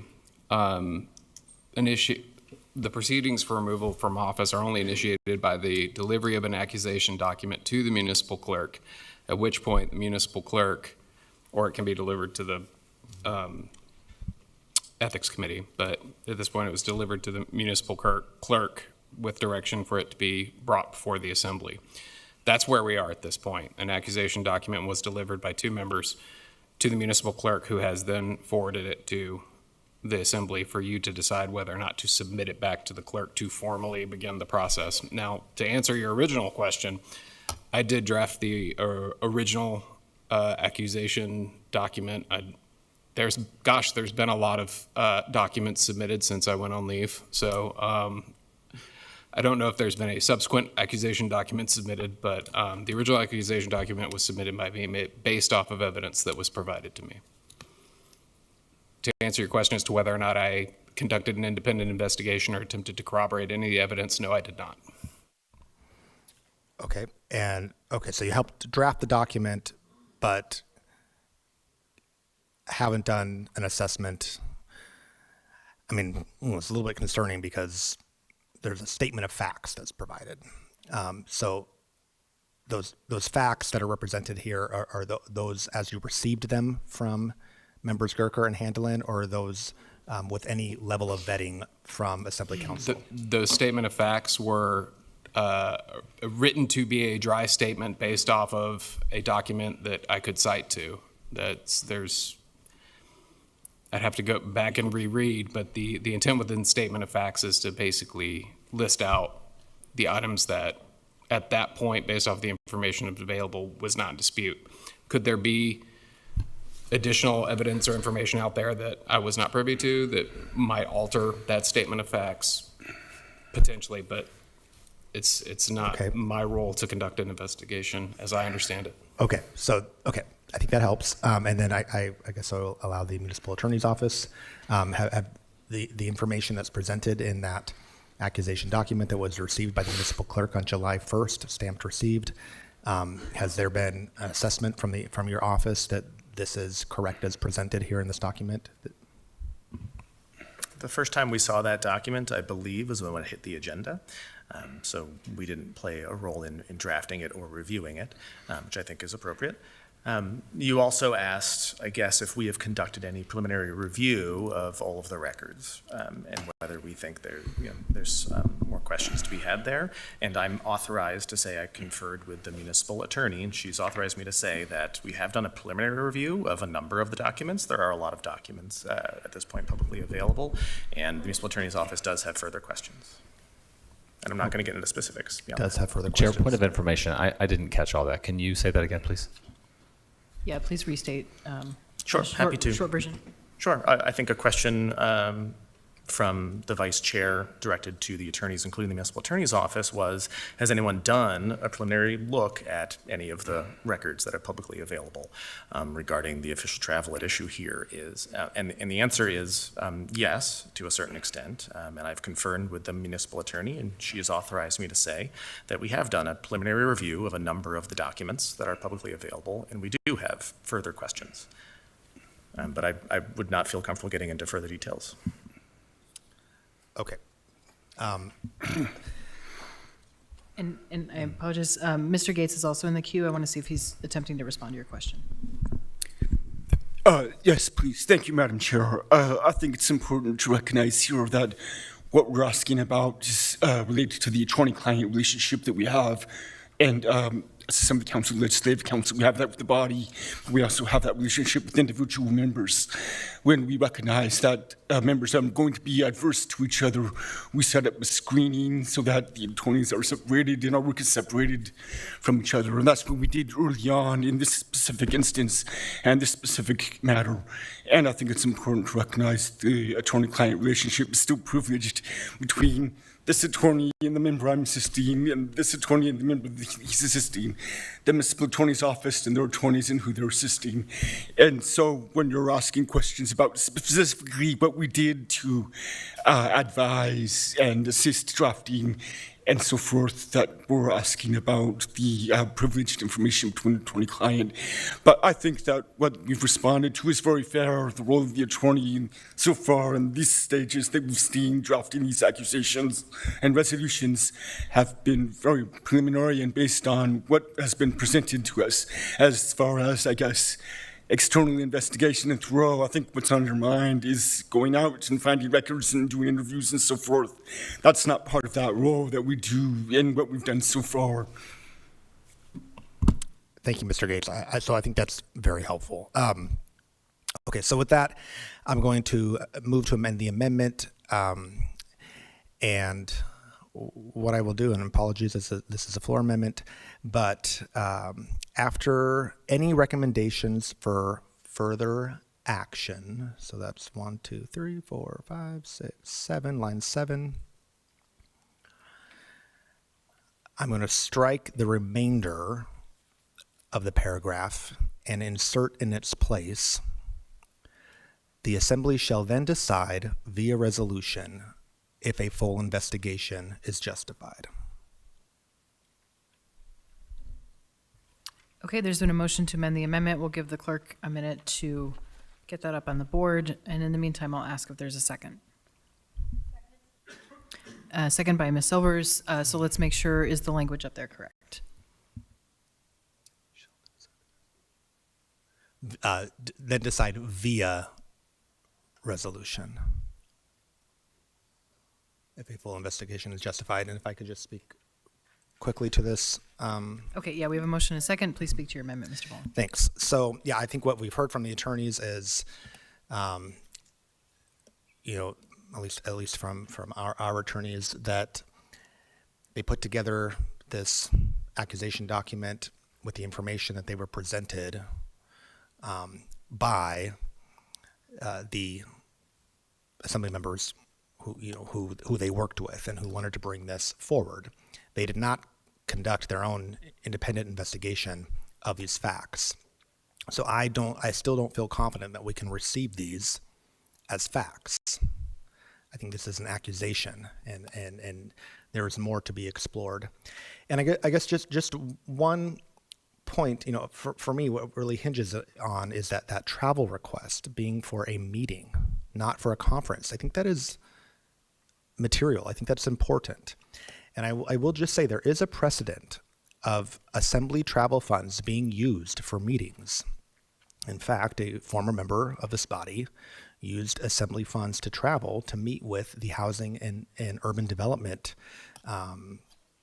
Department to advocate for Anchorage, for housing issues in Anchorage, and for our funding formula to be changed for homelessness.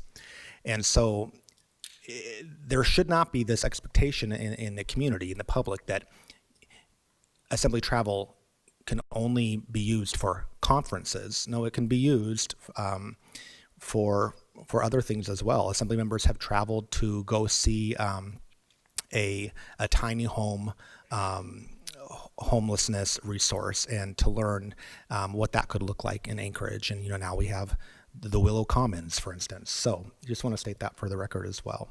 With that, hope folks can support this amendment to the amendment. Thank you, Madam Chair.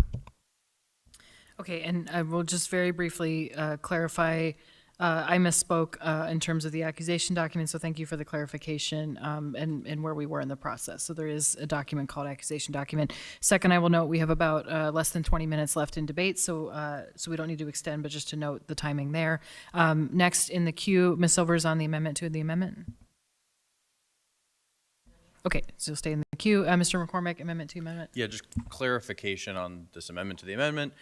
Does this mean then that a preliminary review of the factual basis will go forward, and if the preliminary review by the investigators find that there is sufficient evidence to move forward, this body will then still get to reconsider at that point? The recommendation could be to go forward with the investigation. Why do we, if the recommendation is to go forward, why would we not just allow it to go forward? Would you then envision a potential of there being a recommendation to move forward and then this body not moving forward? Yeah, potentially, yes.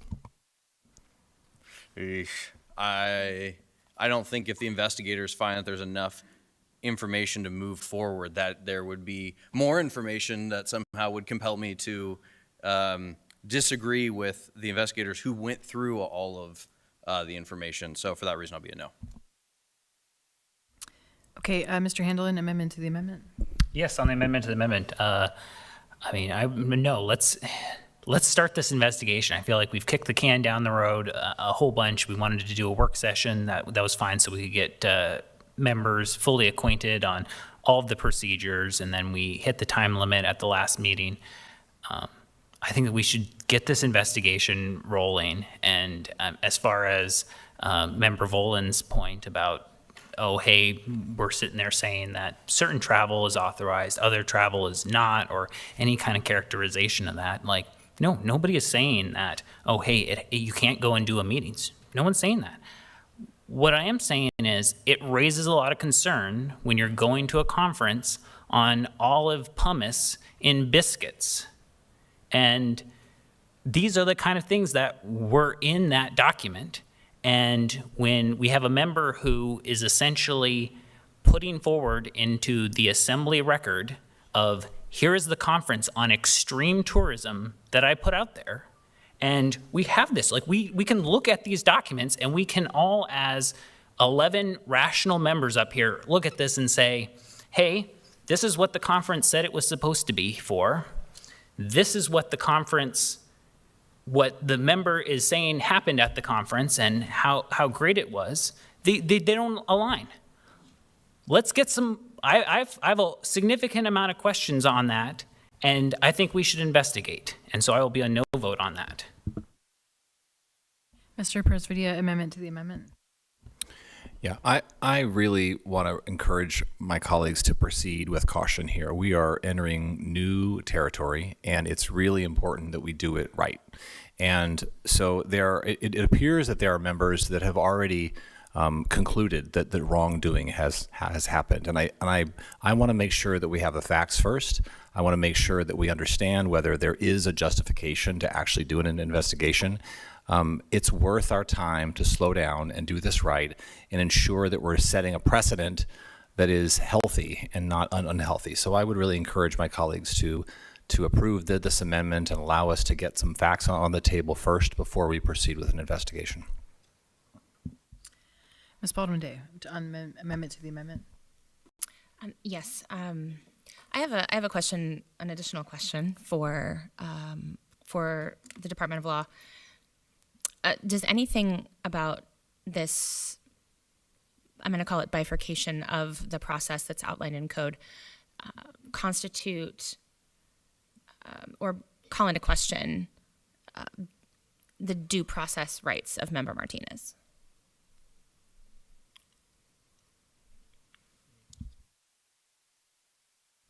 No. Thank you.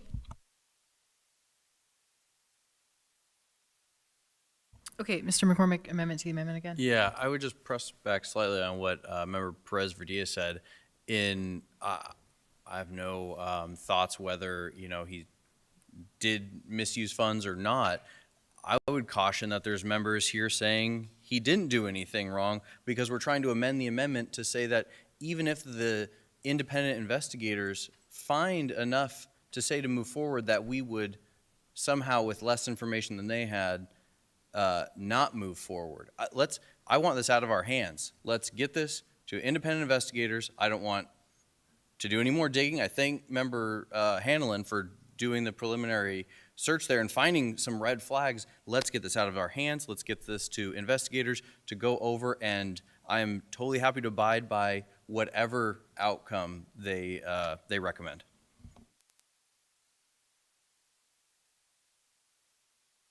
Ms. Brawley.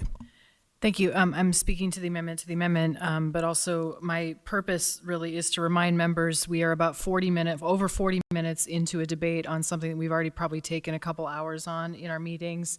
I am asking people, please can we come to a decision of some kind? Can we stop doing these additional amendments? I understand what we're trying to do. It seems like we're all really feeling around trying to find our way to a result of some kind, which in this case is finding facts. I do support looking for facts first, because the absence of those is why we're here, really. It's hard to make a decision when it's this messy, and I understand that, and we're all stuck in this right now. So I'm asking whether this is the vehicle to do it or not. We still have other amendments. Members have a right to bring those, and I think we should discuss them. I'm not speaking to the merits of those. I'm just saying that is part of our process, but I'm asking because we do have other things on our agenda, and I'm just asking, please, can we get out of this loop? We all have to stop amending this if we want to get out of the loop. So that's all I'm asking for. Please, let's move through the rest of our process. We can take up these amendments, but as we continue to go down every rabbit hole of every amendment, it takes longer. So I'm asking folks to be mindful of the time. Please get us out of this so that we can come to some kind of decision on this at some point. Thank you. There's no one else in the queue on the amendment to the amendment. Members may proceed to vote on that.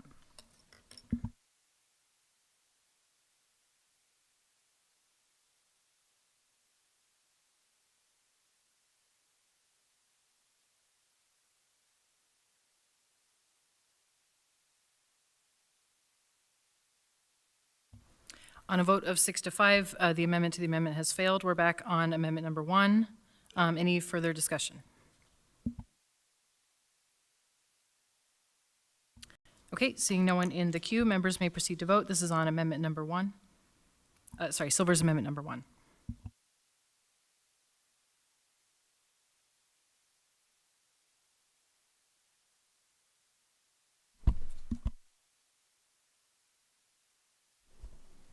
On a vote of 11 to 0, that amendment passes. So now we are back on the item as amended. I would like to move Silver's amendment number 2. Second.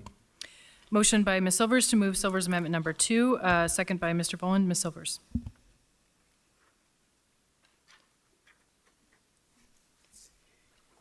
First off, I would like to clarify the record. I'm not sure who the member was referring to earlier, but to clarify the record, I do not believe that any member should be removed for stuff they have posted on social media.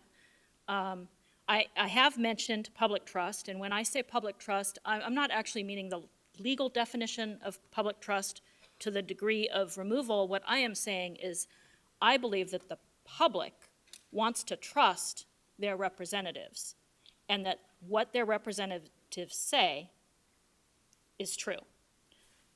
So I'll clarify that for the record. I also want to state that I really resent having a member choose for me, decide for me, which facts and which are not worthy to be put before us in an effort to put pressure on. I'm sorry, I resent that. I resent that very highly. We are in a situation now that I believe requires full transparency. I believe the public deserves to know if travel policy was compliant or not. I also believe that the public deserves to know if the social media and the official statements that have been made over the past month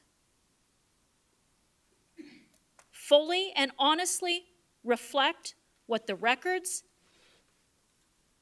show.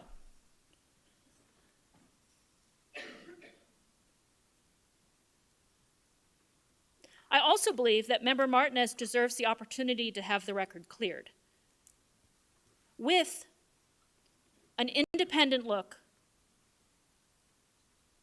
and the truth of the allegations made about the travel. I am moving this amendment not in some attempt to say that we should remove another member from the assembly. I am moving this amendment in an attempt to provide full facts, full transparency to the public about the allegations that have been made and the truth behind them. I ask that you please support this amendment. Thank you. Next, I have Mr. McCormick. Hard to come up with some thoughts on this after just receiving it and having this jumped on us. It's one of the most ridiculous things I've ever read. Calling for an investigation into a member that's raising red flags about data that he's provided. Whistleblower laws are in effect for a reason across the country, across most of the world. It seems like we don't like somebody blowing the whistle, so we're going to come after them now. And to say somebody's controlling what information you have access to, this is all publicly available information. That's how member handling got it. You could have looked at it. You're on the body before him. You could introduce your own information, just like you have. You've entered other information into this, so I don't know what you mean. Point of order. What's your point of order, Ms. Baldwin? I believe the member needs to direct his comments to the chair, not another member. Okay, fair enough. To the chair, the member that said that they didn't get to control the information that was inputted here has submitted documents towards this. So I don't know the basis of the statements that were said that someone else is controlling the information that they're able to see or receive. Everyone, including the public, has this information readily available to them. I don't even understand the basis for this. This was jumped on us. It's absolutely ridiculous. There's no way I'll be in support of this.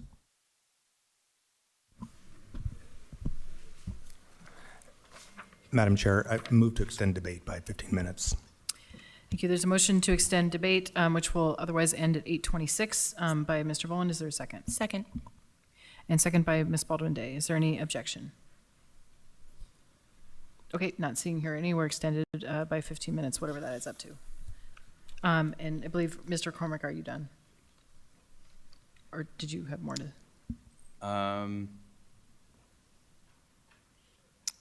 Yeah, I'm done with this. Okay. Next person in the queue is Mr. Gerger. Thank you, Madam Chair. Look, I'm going to echo a lot of what Member McCormick said, Madam Chair. This is garbage. This is an absolute horseshit amendment, and honestly, it's despicable.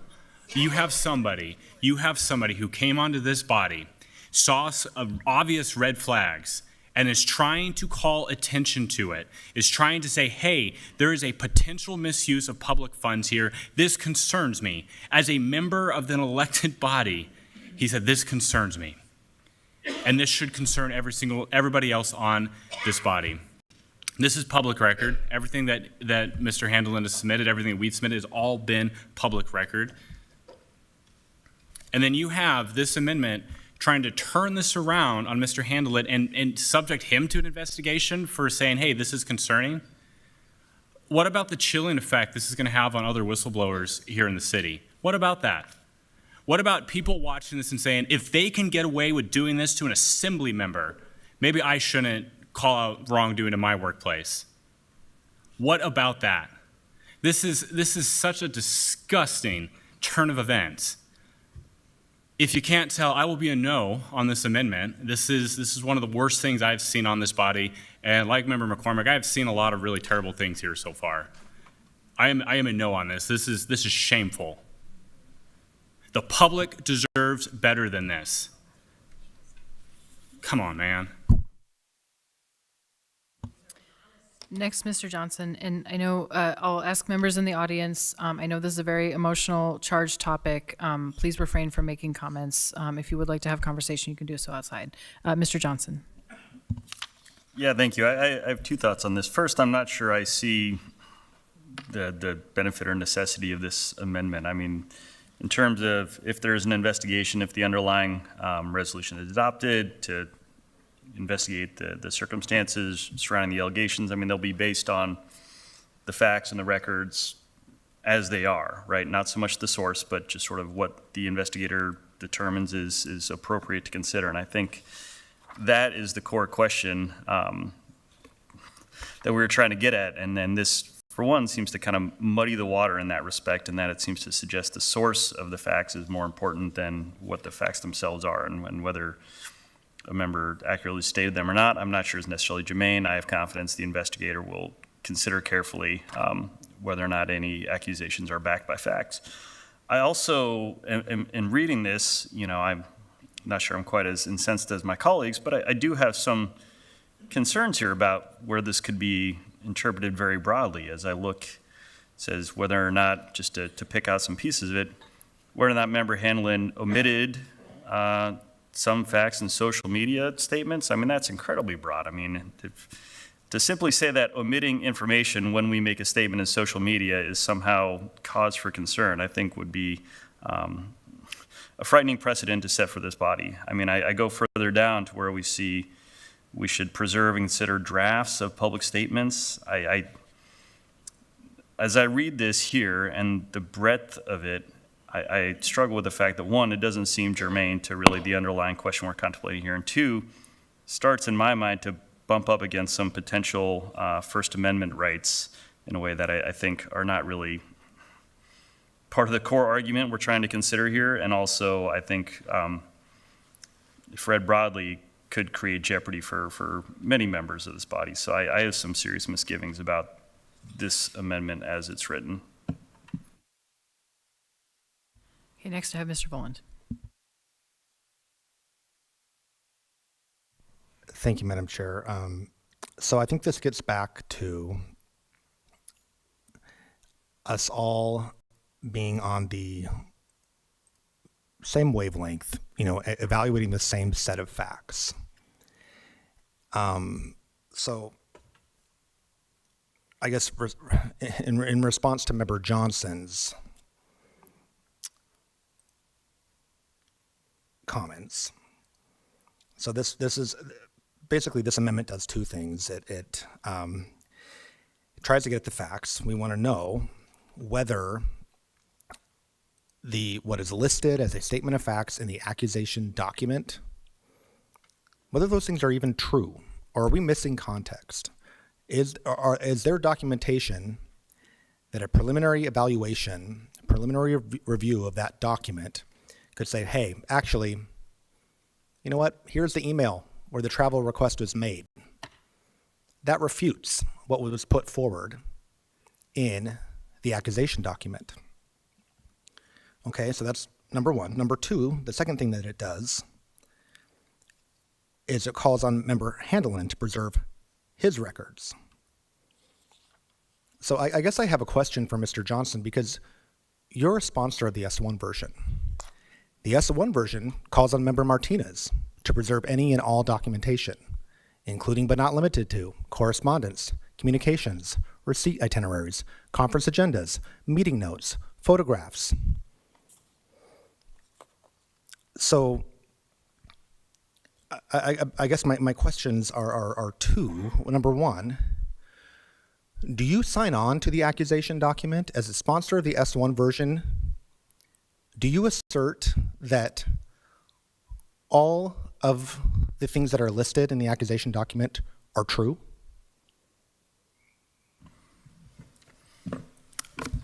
I would not fully assert that, in that I have not sufficiently investigated it myself, but I think there's sufficient credibility there that I would suggest that an investigation is an appropriate course of action at this time to determine the factuality of the statements that I moved forward. I have not been able to fully interrogate each and every piece of it fully. I would prefer to leave that work to an objective investigator. Okay. And then, you know, it's been talked about, we should have accountability and transparency in government. I think we heard Mr. Gerker say that earlier tonight. I guess, Mr. Johnson, could you speak to your concerns about Mr. Handeland having to preserve his records while your ordinance calls for Member Martinez to preserve his? I think, I mean, for one, I will point out the fact that this is new information to me, and I have not been given the opportunity to consider it in the way that I have been able to consider some of the documentation that's presented regarding the allegations directed towards Member Martinez. And I think having had the opportunity to spend more time looking at the allegations made against Member Martinez, and again, to not presuppose the outcome there, but to say that I think there is sufficient basis that an investigation is warranted, but I have not seen, I would say, sufficient evidence presented to lead me to the same conclusion that that is a necessary step to take at this time in regards to Member Handeland's conduct. I think if there is a reason to consider taking that step, I mean, I'd be willing to contemplate it more carefully, but I don't think that I'm in a position here tonight with a document that I was just handed recently to say that I think there's sufficient evidence presented to lead me to that conclusion. I also point out the fact that I think, as I say in my earlier statement, I think this, and again, I'd have to take time to go and do a line-by-line comparison, but I think this is a fair bit broader, and again, I wish I had more time to look at this, but broader than what was being requested even of Member Martinez records that we thought were relevant to the investigation. And even, as I pointed out before, simply to say that we think it is material that Member Handeland may have omitted certain information in social media communications. I mean, I think that is something that could be considered a fault in almost any statement, in that we choose which information to amplify or not. I think that is sort of part of the discretionary message of any communication we choose to put forward. And I would think that before I would consider supporting this, I would want to have time to more carefully consider, again, whether or not there are First Amendment implications to the Assembly taking this position as suggested by the amendment here. Okay, Madam Chair, finally, I will just state, you know, when it comes to impugning the reputation of a colleague publicly, whether that's in an accusation document or on social media, I think this body deserves to know whether facts have been misrepresented. Thank you, Madam Chair. Next, Ms. Scout. Thank you. I think we're getting into a really weird rabbit hole here. We're calling for an investigation on one member and then essentially an investigation on the call for an investigation of another member. To me, this feels like this amendment could be a separate proposal to investigate the legitimacy of these claims. But I think we're really expanding in a way that is not efficient, policy-wise, implementation-wise, and frankly, in terms of how we manage our meeting time and ability to do the real work of the public beyond, of course, accountability and transparency, but we've got a lot of other work to do this evening. So I support the broad intent of this amendment. I don't think it makes sense packaged as an amendment. I think it should be separate. So I'll be voting no with that logic. And I hope we can get to the question soon, but I don't want to override Member McCormick here. Madam Chair, point of order. What is your point of order, Mr. Handel? Technically, this does concern me. Is this something that I have to recuse myself on? And as the lawyers are working over there, I have, I guess, an additional question, because couldn't someone sit and, I guess, include a large number of assembly members in any kind of accusation document or something in the future to essentially exclude a large number of members from that? Good questions. I will turn to the attorneys. I will note, and they can cite the more specifics, but there are provisions in code that out of exigency, I think that's the right word, that there are situations where people can be compelled to vote. So I think that if there's a tactic to take everybody off the table, there's a way in our rules to not allow that. So beyond that, I will turn to the attorneys. Madam Chairman, I would respectfully ask the entire body to not put that out into the universe. Just like, sorry. Duty to vote. But if you can please respond to the question about Mr. Handel, I think that is a valid question on this amendment. With regard to making the accusation document impugning the integrity of every member, or a majority or supermajority of the members, yeah, but you basically already covered the point that we were going to say. The code accounts for that with the rule of necessity. It's the same reason you get to vote to certify an election in which you are a candidate. Like, if there's no way for the body to vote, the body has to vote because that power is vested in the body. Thank you. But I think more specifically, to restate Mr. Handelin's question, because this mentions his name in particular, does he have a substantial personal interest such that it's a conflict that he can't vote on this amendment? Yeah, we would say yes.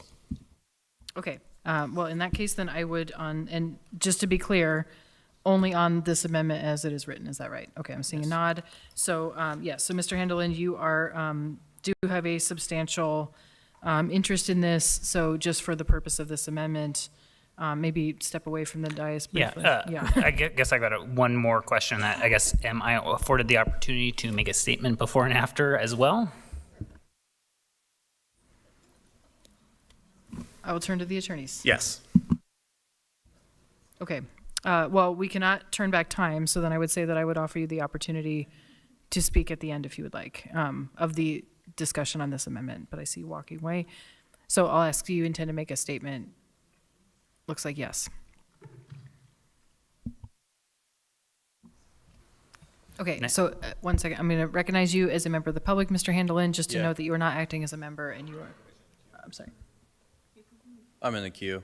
And I was going to make a point of order that I don't find this amendment germane to the title, in that the title is a submitting an accusation document to the clerk, and the accusation document is a separately attached document that does not include member Handelin. So I find that that's not germane to the topic, not appropriately disclosed to the public. Thank you. So I will note, let me work through these. In terms of the title is the original item. It is not any of the S versions. And so the title up here does not match the thing that is actually being amended. So just to note, the original title, and again, because we have gone through so many versions of this, this title is not the S2 title. So just to be clear, what is amended is the S2. Okay. Second to the point, I'm going to ask the attorneys again, because the proper way to have done this is we would have found that Mr. Handelin had a conflict ahead of time. And so what I'm attempting to do is provide him an opportunity. So let me ask really quick, because this is not the end opportunity. So Mr. Handelin, is your intent right now, is your intent to make a statement as close to the beginning as possible, or to make a statement at the end as well? I'll do both. Okay. Or, I mean, I guess, I don't want to preclude you from speaking. Yeah. I just wanted to, if you didn't want to make it and we were able to get a resolution now, but well, if you would like to if speak. you guys want to, I guess, vote on that, that's okay. I will also note, we are, sorry to interrupt. It's 8:38. We have till 8:41. So in order to provide him that opportunity and to keep taking up these amendments, we need to extend this debate. Motion to extend debate by 20 minutes. Second. Can I withdraw this amendment? If the second agrees? That is also in order if yeah, I believe it does. The second doesn't need to agree. It's just the primary mover would need to do it. Okay, I'd like to withdraw this amendment. Okay. Member Silvers has withdrawn the amendment, and therefore the conflict does not exist. And so Mr. Handelin will return to the dais as a member. I'll give him just a second, and then we will continue through the queue, and so Mr. McCormick, I will ask, you were in the queue on the amendment. Do you intend to speak? Because now, if that amendment has been withdrawn, we're on the original motion. I'll withdraw my cue. Okay. Okay, so now, again, just to be clear, we have extended debate again. We are back on the main motion as amended. Wait 1 second.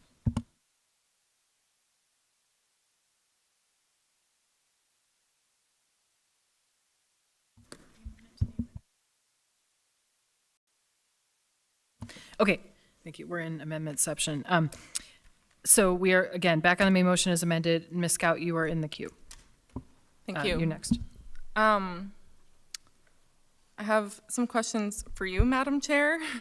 You, in your, oh, sorry, are you? Sorry, also, I realized before we proceed, I realized we made the motion to extend. We didn't complete that process. So I believe, Great. so if you, Mr. McCormick, if you intend to make your motion again. Motion to extend debate by 20 minutes. Yeah, and then it was seconded, I think, by Mr. Gerker. Is that right? Okay, so, sorry, the step that I skipped is there any objection to extension? Okay, sorry. So back, Ms. Scout, please proceed. No, all good. You mentioned in your chair report an audit on travel of all assembly members forthcoming. Can you tell us more about the scope of that and when we should expect to receive it?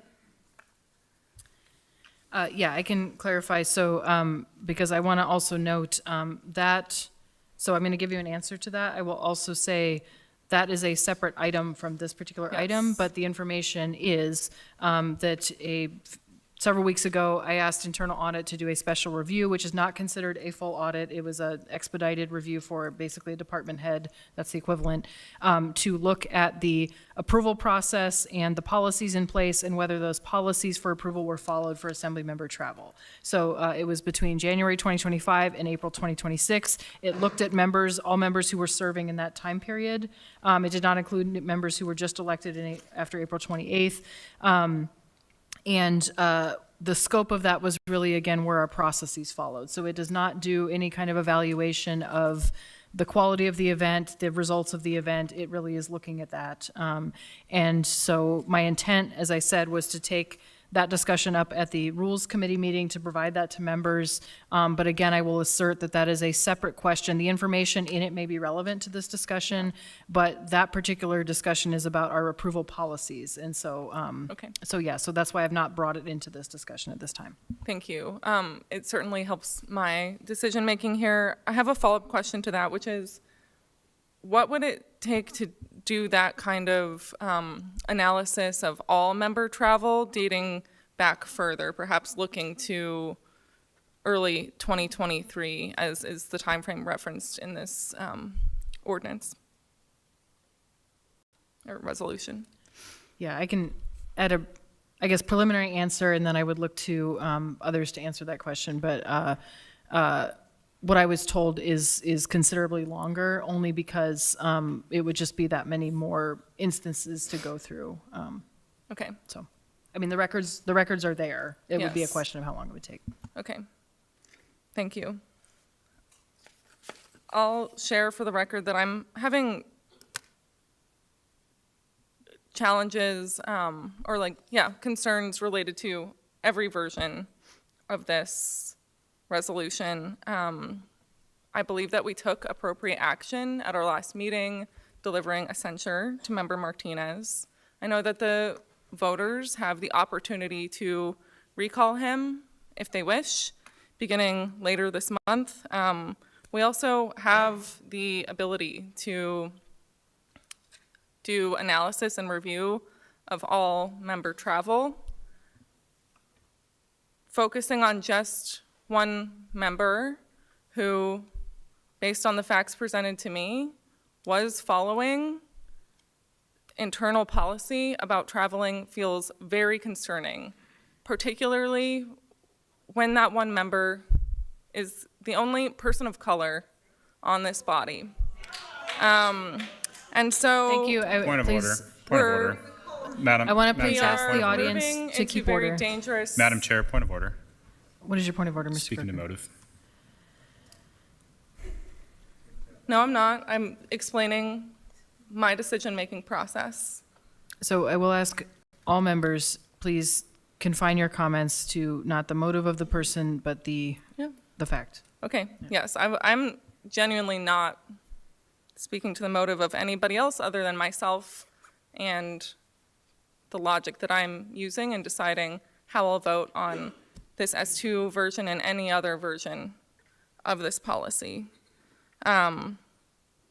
If what we believe, if what Member Martinez did in terms of his travel was unethical, then we absolutely can and should update our internal policies.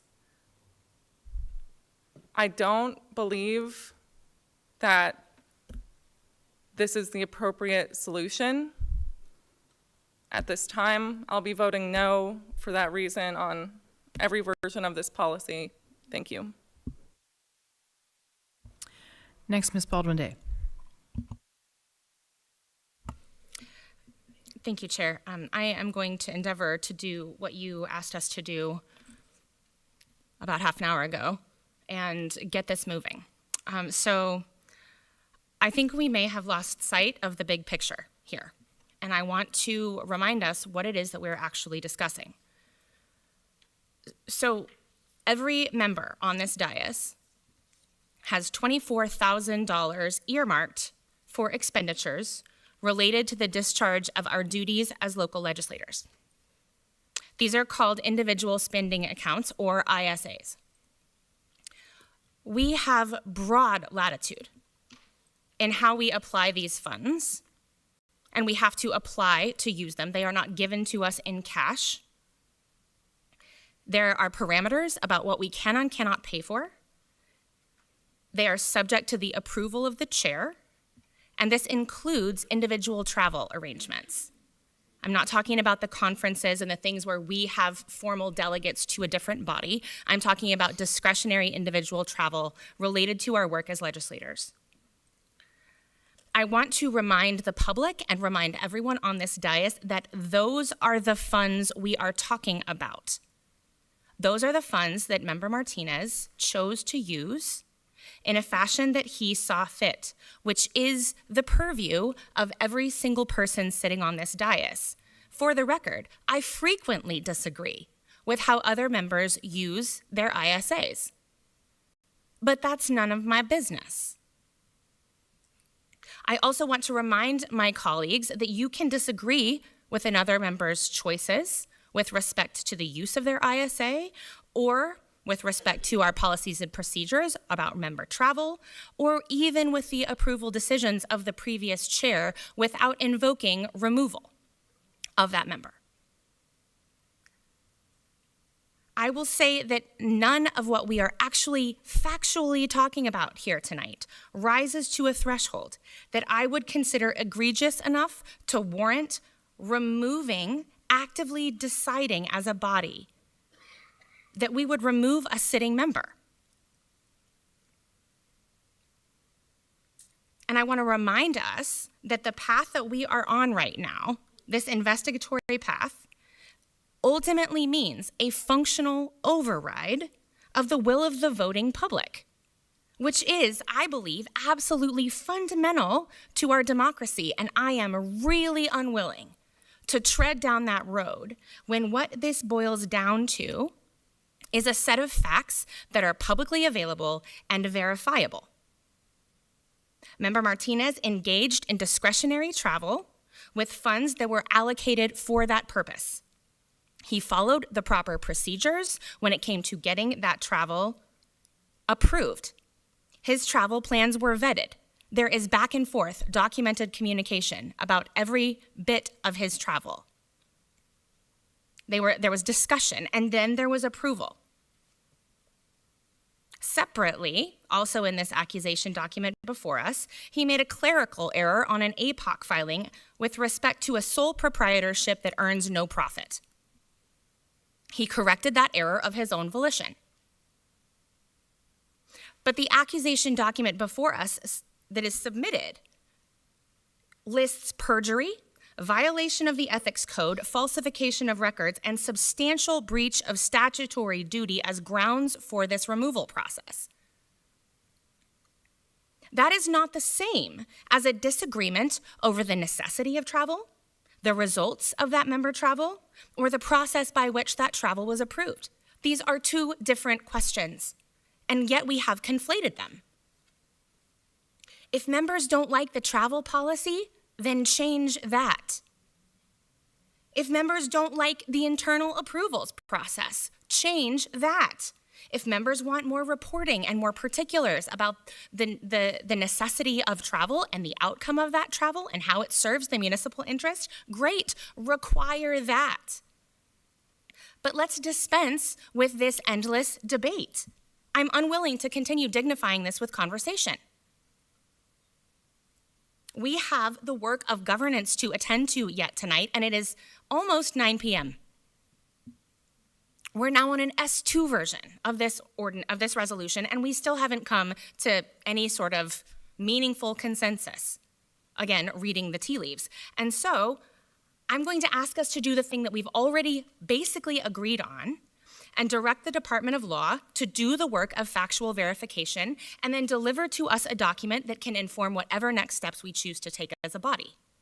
And in that spirit, I move to amend this resolution to strike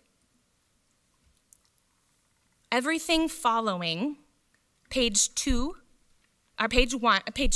line 2, to direct the municipal attorney's office to strike the entirety of the rest of the page up until the amended section 3, or amended number 3 rather, and then strike section 2 and 3 entirely. Second. Motion by Ms. Baldwin-Day to strike page 2, basically lines 8 through 44, retaining the amendment, and then striking section 2 and section 3. Second by Ms. Park. Any further discussion on that? Ms. Baldwin-Day? Yes, for the public's benefit, I'd like to be sure that everyone understands what the resolution now reads. So in section 1, it will, and also to direct the renumbering as necessary to the clerk.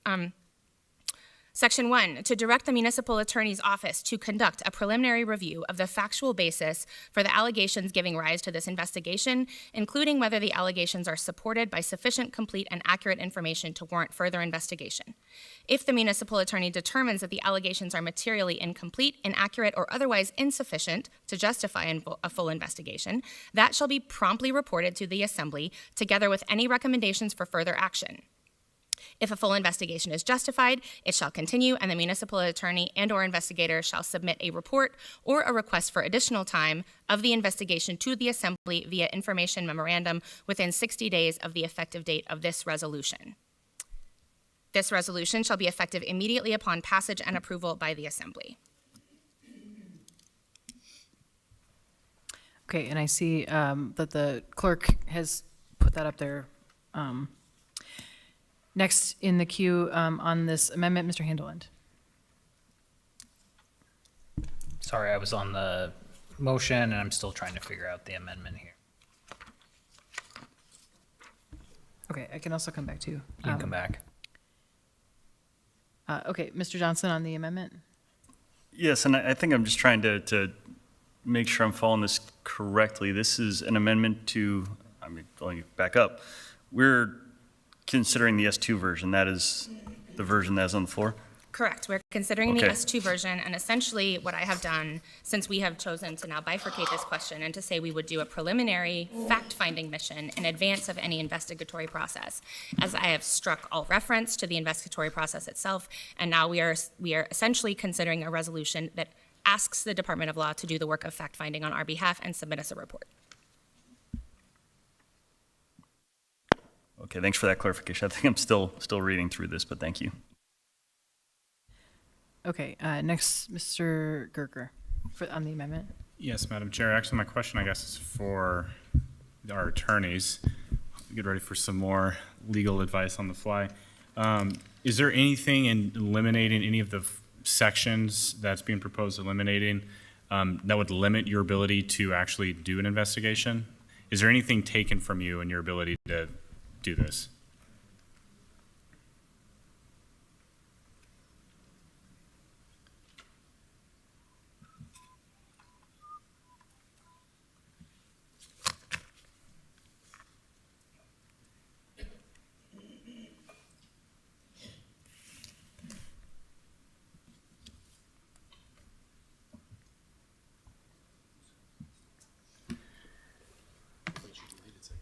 Looks like I will note the So- attorneys are conferring. Go ahead, Mr. Busa. I just want to ask a clarifying question. Sections 2 and 3 still exist, even with this amendment. Is that correct? No, No, they're sections 2 and gone. 3 are struck. Gotcha. Yeah, so we would be limited. We wouldn't have subpoena power. We wouldn't have the preserved records. I suppose we would just be going on then whatever is currently within the municipality's possession regarding the official travel to do this preliminary investigation. And I would also note that then what we're supposed to be investigating is, quote, the allegations, without a specific reference to what that is referring to. The original S2 version said the allegations described in the attachments to AIM 96-2026. There's also another AIM out there with additional allegations, and I suppose we would probably implement this by taking the allegations, both of these AIMs, to be the object of the investigation, but just flagging that the allegations, quote unquote, is now what we would be investigating without specificity. So essentially, what you're being asked to do is, hey, go do this thorough investigation, but by the way, you don't have any actual power to do it. Yeah, I take it based on the passage of Amendment Silver's Amendment 1, this would be a preliminary review of the factual basis of the allegations based on the existing records, but without access to what's struck in sections 2 and 3. That's the preservation of further records and subpoena power. Okay. So Point of order, actually, Madam Chair. What is your point of order, Mr. Yeah, Volin? my point of order, the legislative intent, I certainly hear the municipal attorney's concerns, but I'm wondering if the mover of the amendment might be better suited to speak to the legislative intent. I feel like we're kind of operating on a line there. Is that a point of order, or is that just a comment? It's a point of order in terms of, I think, verging on speaking to motive, the motive being the legislative intent. Respectfully, So- Madam Chair, I'm I'm going to find that that's not in order.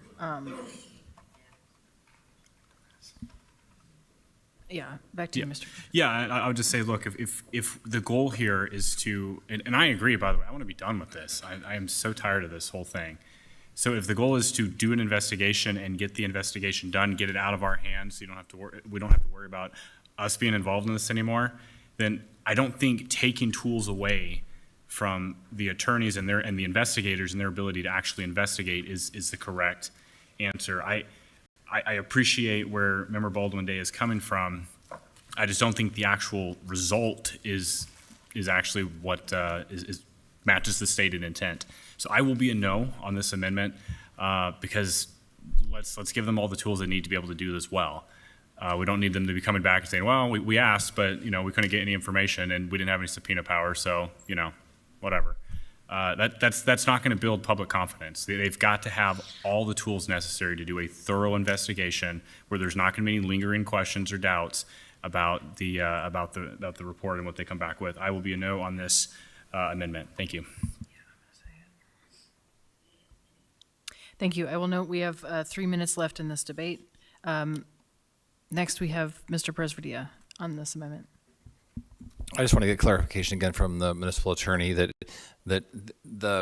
this changed amendment is now a verification of the allegation, not an investigation into the case itself. Is that correct?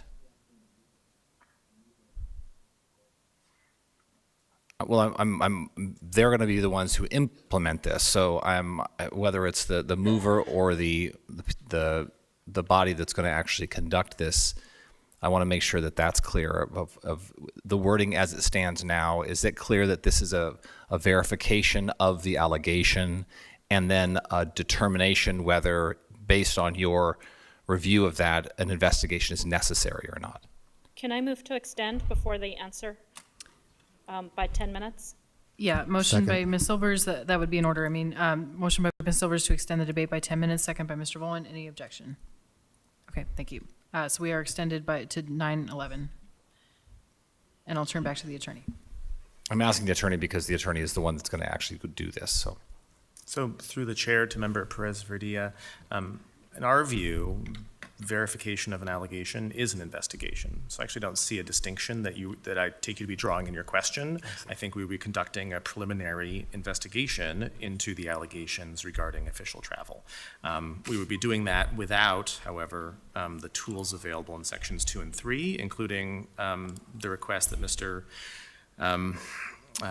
Member Martinez fully cooperate and sit for interviews and provide any records.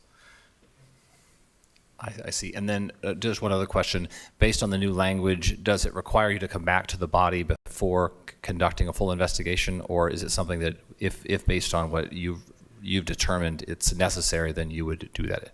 Well, I take the language that was passed in Silver's Amendment 1 not to require coming back before the Assembly for a check-in. I think that amendment failed, and so this would actually give the Municipal Attorney's Office the discretion to decide whether and when to proceed with the full investigation based on the results of the preliminary investigation. But again, in making that decision, it would be without any of the tools provided in sections 2 and 3, including the preservation of records, the request for Member Martinez to cooperate with interviews and provide records, or any subpoena power to get information from representatives of airlines, hotels, conference organizers, et cetera.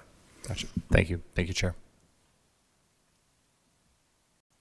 Okay, next I have Mr. Handeland on the amendment. Still on the main motion. Ms. Silvers on the amendment. Yeah, I guess my question is for the attorneys as well. Should we have a basis for conducting what could be a fairly invasive investigation using the public record outside of those additional tools that you're asking for? So should we have a basis first? Like, these are the reasons why we are conducting this investigation. Because I think that is what's not really clear to the Assembly right now. At least it's not really clear to me. Why are we conducting this investigation? What is the basis for that? Because a lot of the stuff that has been presented to us, I don't trust it, quite frankly. A lot of it has omitted information. It has pushed forward a narrative in an attempt to put pressure for this investigation. And so my question is, do we need to have a basis for this before we ask for you to use those tools? That's my first question. And my second question is, if we discover that there is a basis for an investigation, a further investigation, utilizing those tools, can we come back and ask for them? Thank you. Okay, Mr. Volin has not spoken on this amendment yet, so I'm going to go to him first. Mr. Volin. Oh, I'm sorry. Back. Ignore what the floor thing says. We're on. Sorry. Go ahead, Ms. Silvers. Have your question answered? So the municipality does regularly investigate allegations of wrongdoing without making a preliminary finding that there is facts supporting the allegation of wrongdoing. We do this regarding almost any employee or official of the municipality. We would gladly do that. Mostly that's conducted privately, obviously, either through HR or through the municipal attorney's office. And no, in general, there's not a requirement that facts be proven before an investigation is launched. In general, that's what an investigation is for. But I just want to emphasize this is a policy decision for this body. It's not a question for the lawyers as to whether you want to launch the requested investigation in the S2 version. It's a decision for this body to make based on what this body currently knows. So to clarify, I could just make wild accusations about somebody on this body and make wild accusations before the public to bring pressure and then request you to do an investigation on them without any verification of the truth of those allegations, and this body could decide to go ahead and okay that. Well, Is that what you're saying? Taking it out of the context of this body, because I think that complicates things, if you just put in the context of the municipality writ large, it is not unusual to have wild allegations come our way, and for people who are in the know to do a preliminary look to see, is this worthy of further investigation? And in general, you trust the discretion of the investigator and the person in that position to decide how far to probe. Is this too wild to warrant further resources, or do we want to keep digging? And then based on what you find, do you want to keep digging some more? So it's actually unusual for a decision-making body to interpose itself in the midst of that investigation and try to sort of tell the investigator how that should proceed from the get-go. So in those preliminary investigations that you're talking about, do you have the tools of subpoena power? Do you have the tools of demanding that records are saved, which I think that we're required to save our public records anyhow, so I'm not sure why we would need to even put that in there. Like, that's already a requirement. In the employment context, it's a little different. Of course, you have all the tools of management to tell an employee, we're doing an official investigation and you need to cooperate. It's obviously different when we're dealing with elected officials on the assembly. And then I guess my final question was, so could we come back and give you those tools later if that basis was found? Absolutely. Thank you. Okay, next, Mr. Boland. Yeah, thank you, Madam Chair. I think Member Silvers, for me, is actually just hitting on some salient points. I don't think that subpoena power is needed by the municipal attorney's office at this point. I think that is something that could be approved later. I guess I'm not hearing clearly from the municipal attorney that there's maybe fully an appreciation for us trying to separate out a preliminary review and get that basis of facts. Because the problem is, I no longer believe the accusation document. Knowing what I know now, I think it is flawed. I think the accusation document puts forward campaign activity, which is totally separate from removal code to begin with. I think we have heard tonight, and we have had information provided us that now has been entered into the public record that gives an entirely different representation of why travel was approved versus an accusation that was delivered. I think we've heard from a co-sponsor of the S1 version that they don't even know that they endorse the accusations that their version is tied to. And so for me, I think I'm now at the point, now that we have gone round and round on the hamster wheel, you know, we are at this point are torturing this with these amendments. And I don't think that we're necessarily going to get to a factual basis that we're all saying, hey, look, this list of accusations has been vetted. It's in context. It actually pertains to the section of code that we're trying to use.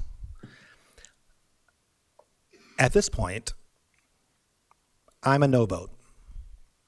End of. I will not be voting to move forward in an investigation because I'm not hearing that it can be done in the manner that the Assembly is attempting to request via these amendments.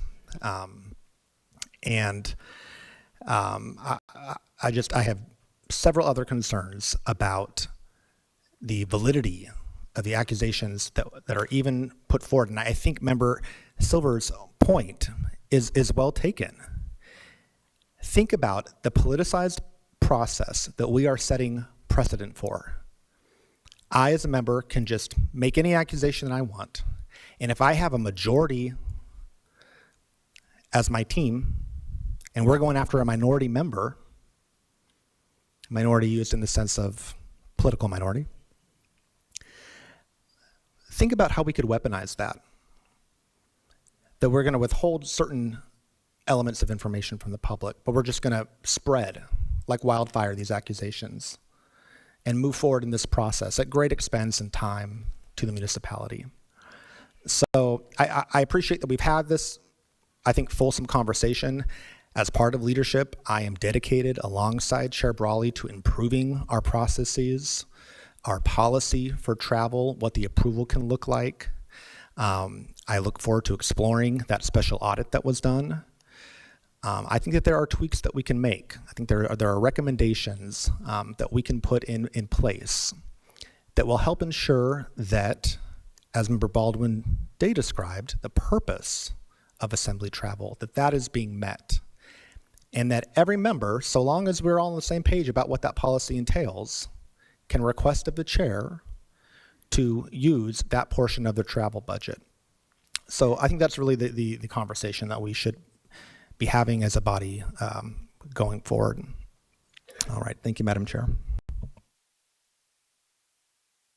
Okay, I'll note we are at the end of our extended debate, and I will remind folks that that is on the entire item. It's not per amendment. So I'll see if there's any other motion to extend.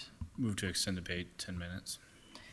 Motion to extend by Member Gerker, to extend by 10 minutes. Is there a second? Second. Second by Mr. Handeland. Any objection? Yeah, I'm going to object. I think we've beat this one to death. Then we're Thanks. going to take that one to a vote.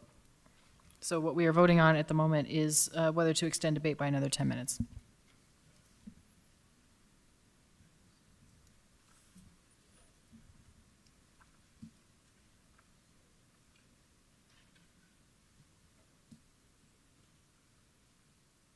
On a vote of 6 to 5, the extension of debate has failed. We are now essentially at the end of our debate. It is 9:11. And we are in, so just to be clear, we are in the motion to amend. And so the next vote before members is the motion to amend that was moved by Ms. Baldwin Day, that's up on the screen.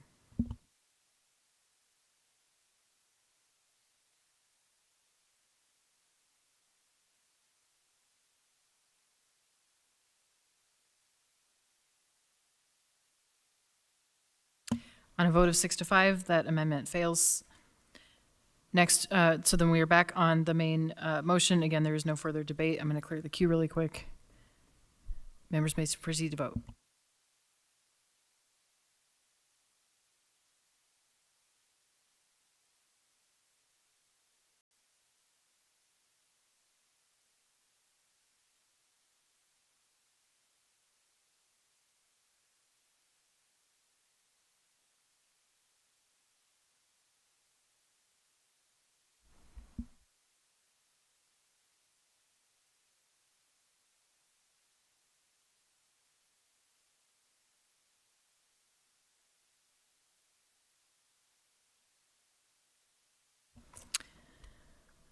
On a vote of 5 to 6, that AR 2026-182 S2 as amended has failed the body, or has failed to pass the body.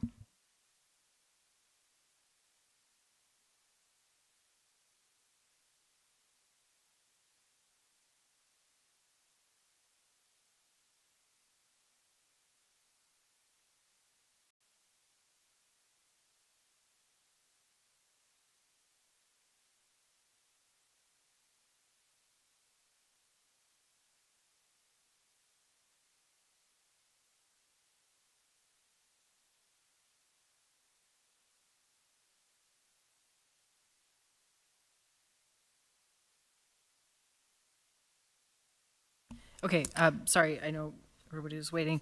I was just conferring with the clerk. The one thing that I realized I had failed to do in the movement toward debate was that I had failed to offer Mr. Martinez an additional opportunity to speak before that vote, but I see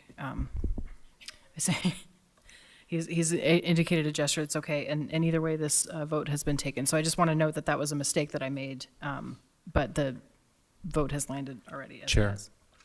Yes, Mr. Perez-Valdez. I'd like to move for immediate reconsideration.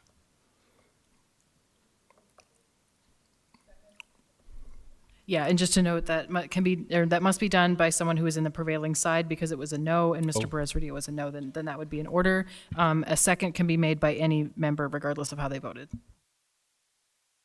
Second. Okay, there's a motion to immediately reconsider by Mr. Perez-Valdez, second by Mr. Volin. Do you want to speak to that, Mr. Perez-Valdez? Nope, I encourage a no vote.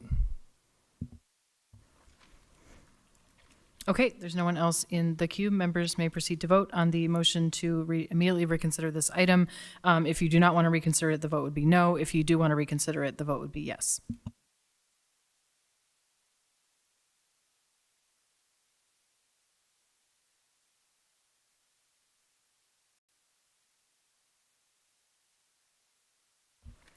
Okay, on a vote of 3 to 8, this item is not going to be reconsidered, so that motion has failed.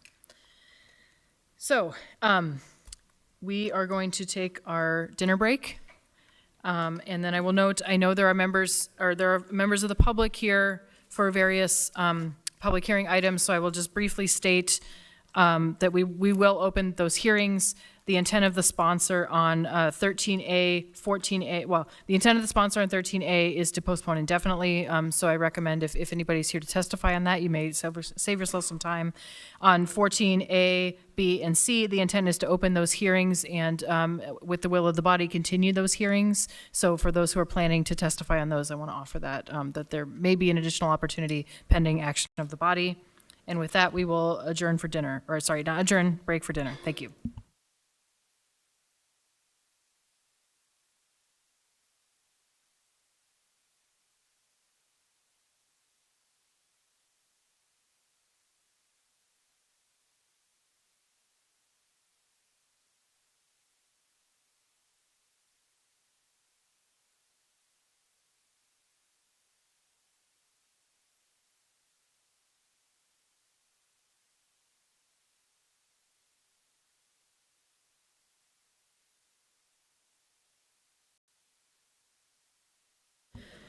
Okay, everyone, let's come back to order.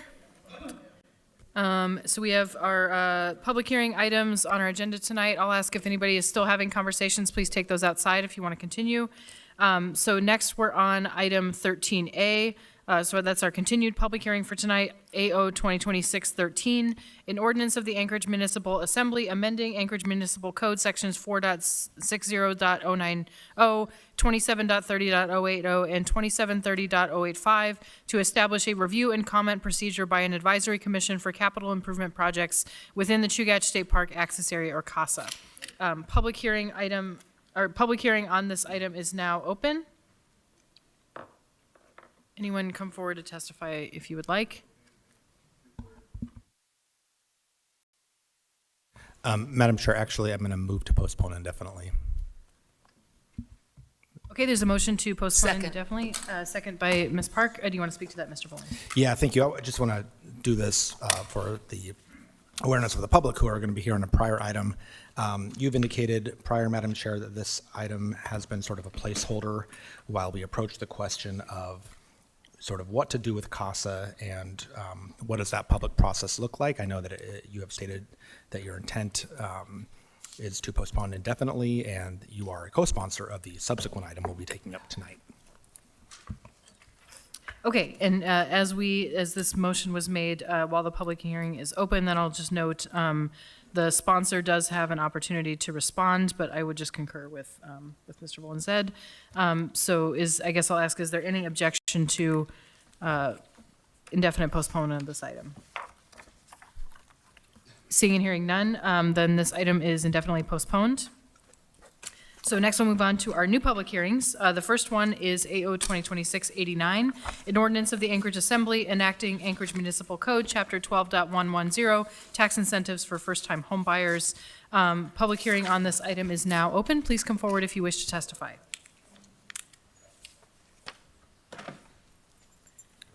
And then, as usual, I remind the microphone is off, so please turn it on, state your name and what part of town you're in, and you will have 3 minutes. Thank you, Chair. Good evening, Jason Norris, South Anchorage. I've already said plenty Sorry, 1 second, we're making sure the timer's going. Thus concludes You my will indeed remarks. have Thank an you. actual 3 minutes. Okay, go ahead, thank you. Okay. I've already said plenty in my written testimony, so I won't belabor those points except to say I feel this would be ineffectual at best and detrimental at worst. But I do have some things to add. Ignoring zoning is ignoring the solution. The administration's own frequently asked questions from a year ago state exactly that. And in many cases, our dimensional standards are the same that they were 50 years ago. Some of them, I looked, predate unification.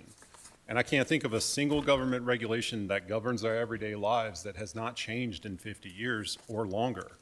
If they're that important, it is worth our time and effort to take a look and to change them to benefit us. As our understanding of the world goes, so change our regulations, and for good reason. And we've certainly learned a lot about urban planning in that time, and our needs as a community have certainly changed, and it's time that those change with it. To be bluntly, maybe even brutally honest, this all feels like distraction and misdirection. Press releases saying that housing permits have surged, when in reality, they're about a month ahead of where they were last year, and we're at the end of permitting season. And so this all, as we're going into winter, feels just a little bit disingenuous. MHOP was stalled on purpose a year ago pending community conversations.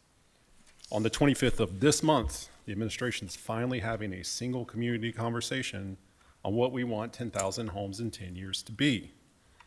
We're over 2 years into a 3-year administration, and this feels like a re-election talking point, not an honest conversation. Because why would the administration not come into office with a vision for what this was supposed to be? And if they didn't have that vision, 2 years ago would have been a great time to ask all of us, to give us time to deliver the input that is needed. Now it just feels dilatory, transparently performative, and quite frankly, sad. Item 10B3 tonight shows they understand the problem and that it's getting worse. They just don't seem to want to do what is necessary to solve it. Bottom line is you cannot tax abate yourself out of this crisis, and even if you could, you would dig a deeper fiscal crisis. It's time to move beyond these types of actions and get to the item that will actually make a difference for our future and truly put us on the path to solving this housing crisis. And I'll just note, I don't enjoy being up here with this tone of voice. I don't like being up here negative, but I also cannot see this continue and not make note of it. So when MHOP comes before the body, mercifully after all this time, I encourage you to support it and to support moving housing forward. Thank you. Okay, next person, please come forward. Again, turn the microphone on with the green button at the bottom. When the green light turns on, it's on. No, you don't have to hold it, just click it once. Make sure that there's a green light at the top like this, though. And yeah, please push it. I just want to make sure it works. Yeah, there you go. And then state your name. You'll have 3, and what part of town you're in, you'll have 3 minutes. Go ahead. Yeah, thank you. Hi, I'm Lisa. I live in Fairview, but I just bought a house in East Anchorage off Boniface. So good evening. I recently purchased my first home, a 1970s split level in East Anchorage. And this has been a long time coming. My partner and I currently make about 200 grand a year, yet we are priced out unless we wish to be quote unquote house poor. The average house value in Anchorage is about $500,000. Yet currently the cheapest new construction home listed on Zillow is $465,000 for 1,000 square feet of space. We attended the Parade of Homes earlier this year, and I would not pay the top dollar being asked for what amounts to a Home Depot house. I wonder if any of you have frequented open houses recently or toured any of the homes being sold as is. This ordinance cites Strategy 4 of the Land Use Plan 2040, calling for the use of property tax abatements to incentivize developments that are difficult to finance, but individual buyers like myself are unable to access financing for deeply deteriorated homes. Only investors and firms have the means to access such financing. I know because I have been competing with them for the past 2 years. However, there are plenty of homes from the 70s and 80s that require rehabilitation, but are able to be financed through conventional mortgage means.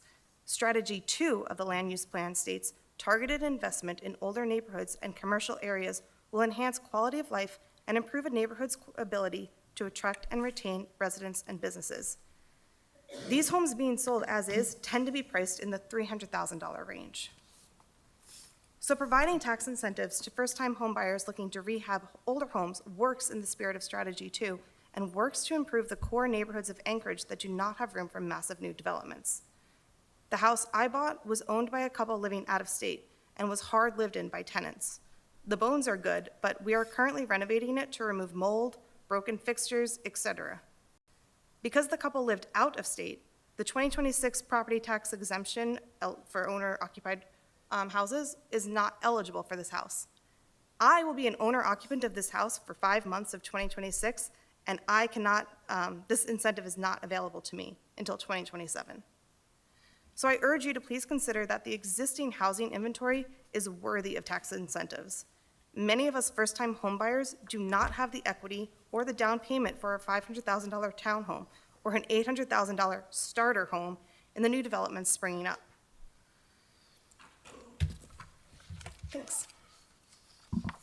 Thank you for your testimony. Next person, please come forward, state your name on the record and what part of town you're in. Microphone, yep, it's on. Thank you. Go ahead, you have 3 minutes.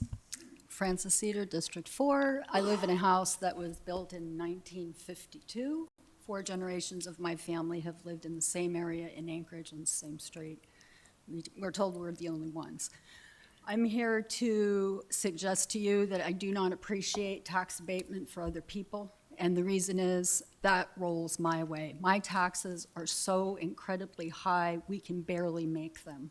If you can justify to me why my old house is worth $500,000 right now, I would like to present all of the plumbing bills, all of the roofing costs, all of the replacement of appliances. A house built in 1952 has floors that are failing. I want to help Anchorage. I want to see people housed. I want to see first-time home buyers, but let's get real. The cost of construction is between $300 and $500 a square foot. How are normal people, Ms. Baldwin Day, going to afford that? It just isn't going to happen. And if you overburden people like me, I won't be able to pay for my house. And I serve a very important purpose in this community. I am a certified brain injury specialist. I treat neurodiseases. As a medical speech-language pathologist, I'm one of the only people in this state. That doesn't make any difference. I'm just like everyone else in my neighborhood. Our property taxes are too high. And every break you give builders and first-time home buyers is a break that I pay for and my neighbors pay for. The existing property tax payers are paying for these breaks for the builders and for the new buyers, and we just can't do it. We need to come up with some other solution. You're going to destroy part of the infrastructure of Anchorage. A lot of people who contribute to this community are in my position, and we have older homes. I can't pay another $8,000. I showed up with a bag that had $8,000 in it last time, but I didn't get to speak. I had to go down to the property tax people and pay that for the next assembly meeting tonight. That's a lot of money. And I'd like to see you really consider that. I mean, can't we go for grants, something better so that you're not disenfranchising people like me, where generations of my family have positively contributed to this community? Thank you. Thanks. Excuse me. Next person, please come forward. Microphone's already on. State your name, what part of town you're in. You'll have 3 minutes. My name is Sarah Short, and I'm not a first-time home buyer anymore because I've lived in my home stably for almost 30 years, and I want to keep it. It's one of the things that my husband lived in. It was his family home. I'm a disabled veteran, and I spend my time serving this community. I can't go back to work because I have a 5-year-old, and I have 2 other children who now currently are 23 and 30, and they do live with me part-time because I cannot afford to buy a home because our taxes are so incredibly high. We start talking about taxes and how we spend them. I want Anchorage to have economic growth. I want us to have stability and safety. And once again, I want us to have accountability. And accountability means I want to know where that tax money is being spent. I want my roads fixed so that, and I know, I got the eye roll, thank you, Miss Scout, I love that. I really love the fact that we're addressing first-time home buyers because I want my kids to be able to do that. I got a grandbaby on the way, and they would love to have a home that's bigger than a 600 square foot apartment, you know, meaning I put a wall between part of my house and they use the kitchen and they use the laundry room because they're in my house, which I love because the baby's going to be there. But come on, people. We really need to stop overtaxing the people that are actually here and start doing some revitalization programs and bringing businesses back and people who want to grow their families here. We need to do something to keep them. That means we need to get the crime off the street, we need to get the drugs off the street, and we need to hold assembly members accountable for their spending. I'm going to say it every time I get up here. What Martinez did was wrong. I don't care if you don't want to hear it. I'm a taxpayer. It does impact stuff like this because this is my tax money.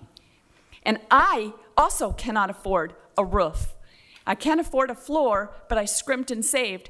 Every year, I can't do Airbnb anymore because you're doing taxes on that. You're micromanaging me out of my business. I can't do it anymore. I had a couple assembly members used to come to my homes for events. They can't do that anymore because I had to put them to long-term rentals. Short-term rentals are not taking your money. It's theft and crime and drugs and misspending by you all. Would anyone else wish to testify at this time? Please come forward if so. Okay. Yeah, thank you, Madam Chair. At the request of the Assembly, I'm going to move to continue the public hearing. Excuse me, the request of the administration, but also maybe the Assembly. I'm going to move to continue the public hearing to the meeting on 9/15. And if I could also speak further to the motion, if I get a second. There's a motion to continue the public hearing to the meeting of September 15th. Is there a second? Second. There was a motion by Mr. Volin, second by Ms. Baldwin-Day. Mr. Volin, do you want to speak to it further? Yeah, well, I think I'd like to ask the administration, I personally haven't really seen any support for this item, at least addressed my way. So I want to ask the administration, what is the plan for this ordinance? Is there going to be an S version? Should we foresee changes to this?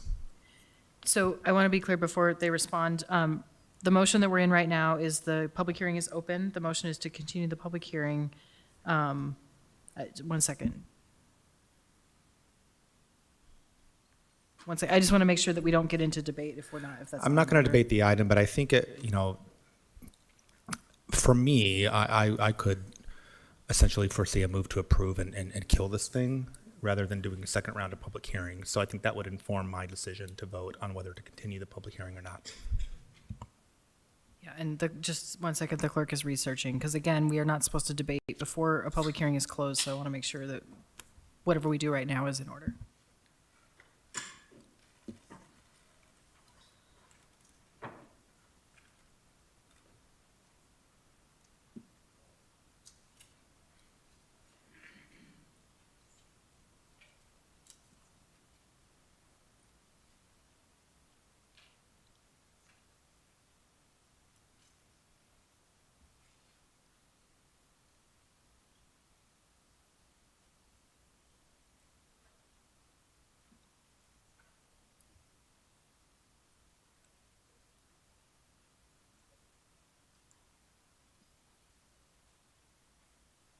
Okay, thank you. So the clerk has indicated that we can debate the propriety of the postponement. So I will urge members, anybody who's asking questions, please try to stay out of the core content of the item and speak to the postponement. I'll see if there's someone from the administration who would like to respond to Mr. Boland's question. Mr. Dole.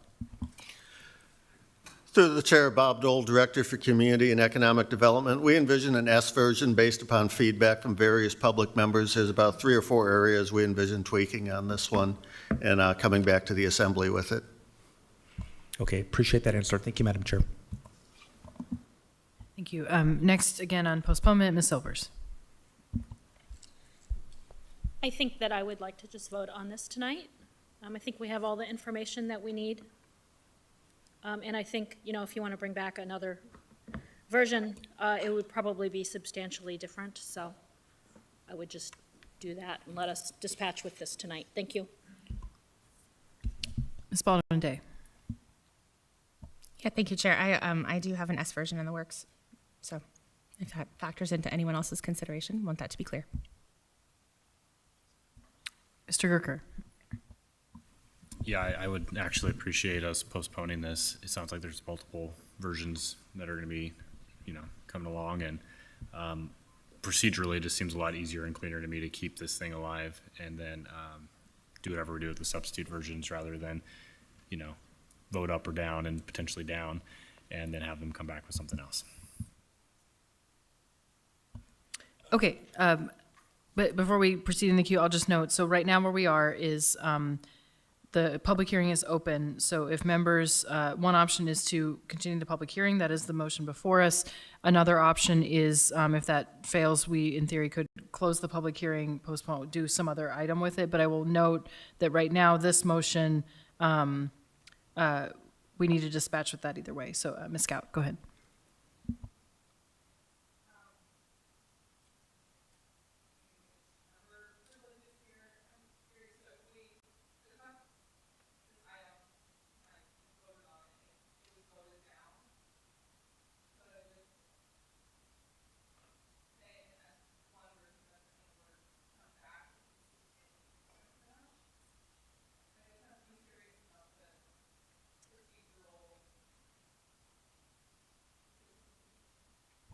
Yeah, I'll briefly respond and maybe speak, then send it to the attorneys. I mean, anybody can introduce an item.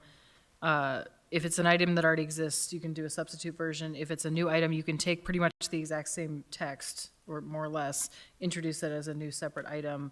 And so I think anybody who's contemplating changes to this could be made to this item, or it could be a separate new item. But the public notice for it would require a public hearing in the future either way. Yeah. Yeah, and I don't know if the attorneys have anything to add there. I don't see any. Okay, so yeah, I think the question is, if there's appetite for change to this, the question is whether to keep this number or pursue a new number, essentially. And there's different paths to get there. Okay, there's no one else in the queue, so members may proceed to vote on the motion to continue the hearing to the meeting of September 15th. And just to note, the public hearing on this is still open if that is the case.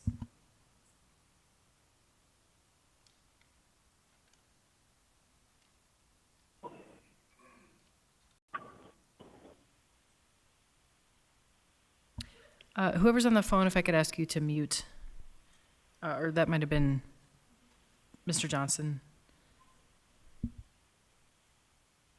So just to note, I did speak with Mr. Johnson before the dinner break. He indicated that at 10 p.m. he would need to be on the phone. So I'll check again before we lock in the vote. Mr. Johnson, are you there? Yes, I'm here. My vote is yes. Okay, thank you. Yeah, yes vote for Mr. Johnson. And sorry for not checking earlier. Okay, so on a vote of 10-2, this item, the public hearing is continued on AO 2026-89 to the regular meeting of September 15th, 2026. And I imagine more to come on that one. So next, then we have item 14B, AO 2026-93, an ordinance of the Anchorage Assembly enacting Anchorage Municipal Code, Chapter 12.100, tax incentives for mixed-use multi-unit housing. Public hearing on this item is now open. Please come forward if you wish to testify.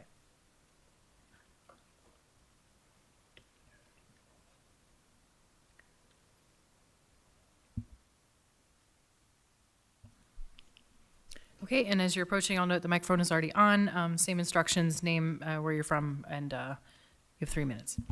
Francis Cedar, District 4. Same comment. What are we doing? We're going to be facing an energy crisis.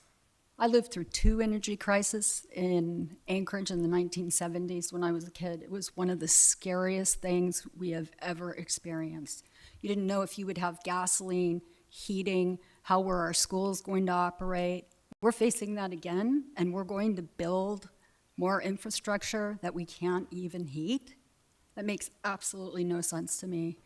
I think until we're sure where our energy is going to come from, and whether or not we're going to be funding Canada further with NSTAR instead of Alaska, I don't think this makes any sense. I think we need to re-examine this. I know we want to try to save Anchorage and make it productive, but if you build a lot of new buildings and you don't have a way to heat it, or electricity is too expensive, how's that going to play out?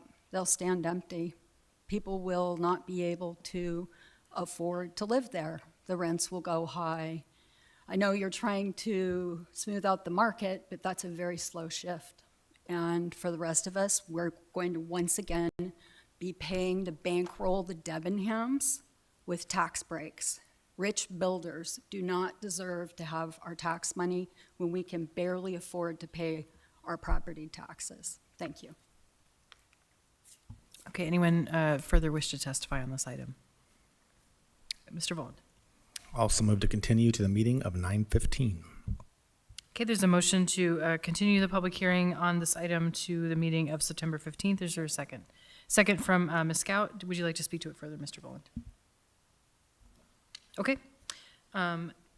Don't see anyone else in the queue, so members may proceed to vote. The motion is to continue the public hearing of this item to September 15th. Member Johnson? Yes.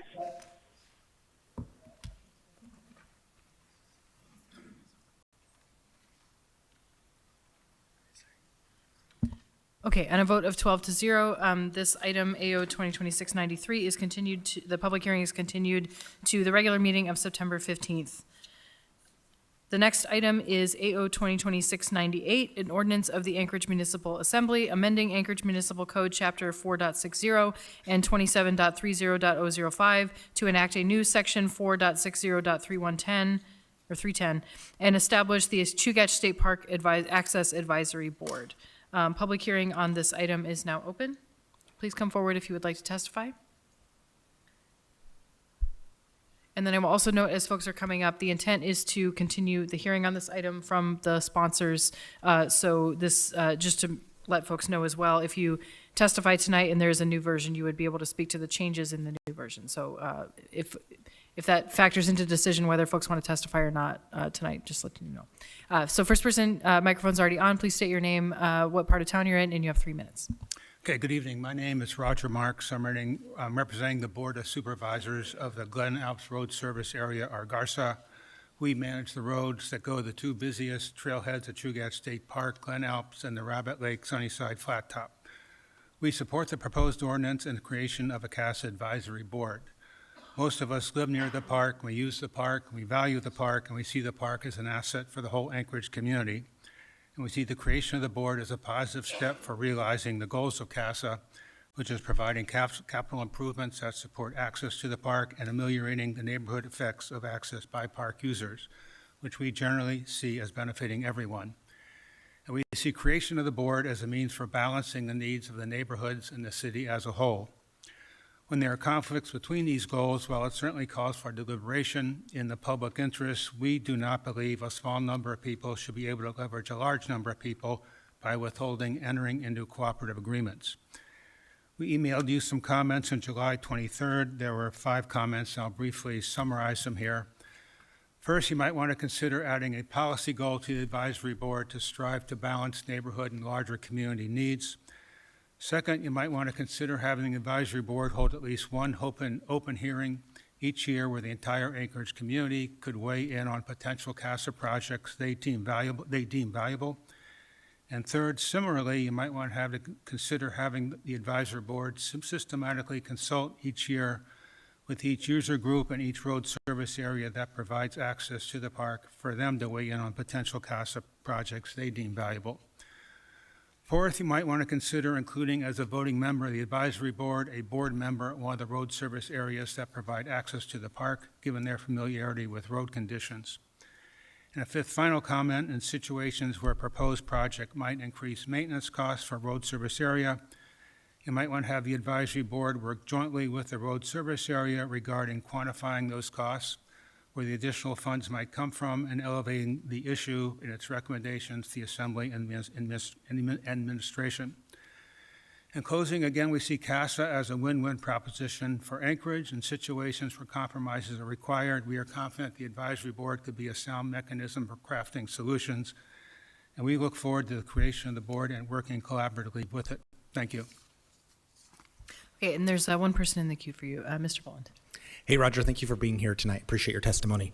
I just want to clarify one thing. I think I know the answer, but for the benefit of my colleagues as well. So one of your recommendations was that there should be a spot on the board for at least one spot for one of the service areas that basically has access to the park, because there are limited road service areas that do not provide access to Chugach State Park. In the current proposal, our language, myself and my co-sponsor, Chair Brawley, specifies 2 seats for limited road service area representatives, or not even representatives, actually residents is the language that we use. And I think what you're suggesting, if I understand correctly, is maybe we could fine tune that language, be a little bit more specific, that it would be at least one spot for a limited road service area that allows that access to the state park. Am I understanding that correctly? Well, we suggest maybe go further and have an actual board member from a road service here, from one of those road service areas that provide access to the park, was our suggestion. So on the Board of Supervisors and proximal to the park. Okay. Right. Yep. Okay, thank you, appreciate that. Okay, next person, please come forward. Microphone's already on. State your name, what part of town you're in. You'll have 3 minutes. Yes, thank you. My name is Barbara Hood. I'm a resident of Stuck Again. We're the Basher neighborhood, and we are represented by the Campbell Airstrip, LARSA. And I'm submitted comments to the Assembly. I think my comments cover what I would like to say, unless you have questions. But I'm here to cover something that our council actually passed in advance of this ordinance being introduced at our May meeting, because we were very concerned about CASA and how it had been applied to our neighborhood. We are the more angrier version of what Roger just said. I think we want many of the same changes, but we had a different experience. His neighborhood has not gone through what we went through. And it, to us, was unfair, and it's left a bad taste. We did ask for postponement, and we invited the co-sponsors of this ordinance to come to our next meeting. And we're very grateful, Chair Brawley, that you're willing to come and talk to us, because I think there's a lot of amending that could be done that would bring us a long way before we come back to this, because as many of you know, there was a resolution brought right in the middle of a public process in which we were all participating as, fair-minded, good citizens. And the Assembly came through with what the existing CASA group had recommended, and tried to strong-arm what we thought a decision that was underway in a way that really made the whole process deeply tainted. So the existing CASA group, our experience with them, because they are all trails and parks advocates, is that it's a biased group, and we don't want to be working with a biased group. We'd like to be working with a balanced group. And I'd just like to read to you some of the provisions of the ordinance that we passed in May, seeing some of the same concerns that you see, that the co-sponsors see, and that the Assembly should address. I don't think we have any problem with the board. There should be a board. You have a governing body of any use of municipal resources. But anyway, the whereases in our resolution, I think I've explained that the current group is fully parks access people, no neighborhood people. The resolved part of our resolution was that the composition of the ad hoc CASA advisory group fails to conform to the November 18th, 2025 directive from this Assembly, because it includes no representative of ARDSA or LARSA. So this Assembly even recognized in November that it needed to be a more balanced board. And these are the people most familiar with the needs for road, parking, and trailhead improvements in the relevant service areas.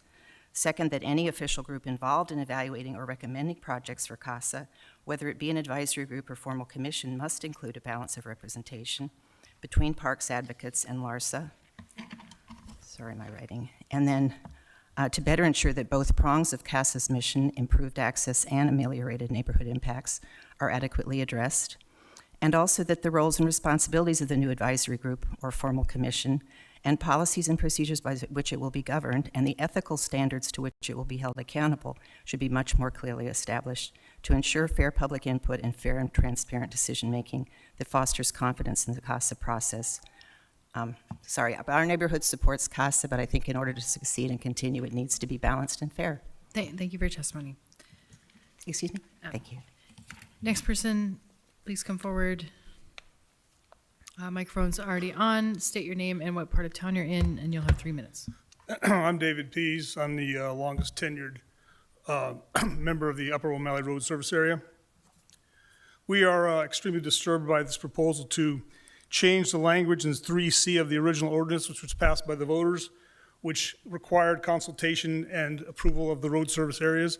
That was an integral part of the legislation that was passed at that time. It was signed by Assemblyman LaFrance at the time. We worked with the Assembly to get that language put in there, and it was integral to the support of the road service areas to have that language in there. It's now being taken out. That's a bait and switch, and it does not sit well with the road service area.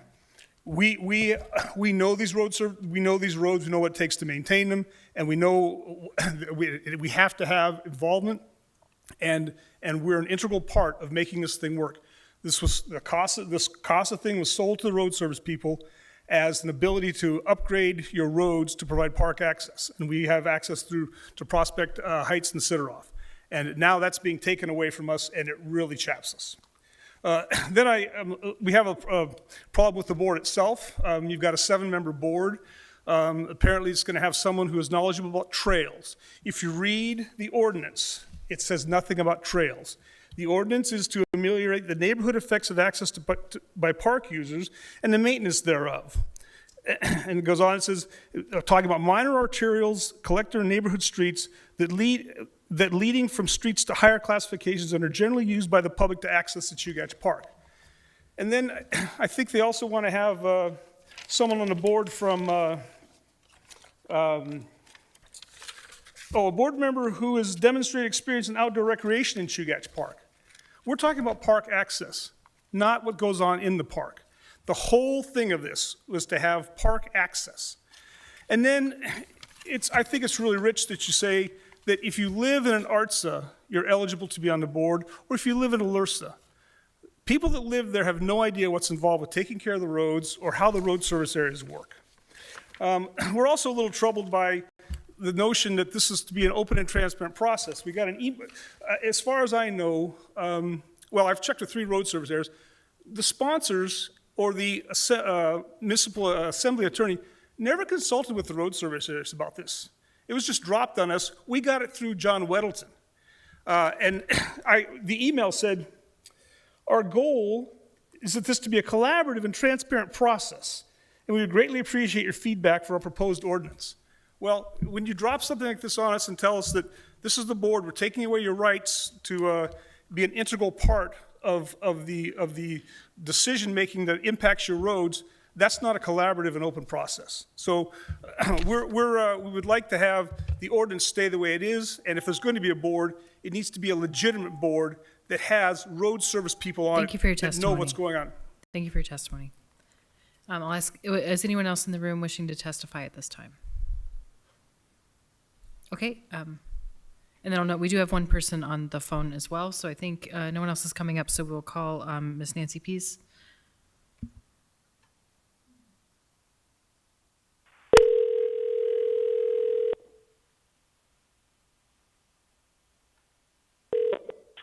Hello. Hi, is this Ms. Pease? This is. Hi, this is Anna Brawley. I am calling from the Anchorage Assembly. We are on AO 2026-98. You signed up for phone testimony, and when you're ready, we can give you your 3 minutes. All right. Very good. I am ready. Okay, please proceed. Yes. I'm Nancy Pease, and I'm speaking on behalf of Rabbit Creek Community Council. Our council submitted written comments approved by our board. They were submitted Friday, so they should be in your packet. We support the CASA Advisory Board in general, but we think there need to be some revisions to make sure that it is balanced and transparent, and we hope that our District 6 representatives or the sponsors will make some amendments. Rabbit Creek appreciates the Assembly's continued commitment to improving public access to Chugach State Park.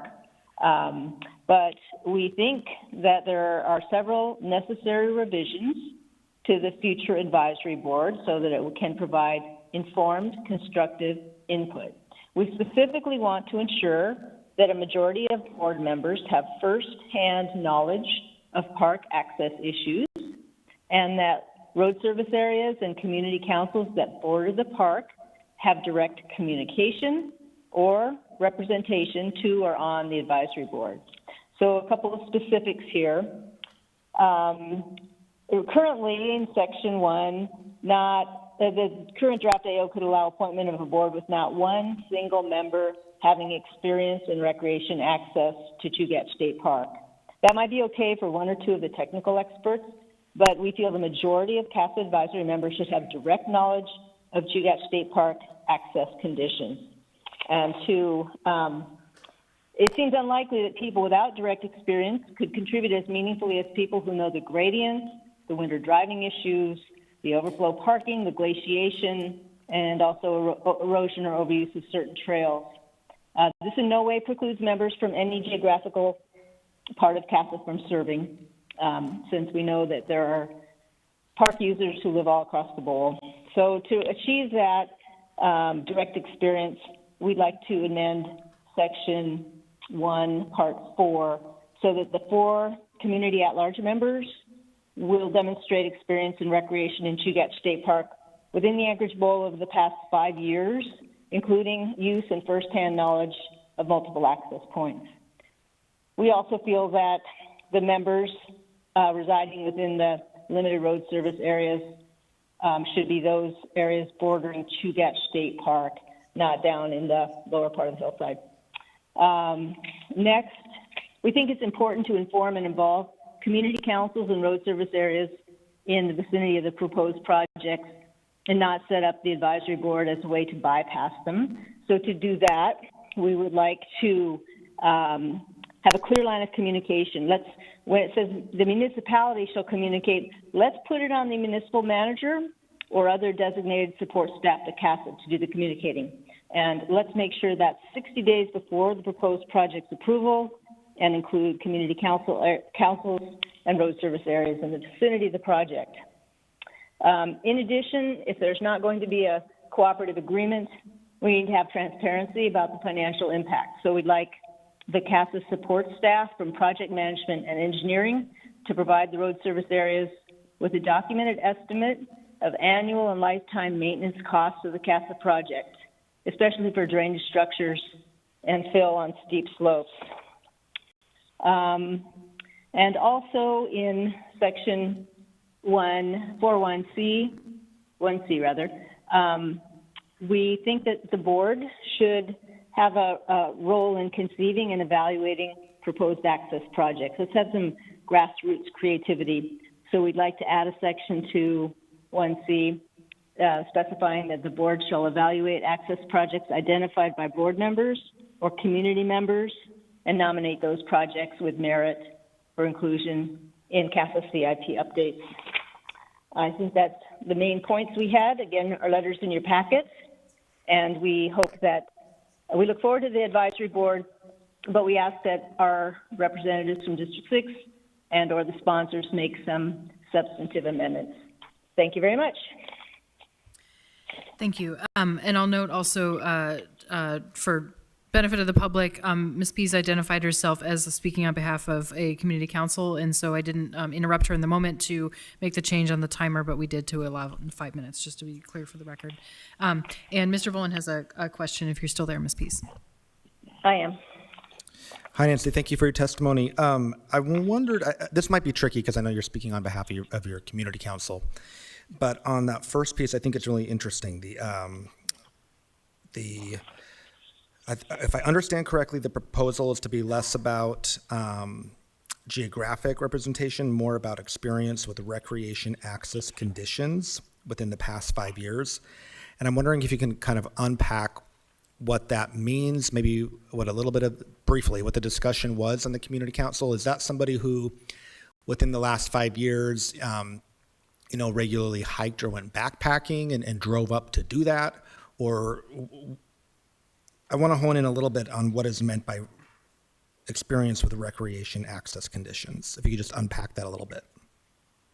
Yeah, it could be somebody who goes to multiple locations in Chugach State Park, who drives there or bikes there, and then uses the park. It could also be people who live in that area and routinely see conditions of, parking on the shoulders, loose dogs running up into yards, those kinds of impacts. So it just means that you are up there on the hillside at and in the access areas to Chugach State Park. So you see the patterns of use, you see the weather conditions, the road conditions. You're not just somebody who has a theoretical interest, but you have actual physical experience seeing and observing the conditions of park access. Okay, got it. Thank you. That's helpful. Well, as someone who hiked ptarmigan on Saturday, I think I might qualify, but I promise I won't put myself forward. Thank you, Ms. Peace. All right. Okay, thank you very much. Yeah, thank you, Chair. Okay, thank you. No further questions, so thank you. Good evening, Ms. Peace. Okay, anyone else wish to testify at this time? Anyone at all? Mr. Boland. Thank you, Madam Chair. We are going to move to likewise continue the public hearing for this one to the meeting of 9:15. Second. Motion by Mr. Boland to continue the public hearing on this ordinance to the meeting of September 15th, second by Ms. Park. Do you want to speak to it, please? Yes, I will speak to this. We would like to allow the opportunity for more public input. Members may have seen, certainly we've tried to solicit that. I put out an op-ed sort of explaining why we were bringing this ordinance forward and inviting the public to participate and weigh in with their thoughts. As we heard in public testimony tonight, Chair Brawley has agreed to attend the next Basher meeting and hear from those folks. And then I think there's lots of thoughtful input in our email inboxes from various stakeholder groups and members of the community. And so we would like the opportunity to process all of that and to make some changes. And I know other folks may want to bring some amendments too. So just want to allow more opportunity for that. We also will likely have a work session on this topic. Thank you, Madam Chair. Next, Ms. Silvers on postponement or continuing the hearing. I would like to move to amend the date on that to October 6th. Second. Okay, there's a motion to, one sec. Motion to amend the amendment, or amend the motion to change the meeting date from September 15th to October 6th. Okay. And it was moved by Ms. Silvers, second by Mr. Martinez. 1 second.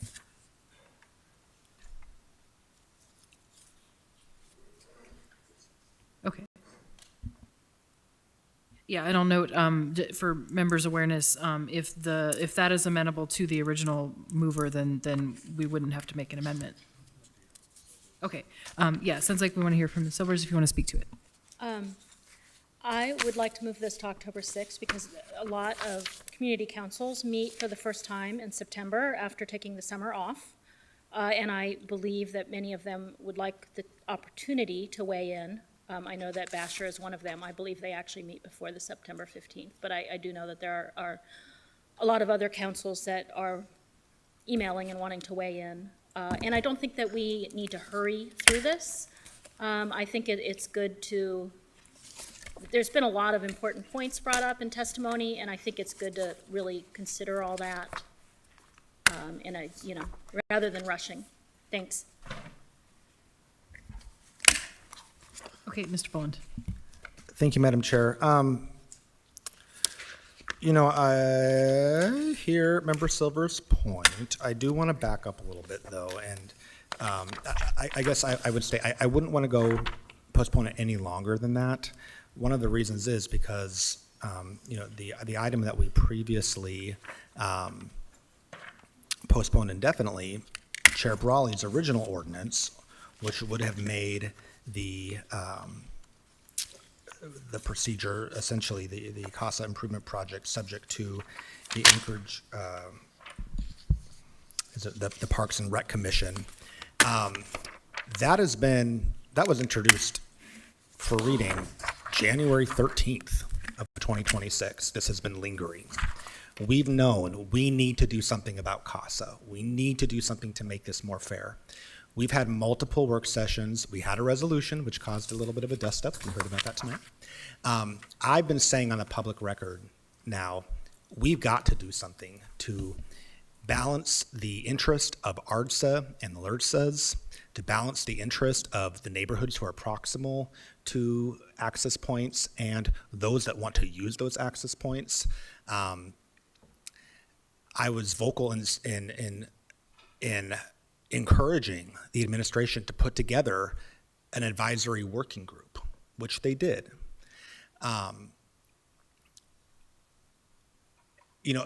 This has been a problem, I guess, that has needed to be addressed for some time, okay? And then Chair Brawley held her ordinance in the anticipation that the administration would bring something forward, an alternate proposal. We were waiting on that. I said on the public record multiple times I would like to be involved in that project. That opportunity was never extended to me. Nothing was brought forward by the administration. So this has just been waiting and lingering. Finally, I will say at a leadership meeting, there was, I guess, a difference of interpretation on who was going to be involved in the drafting of this, of the administration's version of this that we've never seen. Our previous municipal manager, Becky Wood Pearson, indicated to Assembly leadership that she thought that the advisory working group was going to be able to be part of that process, that they would also be able to work on a similar proposal. Now, my understanding from what I've heard secondhand is that certain members of that advisory working group have taken it upon themselves, that effort, to draft something. Again, I've never seen it, I don't know. But then in that same meeting, the mayor's chief of staff said, no, that is not part of their mission. And so for me, it was a little bit disturbing that the advisory working group that we have for so long pushed that we need some voices at the table. We need somebody to advise us and weigh in on these projects and the capital improvement sequencing and how we're going to do all of this. Their input wasn't requested for, again, whatever draft we haven't seen. So I don't want to continue to kick this can down the road. We need to do something about this. We need to make it more fair. The co-sponsors are digesting the information that has come to us, and we deeply appreciate it. And so, yes, there's some time that can be taken with that to have a thoughtful approach and receive that public input. But I just don't want to push this off too far, too much further. With that, I will, as the original mover, I will just accept that and fold that into my motion that we would continue the public hearing until October 6th, if the second agrees.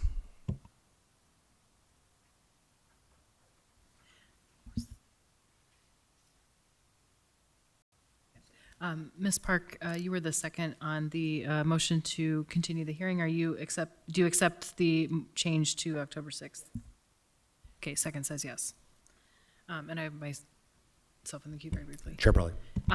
Thank you. Yeah, I'll just say, this change was made to the motion. I am fine with either date. I'll say that. Also, we're moving into another budget cycle where we are going to be the ultimate deciders, which is already true, but we will not have the full benefit of this body, but that's going to be true regardless. So I would encourage members that we do take the time, that we work on this together, that we look at amendments, things like that, but also that the underlying conflict that this is going to surface will not go away until we resolve it. And so whether this thing exists or not, that is what we're going to have to deal with. So thank you.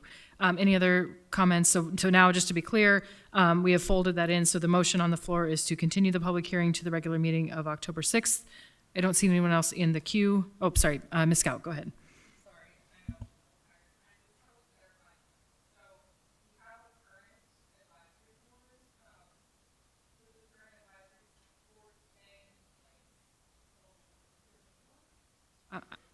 I'm going to ask the administration to, because it's really their process. It's not a full advisory board. So if anybody could speak to that, the status of it.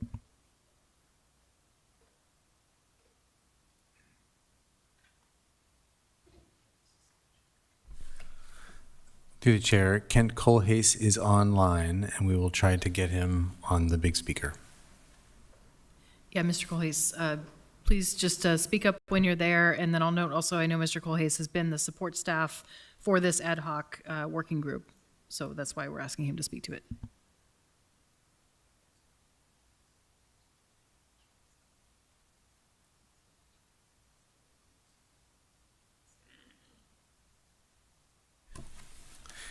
Here at 10:35, we're having a little bit of trouble connecting with Mr. Colhase. We can try to take that question away and get you an answer as soon as we can connect with him. Okay, and I have Mr. Boland in the queue. Yeah, so I guess I just want to say for the public record that I think it's more appropriate to call it an advisory working group. It is not a formal board or commission, and those work differently. And one of the reasons that we need to bring something like this forward is because a working group works behind the scenes, behind closed doors. That's not a public process. Whereas a board or commission, they work through a public process. Additionally, I just want members to know that, again, what was represented to us is that in the administration's crafting of this version that was supposedly going to come forward at some time, and was stated by the chief of staff that it was not part of the the working group's charge or mission to weigh in on the merits of a formal advisory board. Member Brawley and I did have legislative services team circulate an email to that working group asking for their input, because I think it's very important. I think that's very valuable input. If you have a working group that's, helping inform the process, why wouldn't you want their input on a formal advisory board? So just want to state that for the record. And it's not a question. Thank you. Okay, and I think I see Ms. Fleet Green stepping up, I think, to answer Ms. Scout's question. Is that correct? Yeah, I thought I would come up and help clarify through the chair to Member Scout's question regarding the current board. Just to refresh everyone's memory, the body created that and directed the administration to create that working group last year when we were going through the budget process to come up with the capital improvement project list for this coming year. So the charge was that was its mission. And that group has now gone through the mission. They did a lot of fantastic work. They held many, many meetings. And we have that list as we do capital improvement lists, and that will be coming forward to the body as part of the budget process. But that was the charge that the assembly gave that working group, and that is the charge that the administration followed.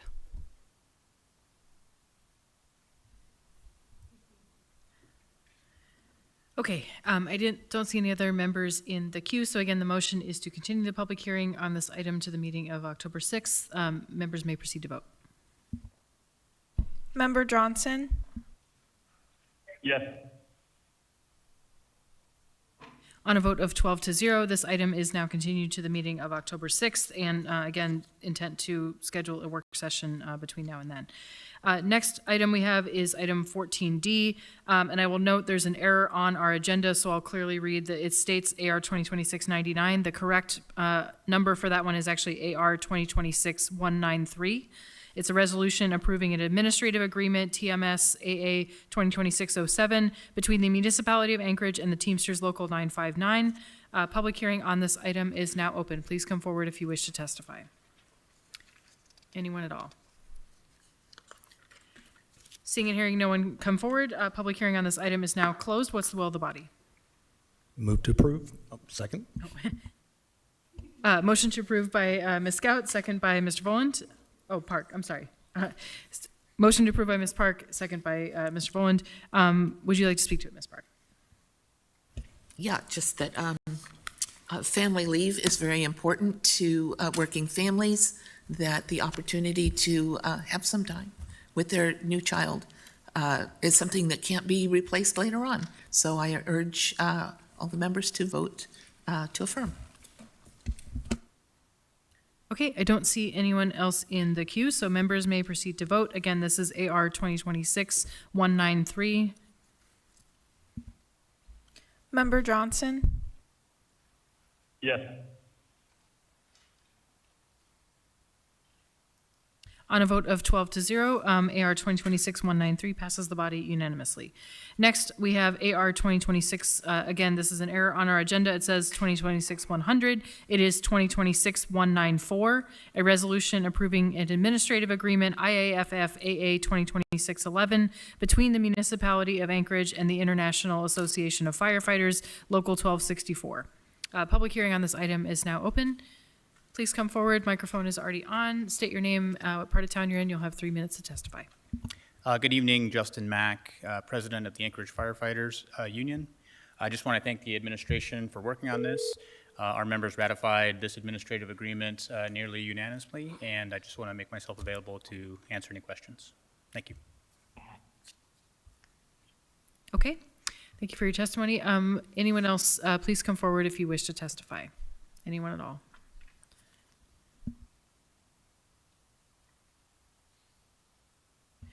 Okay, seeing and hearing no one wishing to testify, public hearing on this item is now closed. What's the will of the body? Move to approve. Motion by Mr. Volin to approve, second by Ms. Scout. Any discussion on this item, Mr. Volin? Just urge support. Thank you, Madam Chair. Okay. And before we proceed, I'll just check. Mr. Presverdia, it looks like you're joining us on the phone. Is that correct? Yep, I'm here. Okay. So I don't see anyone else in the queue. Members may proceed to vote. The vote is on AR 2026-194, item 14E. Member Presverdia, Yes. Member Johnson, Yes. On a vote of 12 to 0, AR 2026-194 passes the body unanimously. Next, we have AR 2026-189, a resolution of the Anchorage Municipal Assembly approving an administrative agreement L302 AA 2026-03 between the Municipality of Anchorage and the International Union of Operating Engineers Local 302. Before I open the public hearing on this, I will also note a prior disclosure of interest from Mr. Handelin, prior ruling that he is not, his interest does not apply to this particular bargaining or part of the bargaining unit, so you do not have a conflict. And I will ask if anybody would wish to testify. Public hearing on this item is open. Anyone wish to testify? Okay, seeing and hearing no one, then public hearing on this item is now closed. What's the will of the body? Move to approve. Second. Motion by Ms. Park to approve, second by Mr. Volin. Would you like to speak to it, Ms. Park? I am a long time union member and union supporter, and we need these folks to get us through the winter. So I would urge my fellow members to vote in favor. Okay, I don't see anyone else in the queue. And of course, folks on the phone, yeah,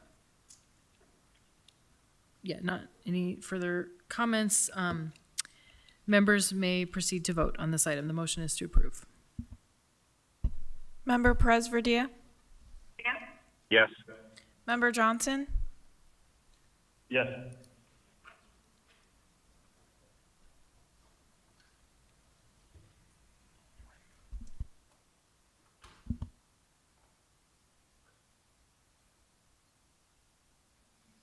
Member Silvers, That was a yes from Ms. Silvers. Okay, on a motion of 12 to 0, item AR 2026-189 passes the body unanimously. Then the last pieces of business on our agenda are our new and continued quasi-judicial public hearings to some degree. So I'll just note the next item on the agenda involves applications for a liquor or marijuana license and/or special land use permit for alcohol or marijuana. The process to review these is slightly different, and I will note that we are in a quasi judicial posture on, I believe, at least 3 of these. So, so we'll get to that when we come to it. And then we'll go ahead and move through our business and open the first public hearing. 1 second. Okay, public hearing on 15A AR 2026-214, a resolution of the Anchorage Municipal Assembly stating its conditional protests regarding renewal of beverage dispensary tourism license 402 for Ivory Manufacturing Corp. of AK, DBA Flight Deck Bar and Arctic Inn, located at 832 West International Airport Road, Anchorage, AK 99518. Public hearing on this item is now open. Please come forward if you wish to testify. Anyone at all? Seeing and hearing none, public hearing on this item is now closed. What's the will of the body? Move to approve. Second. Motion by Mr. Volin to approve, second by Ms. Baldwin Day. Any further discussion, Mr. Volin? No, Chair, thank you. Okay, I don't see anyone else in the queue, so members may proceed to vote on AR 2026-214. Member Presverdia? Yes. Member Johnson? Yes. On a vote of 12-0, that item passes the body unanimously. Next, we have 15B, AR 2026-218, a resolution of the Anchorage Assembly approving an alcohol special land use permit for sporting activity or event license with license number 60394 for Nana Management Services, DBA Fine Arts Building. Public hearing on this item is now open. Please come forward if you wish to testify. Anyone at all? Seeing and hearing none, public hearing on this item is now closed. What's the will of the body? Move to approve. Second. Motion to approve by Mr. Volin, second by Ms. Baldwin Day. Any further discussion? Okay, don't see any members in the queue, so members may proceed to vote to approve AR 2026-218. Member Presverdia? Yes. Member Johnson? Yes.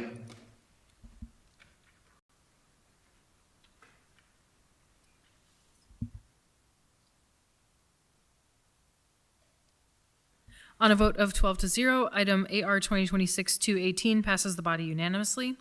Next, we will move on to item 15C, AR 2026-219, a resolution of the Anchorage Assembly approving an alcohol special land use permit for sporting activity or event license number 60395 for Nana Management Services, DBA Wendy Williamson Auditorium. Public hearing on this item is now open. Please come forward if you wish to testify. Anyone at all? Seeing and hearing none, public hearing is now closed. What's the will of the body? Move to approve. Second. Motion by Ms. Baldwin Day to approve, second by Mr. Volin. Would you like to speak to it? Yeah, actually, I'm both 15B and 15C treat with a service that's been a long time coming, both for dance performances and other things on the UAA campus, and also concerts and things that happen in the Wendy Williamson. There's not been the possibility of alcohol sales in either of those venues, and this represents a really important step forward for UAA and for their revenue streams. So I appreciate support on this. Thank you. Okay, I don't see any further members in the queue, so members may proceed to vote on AR 2026-219. Member Presverdia? Yes. Member Johnson? Yes. Okay, on a vote of 12-0, AR 2026-219 passes the body unanimously.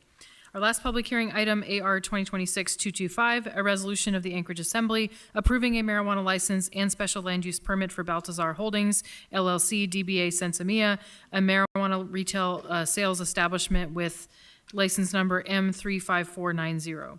Public hearing on this item is now open. Please come forward if you would like to testify.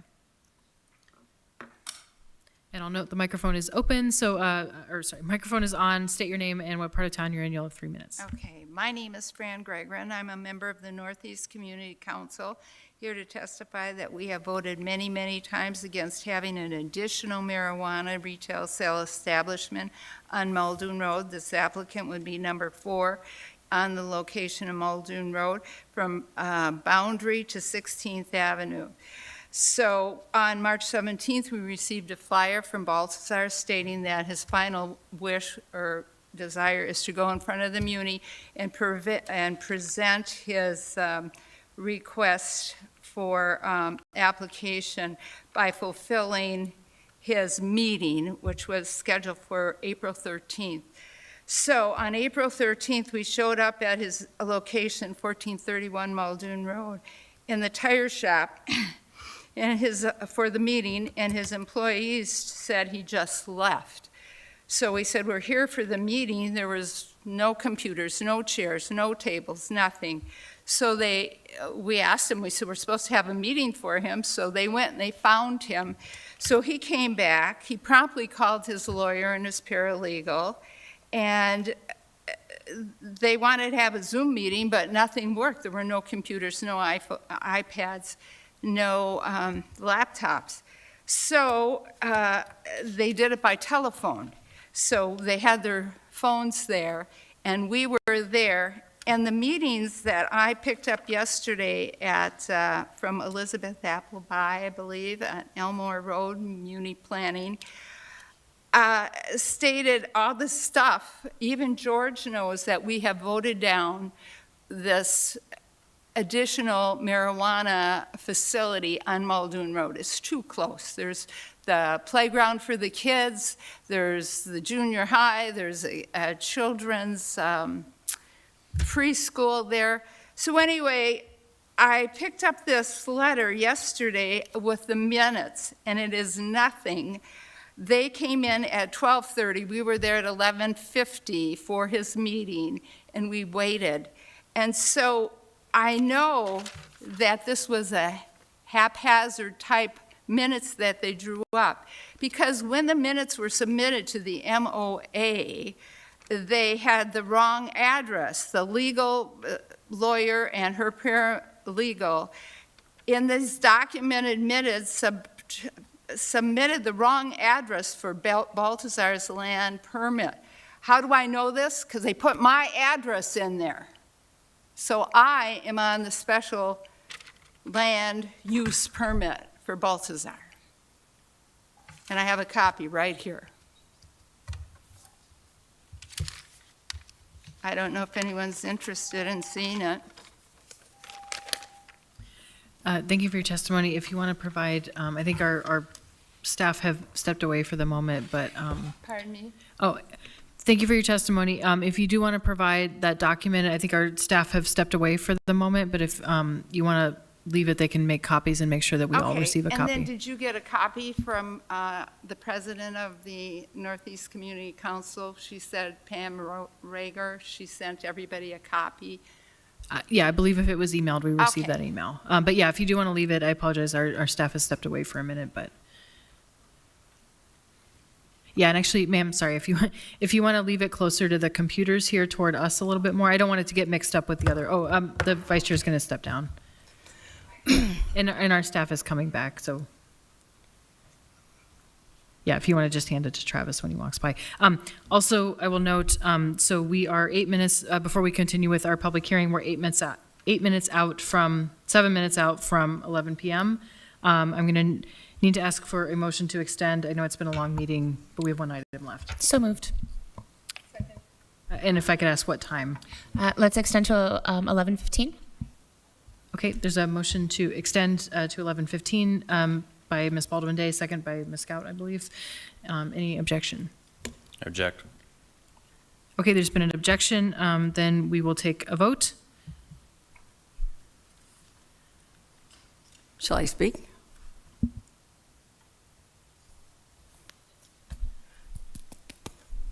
Past my bedtime. Okay. And the clerk is figuring out the vote. I'll just note that if that happens, we will just continue with our public hearing, and then if we don't finish with this item, it would continue to the meeting of August 18th. Okay, we're gonna have to do a voice vote. Go ahead, Madam Clerk. Oh, sorry, yeah, go ahead and vote. I'm sorry. Member Presverdia? Yes. Member Johnson? Yes.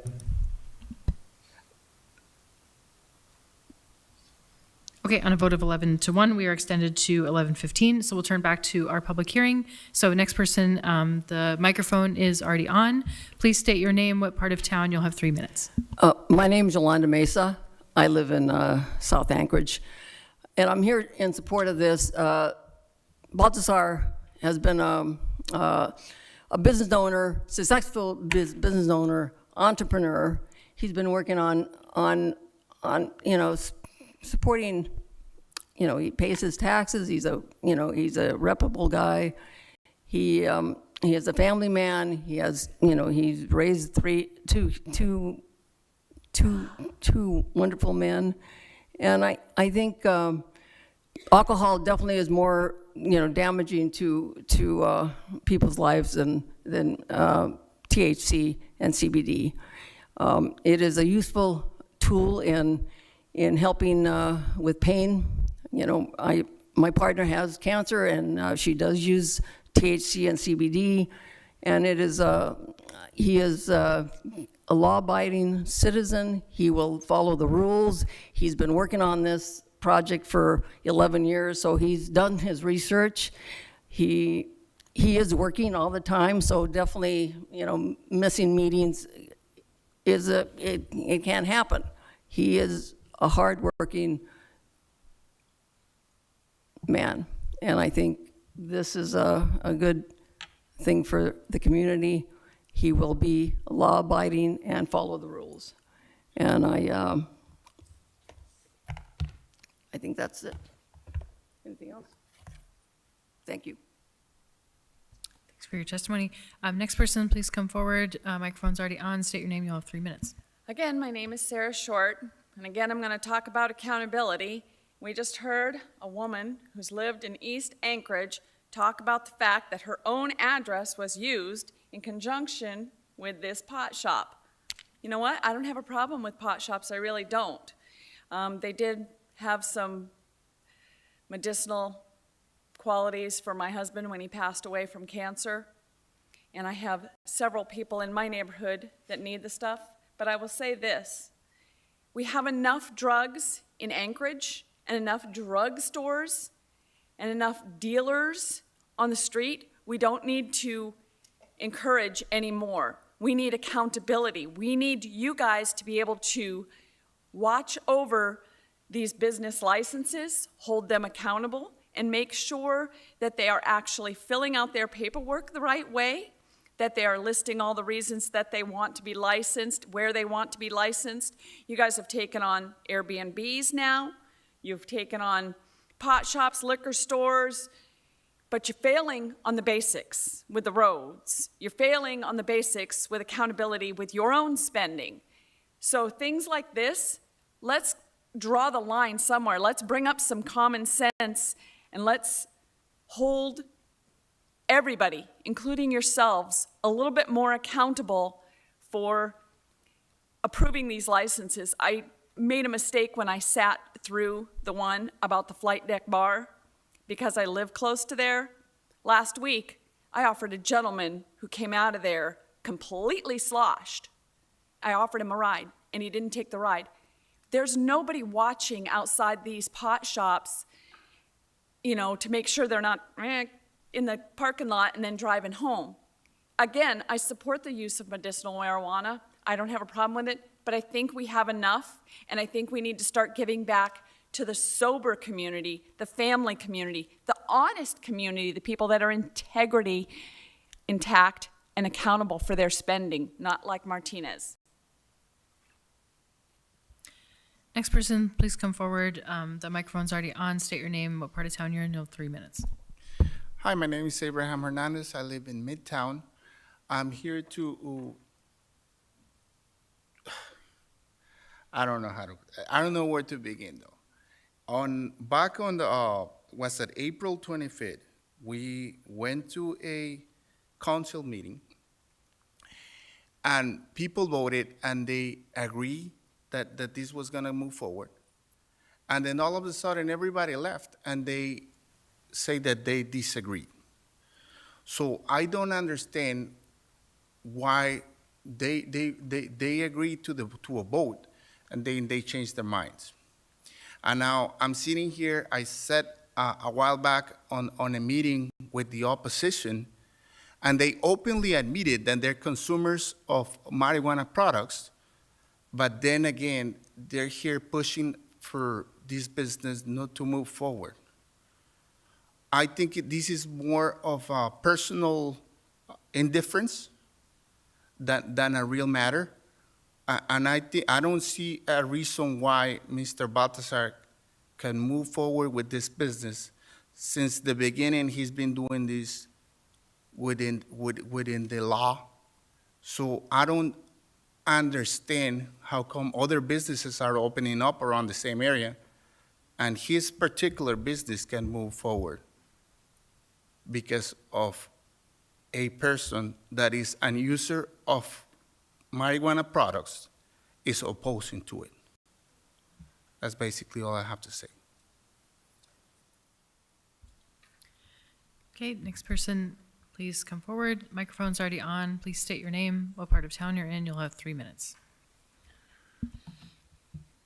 My name is Alan Boggs. I'm a resident of that location. I can see Baltazar's facility from my house. I'm an environmental engineer. I have my doctorate, public health, and I've seen personally friends of mine. I went to Alaska Methodist University, UAA, and I also went down to the States, of course, to get my advanced degrees. But I saw kids that I grew up with die because they got marijuana. This is when the Vietnam issue was going on, and lots of drugs were in Anchorage. They were spiked with marijuana having cocaine in it. Then, when I was going to AMU, I had a friend doing LSD every weekend. Now, this is controlled substance we're trying to propagate and get into the system by people buying product. We know what the basis is. I saw in grad school people getting poisoned because people wanted to sell more, make more, and so they try to get them addicted. Doing a controlled substance sale is much, much better than the street avenue that we have now. I've lived in the house 45 years. I went to Anchorage High School. So I do know about Anchorage. And I would like you to understand that this is a very important item. I know Baltazar. I helped him out when he first started. And he's a very ethical person. And also, a lot of you don't know me, I'm a lot older. But I used to work for the muni, the state, the federal government. I was a consultant. I worked for the oil companies, and I've seen a lot of bad things going on. You go up the slope, oh, we don't have drugs up. They do. What they do is people mix it with things and make it a lot worse. Fentanyl.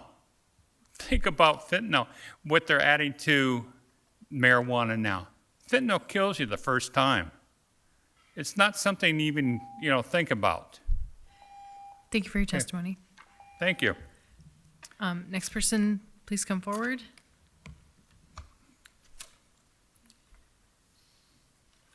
Next person, please come forward. State your name and what part of town you're in. You'll have 3 minutes. Yes, good evening. My name is Rod Rodriguez. I'm an Anchorage businessman in real estate.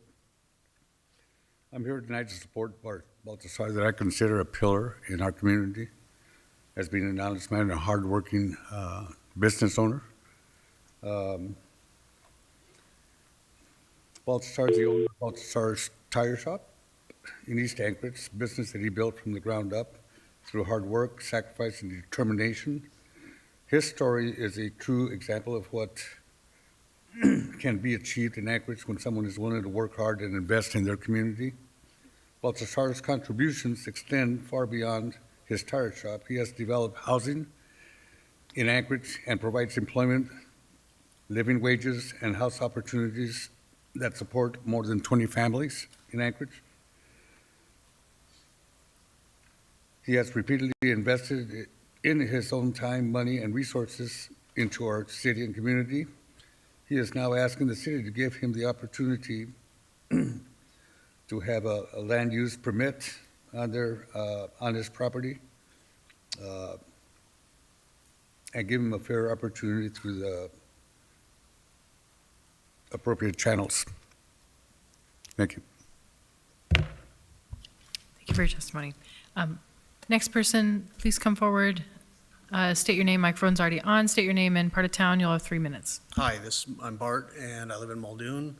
I've known Baltazar since 1999 when he first started out in the tire business, and I watched him expand his tire business into Muldoon, demolish the porn shop that was there, built a tire business there, expanded the tire business, and now he's expanded into housing. He's redeveloping houses and multiplexes in Mountain View. He's built a duplex on Tudor, so he's expanding, opportunities out there. Character-wise, known him for a long time. He's always honest, willing to help. He's a great asset to the community for redevelopment. I recommend you support this. Also, the Northeast Community Council had originally approved supporting his marijuana operation. He went back to them a few months later when he lost his investors in Fairbanks. Then they turned around and denied his application. He has followed all the rules. He's went through planning. They've determined that his business is going to be the required distance away from the park. He's met every rule that the municipality has put into law for a marijuana operation. He's doing what is legal. I recommend you guys support his business. Thank you very much. Okay, next person, please come forward. Microphone's already on. State your name and part of town. 3 minutes. Thank you. My name is Milan. I've been living in Anchorage for about 17, 18 years. I support Mr. Baltazar with all his businesses. He helped my businesses many times. He is really ethical, fair, and super supportive, so I do approve anything that he is going on. Thank you. Okay, thank you. Next person, please come forward. Microphone's on. State your name and part of town. 3 minutes. My name is James Mullen. I've known Baltazar for 30 plus years, and I've found him to be of the highest moral character. He's a very hard-working guy, and he's been doing my tires for the last 20-odd years, and he's always done a perfect job, and I believe he'd do a perfect job with the marijuana business too, so that's it. Thank you for your testimony. Anyone else wish to testify? Please come forward. Anyone at all?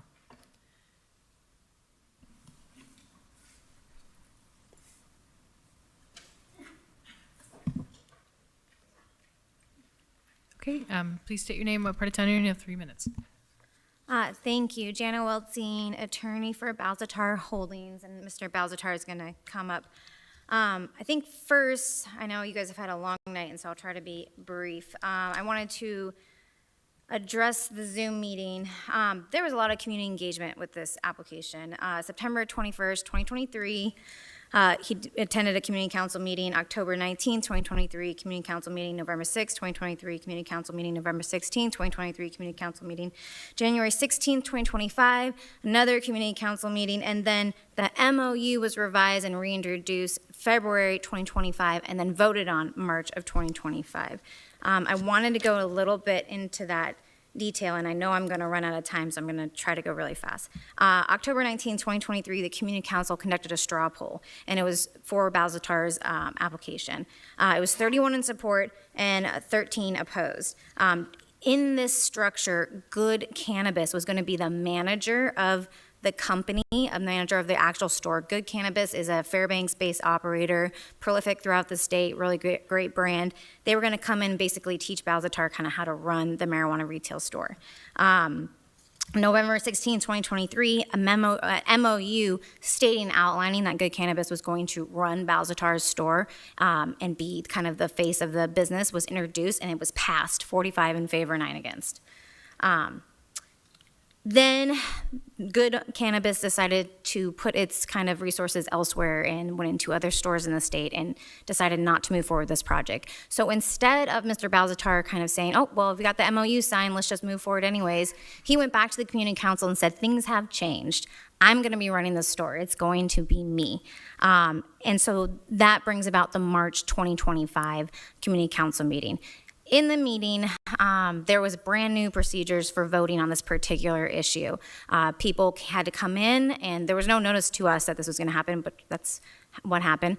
People had to come in, had their IDs checked. If they didn't have a Northeast Community Council address on their ID, they were asked to prove ownership of their property or a lease for an apartment or a house, or prove that they own a business in the district. People weren't prepared for that proof. So we saw folks get turned away. A gentleman that owned the business in the community got turned away. A woman who was renting for a house, she didn't have her lease on hand, she got turned away. Those in the room voted. It was 34 to 34. And then the folks online, the Zoom online, they were pulled too, except they weren't, to our knowledge, verified the same way. And so 4 folks on the Zoom voted for, and the remainder against. So the ultimate vote was 51-34, and the MOU failed. Then we, started, I'm a little short. Thank you for your testimony. I also recognize you are you're the petitioner essentially, or representing the petitioner. So I think if we can finish our public hearing, I think you'll have another opportunity to provide information if assembly members are seeking that. Okay, so you want me to stop talking? Yeah, for the time being, so because we'll need to close the hearing in order to move forward. Okay, and there was a late on the item table from the Cook Inlet, and I want to address that. I just got it tonight, even though it was sent in March, so I just wanted to address that too. Okay, thanks. Yeah, I think we have ways to bring you back up, so. And Balzatar, you can go too. Okay. Yeah, and then I'll just ask, does anyone wish to provide testimony at this point? So just to continue And sorry, 1 second. Microphone is already on, so I'll ask you to state your name, what part of town you're in, and then you'll have 3 minutes to testify. Okay, but my name is Baltazar, and I own Baltazar Tire for the last 25 years. I have been stayed with the community for the last 25 years, where I provide 14, 15 full-time employment through the years to my people. So we also running a construction company where we provide housing, shelter to a lot of people. Back a little bit before I lose my dad in about the March 21st meeting. So, like I should say, we just voting. Nobody was checking. Just my people was checking. Were refusing to vote. So they get a little square where they give people. So none of my people was in there to make sure they were fairly treated. But people online, nobody checked ID, they don't know where they are, where they came from, or whatnot. But anyway, so the vote was submitted, the paper, the signer, they give a little tray, they give it to the people. So they count the vote, listen to this, they count the vote. So they say, Baltazar, you won. Okay, so the number, she say, 15 minutes later, she say, you know what, never mind. Your proposition failed. She won't let me lie. She won't let me lie either. They failed. You know what? We didn't pass it. We make a mistake. Are you sure you were making that kind of mistake in the important meeting? It's like you going in the regulation and say, you know what? Let me take your chair out of it. You fail. Because the people who run it is the one who want you to fail. I never had a fair shot in the community. I have been treated unfairly in the discriminatory toward my person, it's what I feel. Yeah, a lot of people, Alan, he won't let me, he heard over here in the bathroom, correct? Yeah. I heard them, basically. Thank you, sorry, just a point of order during testimony. Okay, well, anyway, speak. He was saying, we're hearing, let's go do something, exactly specific, I don't know. But I was set to fail that night, no matter what.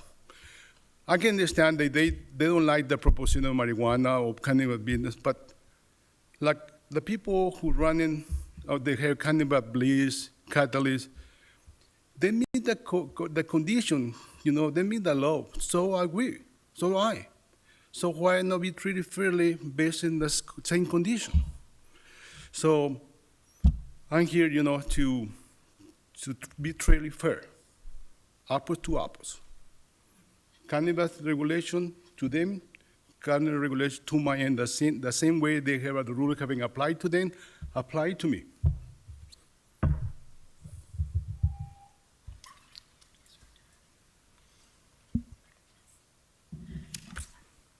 Okay, the clerk has informed that it is 11:15, and so essentially our meeting is done, and so this item needs to be continued until the next meeting. Motion to extend.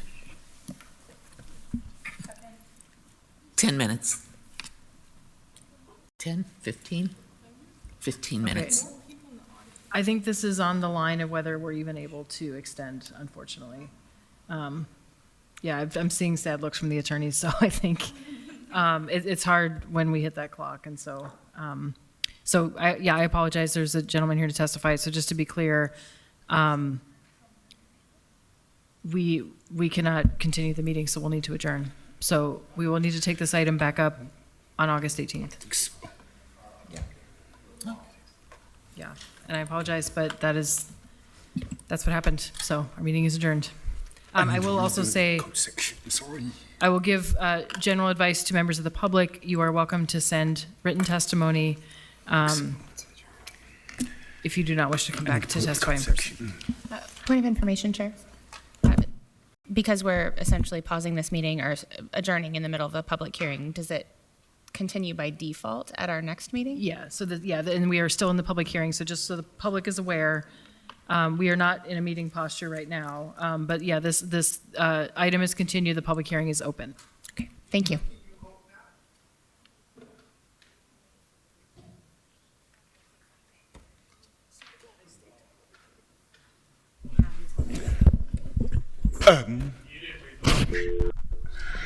Can you just give us a couple minutes?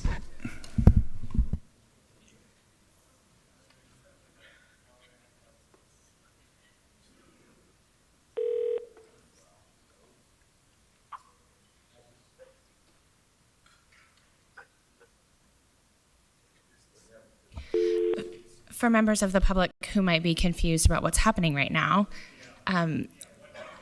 so there are very specific rules that govern the way that our meetings can be conducted and how late they can go. And so I believe that the attorneys are conferring right now about what happens if we hit this 11:15 threshold and a public hearing is still open. So if you'll give us just a moment, they're sorting that out right now. But there are laws in charter that govern what can happen in this meeting and at what time that can happen. So they're trying to sort that out. Believe me, this is not how we would prefer for this meeting to end without resolution of this item. So if you'll just bear with us for a moment, thank you.